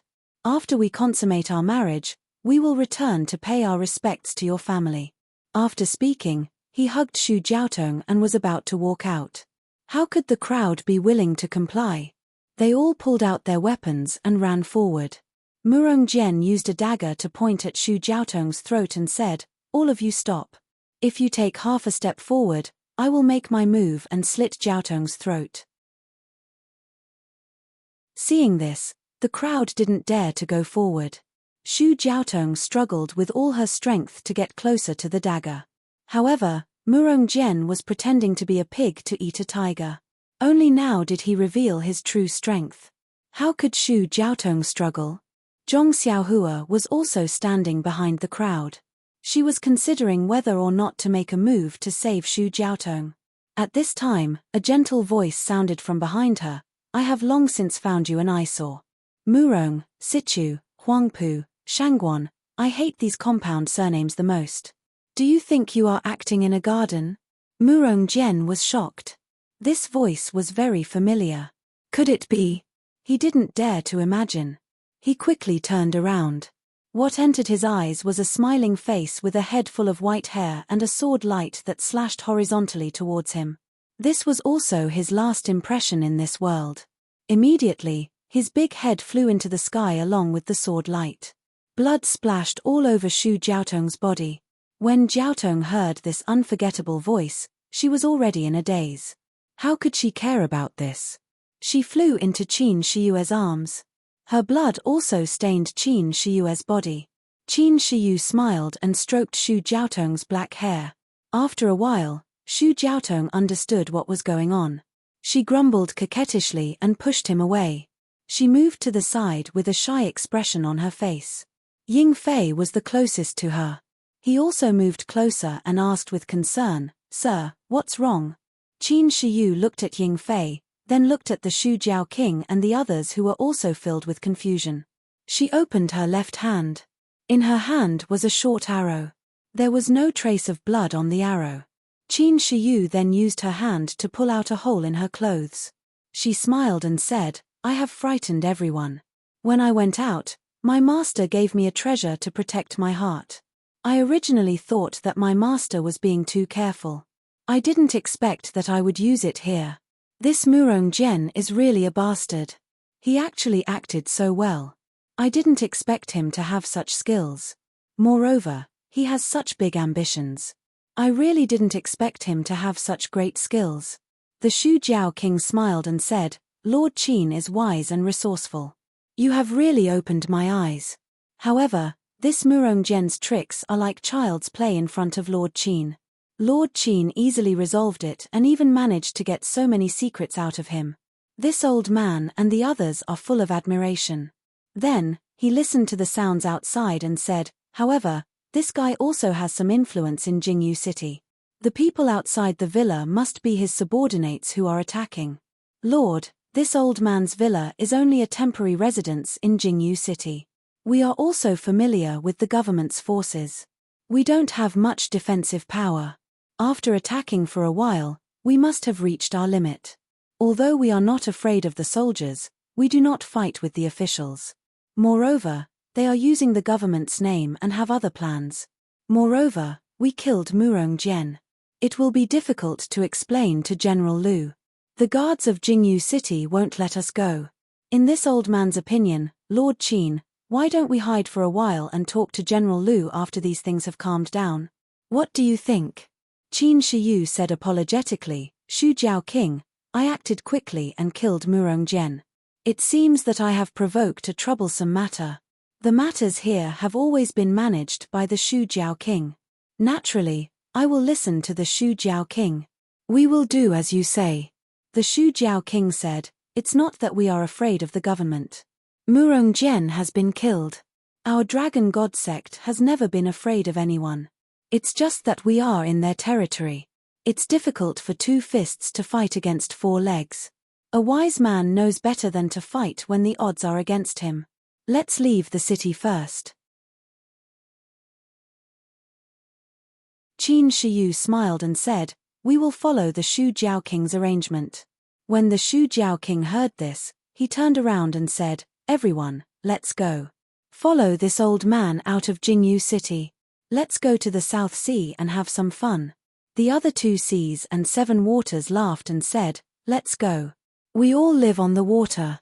We don't feel at ease on the ground. It's better to go back to the water. After that, they followed the Xu Jiao King to the back of the hall. When everyone moved, Zhong Xiaohua was revealed behind them. When Qin Shiyu saw this, he smiled and said, Ren Xiaoyao, thank you for saving my life.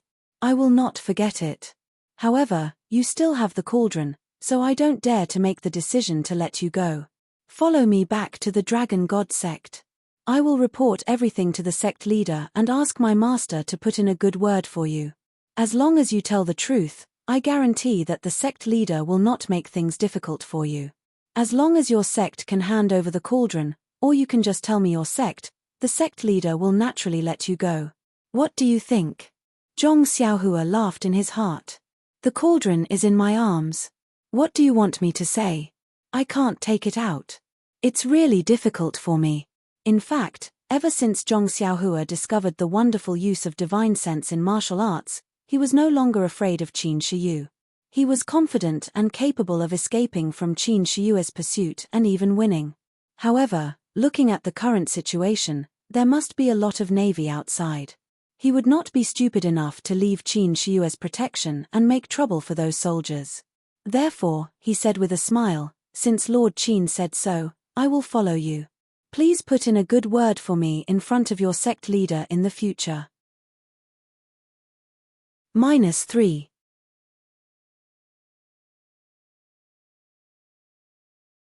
Chapter 282. Qin Shiyu was very satisfied with Zhong Xiaohua's cooperation. The situation just now was really critical. If it wasn't for Zhong Xiaohua, he would have been poisoned to death on the ground. Therefore, on one hand, he was ruthless to Situ Yuming and Murong Jian, not letting them live. On the other hand, he was really grateful to Zhong Xiaohua from the bottom of his heart. It was a pity that Zhong Xiaohua was involved in an important matter that the leader of the divine sect cared about. Otherwise, he could have made the decision to let Zhong Xiaohua go. Of course, what he said to Zhong Xiaohua just now was also sincere. He was not a gentleman who did not repay kindness. Qin Shiyu never thought of himself as a gentleman. However, he disdained to be ungrateful. Everyone followed Lord Shu Jiao around the hall. On the other side of the island, there were a few smaller boats. Everyone sat separately. Although Shu Jiaotong lost her composure just now and didn't get close to Qin Shiyu again, she still chose to sit in the same boat as Qin Shiyu. Although one was surrounded by everyone and the other was standing silently at the bow of the boat, her eyes still secretly and inadvertently glanced over. After everyone boarded the boat, Lord Shu Jiao gestured to a servant. The servant turned around and soon, a special signal flew into the air. Lord Shu Jiao smiled and said to Qin Shiyu, "Let's go now. Let the men disperse too. It's not good to fight with these navies who don't know the inside story. We might have to meet again in the next day." Qin Shiyu nodded and said, "Lord Shu Jiao is very thoughtful. I wonder if we..." Lord Shu Jiao pointed to the other side of the lake and said, "When we settled down in Jingyu City, the Jiao Palace had already thought about it. Jingyu City isn't our territory, so we always feel like we're under someone else's control. This escape route was arranged long ago and hasn't been used for so many years. Lord Qin, you've got a taste of something new this time." Qin Shiyu smiled bitterly and said, "Lord Shu Jiao is making fun of me. It's better not to have a taste of something new." Everyone roared with laughter, and the slightly tense atmosphere was swept away. On the opposite side of the lake was the back of the manor. It was impossible to reach from either side of the manor on land. The Shu Jiao king purposely left a waterway here, which was blocked by an iron fence. After the small boat passed through, a servant closed the fence. The small boat traveled for a while and entered a rugged bend. Jingyu City was the estuary of the river. There were many waterways in the city, which were densely packed like a spider web. Under the control of an experienced servant, the small boat quickly passed through many waterways and arrived at a secluded place. On the shore, the family members had already prepared horses. Even the horse that Qin Shiyu rode over was among them. The Shu Jiao king smiled and said, "Lord Qin, please get on the horse. We'll make plans after we leave the city." Qin Shiyu nodded with a smile and took the lead to get on the horse. Then, under the leadership of the Shu Jiao king, the group of people quickly left Jingyu City. Originally, Zhong Xiaohua thought that since the navy was attacking the manor of the Shu Jiao king, why would they open the city gate? However, things were out of her expectations. There was no interrogation at the city gate and they directly left. Zhong Xiaohua couldn't help but shake her head. This Murong Jian might really be doing this behind the back of General Lu and his seventh uncle's guard.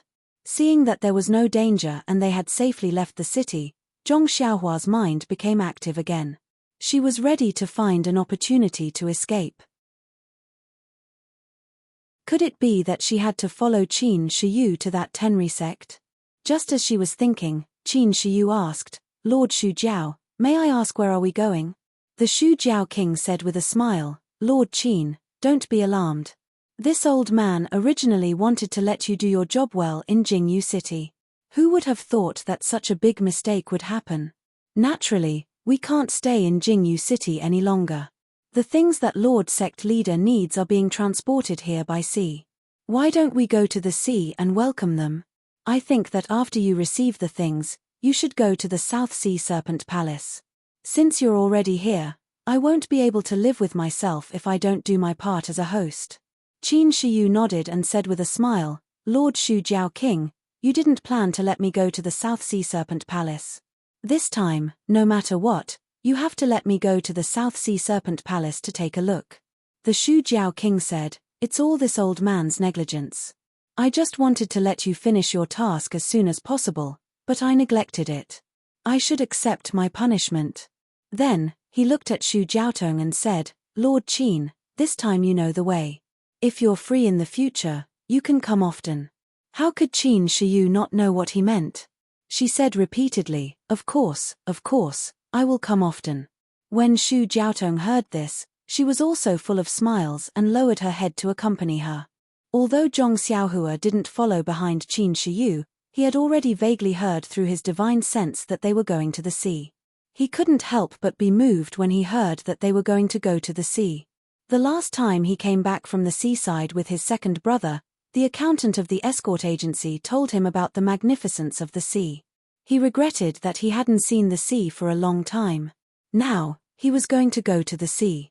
If he could really experience the feeling of the sea, how could he refuse? The thought of running away just as it arose in his heart disappeared immediately. Anyway, he already had the ability to escape from Qin Shiyu. It didn't matter if he stayed here for a while. He would go to the South Sea first and enjoy the journey with Qin Shiyu. It wouldn't be too late for him to escape when he got tired of it. The group went out of the city. They didn't go along the main road. Instead, they found a familiar path. After running for a while, they came to a place with lush trees and hills. Lord Shu pointed at a low-lying place with his whip and said, Lord Qin, please look. Between those two hills is the secret harbor of our South Sea Dragon Palace.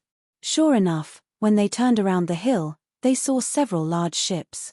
Zhong Xiaohua thought to himself, are these the ships that go to the sea? Everyone abandoned their horses and got on the ship. Their families led their horses to another ship. Then, they raised the sail and the anchor and sailed out of the harbor.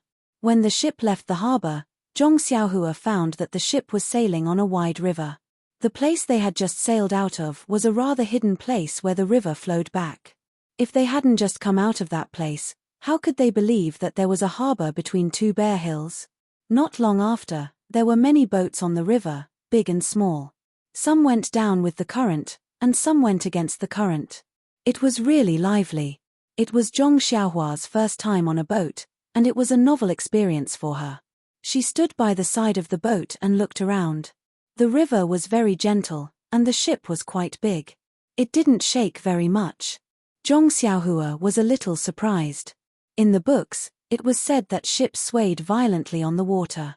Those who had never been on a ship would get seasick easily. However, she didn't feel it at all.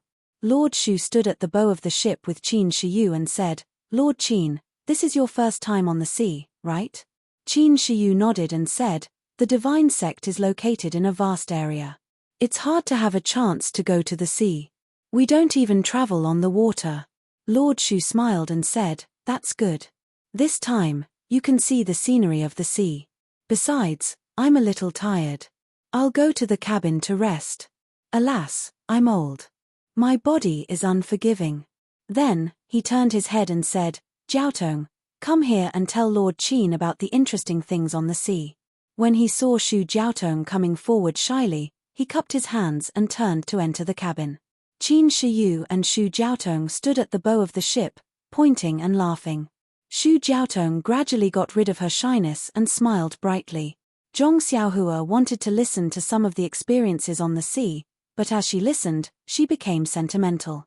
Zhong Xiaohua was too embarrassed to listen anymore. She walked to the stern of the ship and enjoyed the scenery on the river. After a while, the ship left the sea. Seagulls soared, and the sea and sky met. The magnificent scenery made Zhong Xiaohua dumbfounded. In the past, she only saw this scenery in books and didn't feel anything. Now, it seemed like it was 10,000 times more intense than what was described. Suddenly, Zhong Xiaohua had a feeling. The world was so beautiful, and life was so beautiful. If she was lucky enough to travel through thousands of mountains and rivers, how happy would it be? Looking at the boundless sea, Zhong Xiaohua released her divine sense without limit. Her state of mind was also constantly improving. At this moment, Zhong Xiaohua felt that she was going to fly with the wind. Perhaps it was because of the vast sea, or the improvement of her state of mind. Zhong Xiaohua felt that her divine sense seemed to be a little stronger, and the range it covered was slightly larger. However, the sea was not as thick as the land. It seemed to be very sticky, and it was difficult for her divine sense to penetrate it. She probed down, but it was difficult to go deep. However, on the boundless sea, her divine sense was a little short. At a glance, the countless stars on the horizon were motionless black dots, which couldn't be seen by her divine sense alone. Zhong Xiaohua understood that the motionless black dots were the distant ship. It was because it was very far away that she couldn't feel its movement. At this moment, the sea was a little rough, and the ship was bobbing up and down. From time to time, waves hit the side of the ship.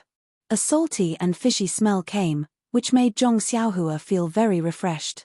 After a while, she saw a huge ship coming from the other side. It was approaching them. Zhong Xiaohua was stunned. Was this still a ship? Compared to the ship she was on, hers could only be called a small boat. When the huge ship got closer, the Shu Jiao king walked out of the cabin. He looked at the dumbfounded Qin Shiyu with a smile and said, "Lord Qin, please. This is the ship that we should take when we go out to sea. This is just a river boat that sent us here. This ship is too deep in the water, and we can't go to the area around Jingyu City." Soon, a basket was thrown down from the huge ship, and the people on the small boat were lifted up one by one. Zhong Xiaohua got on the huge ship, and her footing was very stable. There were no bumps and ups like when she was on the small boat. At this moment, the Shu Jiao king explained to Qin Shiyu again, "The sea is the most turbulent, and it's not as calm as the estuary. A river boat is small, and it's only suitable for the river. If it's in the sea, it'll be overturned by a single wave. If you don't take this huge ship, you can't go out to sea no matter what." Qin Shiyu sighed and said, "Read 10,000 books and travel 10,000 miles. If you don't go to the sea, how can you see such a huge ship?" -3.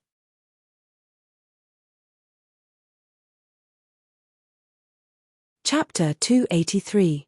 Looking at it from afar, she only felt that the giant boat was very big. But when she was on the deck, she really understood the meaning of the word big. Just one side of the giant boat was wide enough for 8 carriages side by side. The bow and stern of the boat were even more spacious. Countless sailors were busy going back and forth, so it did not seem crowded. The cabin of the giant boat was in the shape of a building in the center. Zhong Xiaohua scanned it with his divine sense and found that there were as many as 5 floors. Especially the 2 floors below the deck, there were many sailors doing all kinds of work there. There were more sailors than on the deck. At this time, the people on the 2 boats boarded the giant boat. Even their horses were brought up by the sailors and pulled into the cabin to take care of them. Just now in the villa in Jingyu City, they did not have a good chat before Murongjian disturbed them. Then, they fought and ran away. In such a short time, so many things happened. Only Lord Xu Jiaotong and Lord Xu Jiaotong communicated with Qin Shiyu more. Now that they were finally in their own territory, they did not have to worry about their safety. The lords of the other two seas and the gang leader of Seven Water all gathered around and hurriedly expressed their loyalty and concern. In fact, thinking about it just now, it was indeed dangerous. Everyone was a little scared. They actually fell into the trap of a boorish navy man. Even if they wanted to help, they could not. If it were not for the servant next to them, they did not dare to imagine what would happen. Therefore, among the gang leaders, some struck up a conversation with Zhong Xiaohua.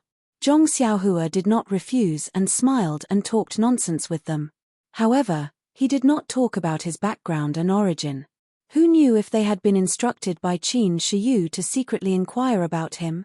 Although Zhong Xiaohua was born in a poor family and had no experience in Jianghu, and his life experience was also very different, he was smart and had read a lot of books. These people were far from being comparable to him. Even if he talked nonsense according to a few travel books, he could still scare them. Moreover, now that he was looking at these people from the height of immortality, he naturally had a sense of superiority in his heart. This kind of momentum flashed in his chatter from time to time. Not long after, several people struck up a conversation with him. If it were not for his low martial arts and ignorance of some secrets in Jianghu, they would have thought that he was an elite disciple cultivated by a big sect. After chatting for a while, the banquet in the cabin was ready. Then, everyone entered one by one. Zhong Xiaohua had just used his spiritual mind to scan the cabin, but when he entered, he was still shocked by the sight in front of him. Not to mention that the cabin was actually twice as big as the hall of the villa, the gorgeous decoration, the coiling dragon pillars, the magnificent palace lanterns, and other things made him infinitely surprised. After entering the banquet, everyone drank freely. They talked and urged Qin Shiyu to drink. Although Xu Jiaotong was very unwilling to let Qin Shiyu drink too much because she was worried about his body that had just been poisoned, how could she say it out loud? Qin Shiyu did not understand several hints, so he could only sit aside and watch worriedly. Fortunately, Ying Fei was tactful and knew the effect of the detoxification pill. He found an opportunity to whisper it to Xu Jiaotong. Only then did Xu Jiaotong smile and happily drink a few cups with Qin Shiyu. Everyone was a person with profound internal strength, so they were also in a good mood. This banquet would not end. Seeing that it was getting late, Zhong Xiaohua did not dare to delay at the banquet. He found an opportunity to go forward and leave. Qin Shiyu and Ying Fei knew his problem. Besides, where could he escape to in this vast sea? They were very relieved and let him go first. Before leaving, Qin Shiyu comforted him with a smile and asked him to have a good rest. Zhong Xiaohua knew that today's words were true, so he thanked them and let the sailor take him out of the cabin. The room arranged for Zhong Xiaohua was on the second floor of the cabin. It was a room about the same size as his hut in the Huanxi villa.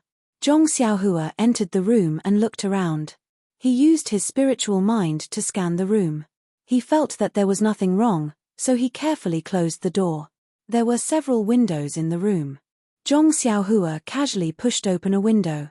A salty sea breeze blew in his face. It was already late at night outside. His ears were full of the sound of the sea washing the deck. His eyes were full of darkness. Occasionally, there were a few lights, but they were like fireflies. They were far away and could not be seen. Looking further, the dark water was connected with the dark night sky. The sparkling stars in the night sky were reflected in the sea. It was really difficult to distinguish which part was the night sky and which part was the sea. Suddenly, Zhong Xiaohua felt a great sense of loneliness. He was like a little ant in the endless darkness, helpless to control his fate. But immediately, he was filled with a kind of incomparable pride. It seemed that the endless darkness was not really darkness. There were countless colors hidden in the darkness. He also had a desire to control the darkness. He wanted to uncover the surface of the darkness and reveal the mystery in the dark. Sighing, Zhong Xiaohua collected his thoughts. His path of immortality had just begun. Perhaps after cultivating for a long time, he would be able to reveal the mysteries of the world. Leaning against the window and facing the wind, Zhong Xiaohua felt very comfortable. He suddenly thought of his levitation technique. Now that he could float a little, when he cultivated it to the peak, Would he be able to fly around in the air like the wind? However, he believed that this realm was not something that he could achieve with the third level of the ethereal steps technique. If he had the opportunity to learn the next few levels of the technique, how good would that be? Unfortunately, the third level of the technique was exchanged for by him saving Ouyang Yang's life. He did not know how many more levels there were and what he could use to exchange for them. Ouyang Peng's life. Zhong Xiaohua laughed at himself. How could that be possible? Soon after, Zhong Xiaohua thought of his earth escape technique. This technique did not seem to have any levels.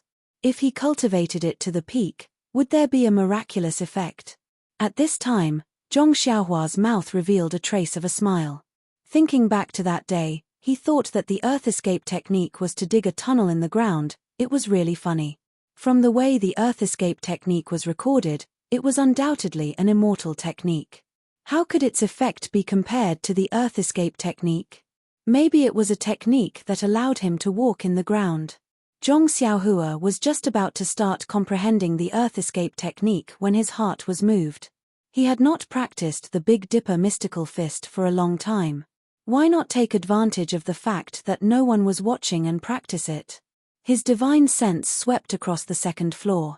There was no one on the second floor. The banquet was still going on downstairs. Therefore, he felt at ease and practiced the Big Dipper mystical fist until the long-lost warm current tempered his bones. Only then did he stop. This kind of comfortable feeling was indescribable. If it was not for the lack of time, he would have practiced the third level of the Big Dipper mystical fist. After practicing the Big Dipper mystical fist, Zhong Xiaohua did not plan to continue comprehending the earth escape technique. It was late at night and he had a premonition that he would be able to sleep in the middle of the night. Therefore, Zhong Xiaohua took out 2 primordial stones from his bosom and held them tightly in his hands. He assumed the posture of 5 hearts facing the sky and began to absorb the heaven and earth yuan qi. When the heaven and earth yuan qi began to enter his body, his divine sense left his body and spread over the sea surface of the giant boat to guide the heaven and earth yuan qi. Unexpectedly, there was a lot of heaven and earth yuan qi above the sea surface. It was even more than that in the medicinal field. Zhong Xiaohua did not understand why, but he still guided it. The heaven and earth yuan qi above the sea surface seemed to be somewhat different from that on land. Zhong Xiaohua faintly felt that the heaven and earth yuan qi above the sea surface seemed to be more vigorous and moist. When the heaven and earth yuan qi entered the body, after being tempered by the meridians, it made the meridians more flexible. When Zhong Xiaohua was thinking, midnight came. In an instant, Zhong Xiaohua fell into a deep sleep. He did not even withdraw his divine sense. If this was a normal sleep, the divine sense would naturally return to the body. However, Zhong Xiaohua's sleep was dominated by the flickering light and he did not withdraw it. When the flickering light filled Zhong Xiaohua's dream, his surroundings were also shrouded in a kind of weak flickering light. The starlight in the night sky was still shining, but on this empty sea surface, it attracted more starlight. The divine sense also increased the traction force, constantly drawing the heaven and earth yuan qi into the body.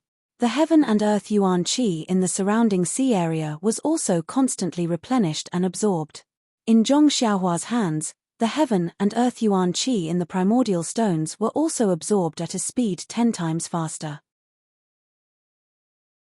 After a few hours, the starlight around Zhong Xiaohua's body became more and more intense.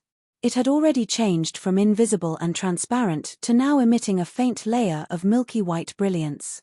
It was extremely thin, like a layer of moonlight sprinkled on the body. However, the moon in the sky had already fallen on the other side of the giant ship and did not shine through the window. This brilliance lasted for a few moments, and the flickering frequency in Zhong Xiaohua's dream changed again. It flickered a few times, and the milky white brilliance around him was once again swallowed into the body. The thin and invisible starlight film was restored, but the concentration of the starlight was still the same, and the frequency was also fixed. However, he did not know if this was also a kind of promotion.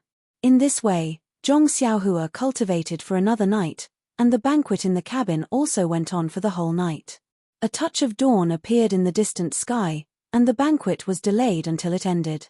Everyone did not tidy up, and went back to their rooms to meditate and adjust their qi. At the place where the sea and the sky met, first it was clear, then it turned red, and that red color gradually burned. Suddenly, a red sun jumped out of the sea with a trace of flame. On the giant ship, on the first floor of the ship, Qin Shiyu, Ying Fei, and the flood dragon king of the 3 seas and 7 waters, as well as the gang leader, were all admiring the sunrise on the sea, pointing and laughing. In the cabin on the 2nd floor, Zhong Xiaohua also suddenly opened his eyes the moment the flame jumped out. He was facing the window, and that flame was reflected in his deep eyes. In an instant, it seemed to have ignited something in his body. Unconsciously, the Zhen Qi in the meridians in his body began to circulate crazily, and the flickering of the Zhen Qi also became faster. The speed at which the Zhen Qi was extracted from the Zhen Qi suddenly increased by several times, and this huge amount of Zhen Qi pushed the refinement of the Zhen Qi in his body. Zhong Xiaohua still stared at the rising red sun with his eyes wide open. That flame seemed to be imprinted in his eyes, jumping as it breathed, reflecting the sun in the distance. -3.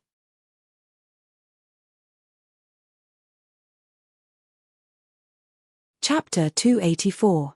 The speed at which Zhong Xiaohua absorbed the Yuan Qi from the Primeval stones did not slow down because of his inattentiveness. Instead, it became even more frightening. Zhong Xiaohua did not move as he stared at the red sun. No, it should be said that the flames in his eyes reflected the red sun, rising slowly. When the red sun was halfway out, the Zhenqi in Zhong Xiaohua's meridians had already reached saturation. He did not change his mental cultivation method, and according to the Carefree Heart Sutra, he used all his strength to attack a certain hidden acupoint in his meridians. It was the same as the first time he tried to level up in the Guozhuang house. The previous few times he failed, he was unable to break through the thin and tough membrane. However, every time he failed, more Zhenqi would gather. The Zhenqi absorbed from the Primeval stones was also continuously refined and supplied. He did not know how many times he tried to break through, but in the end, the membrane could not hold on any longer. Some fine cracks appeared on it, and the abundant Zhenqi immediately rushed into the new meridians like mercury. Zhong Xiaohua's mental cultivation method changed, and he began to circulate the 3rd level of the Carefree Heart Sutra. At this time, at the horizon, a red sun broke free from the shackles of the sea and leapt into the sky.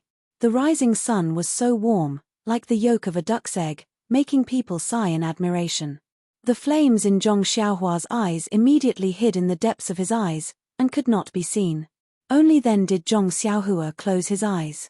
When he opened them again, he had human emotions. At this time, the Zhenqi in his body also calmed down, smoothly refining in the new meridians. The speed at which he absorbed Yuan Qi from his hands also gradually stabilized, but it was already several times faster than before. Zhong Xiaohua did not immediately get up. Instead, he silently circulated the 3rd level of the mental cultivation method several times, warming his meridians for a while. Only then did he smile bitterly and stand up. He broke through from the 1st level to the 2nd level on the southern slope of the Guozhuang house. During his closed-door cultivation for several days, he was in a half-awake state, so he could be considered to have some consciousness.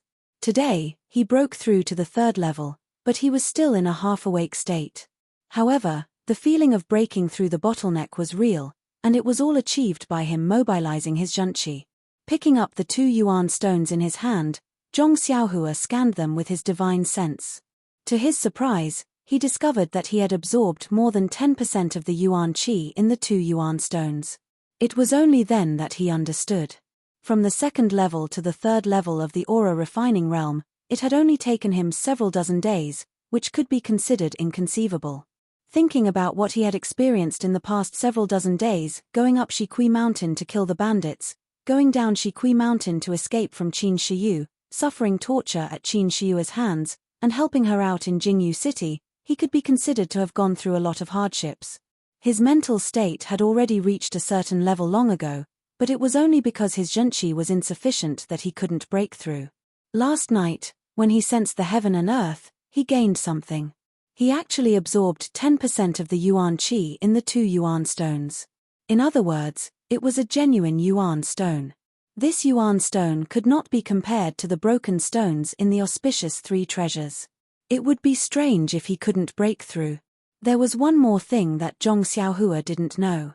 Everything below the 6th level of the aura refining realm was the primary level of the aura refining realm, and it was the most difficult to get started.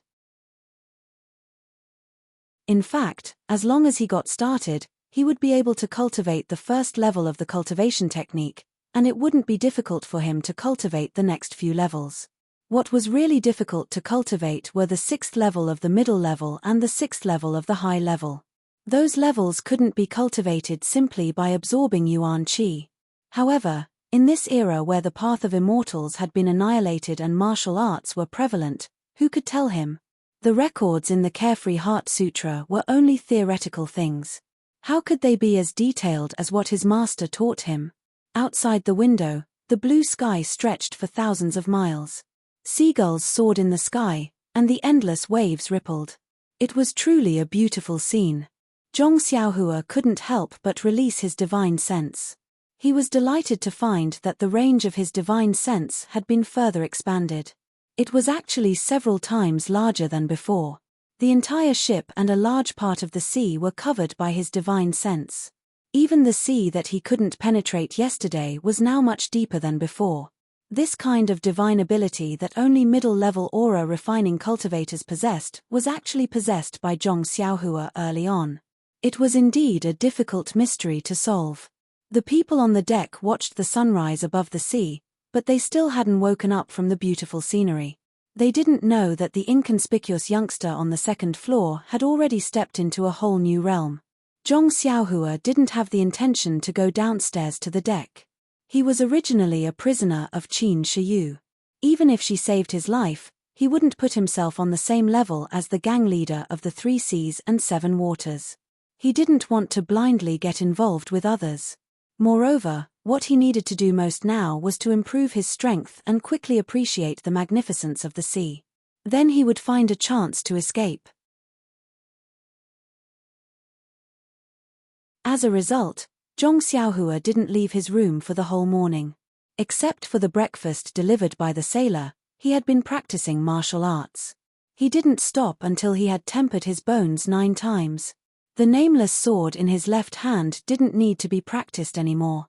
He knew it like the back of his hand. Then he concentrated on practicing the incantation of the earth escape technique. The incantation was very difficult. After he comprehended the first incantation, he didn't make any progress on the second incantation. The key was that after Zhong Xiaohua tried, he didn't think that he should comprehend the incantations one by one and then combine them. The first incantation was to extract qi, the second incantation was to guide qi. If there was no qi being extracted, the second incantation couldn't be performed no matter what. Therefore, after several attempts and Zhong Xiaohua's own reflection, he completely overthrew his previous idea of comprehending the incantations one by one. Fortunately, he had now entered the 3rd layer of qi refining. The amount of qi in his body was several times larger than before.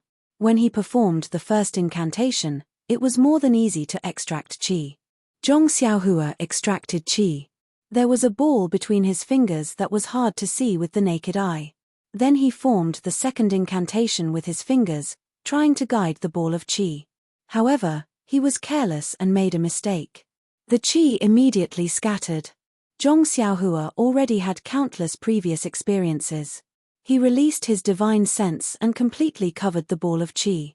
It was then absorbed back into his meridians. This repeated several times, but he still couldn't succeed. Zhong Xiaohua couldn't help but feel a bit impetuous. He knew he should have comprehended the incantation to this point in the morning. He didn't know what kind of taboos there were in cultivating the path of immortality, but when he was studying, young Master Li Jinfeng once said that the path of learning should be balanced between tension and relaxation. If he blindly pushed himself into a dead end, not only would he fail, but it would also be harmful to himself. Presumably, this was how learning should be.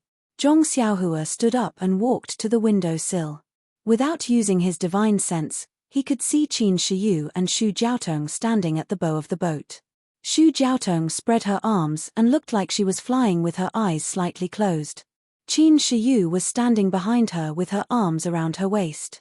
Facing the wind, they were talking about something. Zhong Xiaohua snickered inwardly. What an affectionate couple. It's only been a few days, but they're already so passionate. However, after the covetousness, there was a trace of jealousy. Ever since those eyes flashed in his heart that day, Zhong Xiaohua knew that he hadn't forgotten her. However, the world was so big, who knew where she was? Using his divine sense, he scanned the entire boat. The 3 Seas Flood Dragon King and the 7 Water Gang leader were hiding in the cabin, smiling as they watched the infatuated couple perform under the sunlight. Ying Fei was so bored that he tossed the sword in his hand back and forth. He always had 1,000 complaints, but he didn't dare to disturb Lord Qin's flirting. Seeing Ying Fei playing with the sword, Zhong Xiaohua thought of something. Other than the Fist of the North Star and the Nameless Sword, he didn't have any other attacking methods. It would be great if he could practice some sword techniques. Thinking of the Dharma sword in the Dailin Temple, Zhong Xiaohua suddenly lost interest. Those were all martial arts sword techniques, which might not be suitable for him. Even if he learned them, they might not be useful. Zhong Xiaohua took out the small sword from his chest. Now he no longer doubted the origin of this small sword. There was no doubt that it was an item from the immortal Tao. The immortal Tao was once glorious in this world. Even if it was destroyed, many items must have been scattered. It was just that the people in the world didn't know. Zhong Xiaohua scanned with his divine sense and was attracted by the small sword's faint fluctuation of primordial qi. He had already sensed this fluctuation before, but he didn't have time to study it. Now he had the time. Zhong Xiaohua scanned with his divine sense and didn't see the words that appeared in the jade slip. He also didn't see the pair of jade bracelets. There was a restriction that bounced back. It was just that it easily penetrated. There seemed to be a space in the small sword, but it was different from the space in the money bag. The space in the money bag was used to store things, but the space in the small sword obviously didn't exist. Zhong Xiaohua didn't understand. What was this space for? So he used his left hand to play with the small sword while using his divine sense to scan the space in the small sword. Coincidentally, at this moment, a huge wave hit and the giant boat swayed slightly. Ying Fei, who was downstairs, lost his balance and the sword in his hand fell out. Zhong Xiaohua, who was upstairs, also lost his balance. However, Zhong Xiaohua's reaction was extremely fast. His left hand immediately grabbed the hilt of the small sword. But at this moment, his divine sense was still in the small sword space. Like a conditioned reflex, he instinctively used his divine sense to control the small sword. He wanted to stop the small sword in the air and prevent it from falling. In the end, a miracle happened.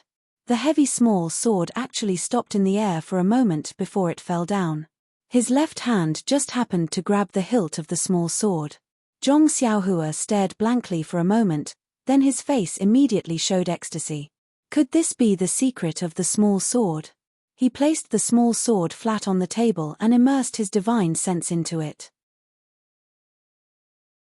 He wanted to use his divine sense to move the small sword, but when his divine sense entered the small sword, it felt as if he was carrying a 10,000 jin heavy armor.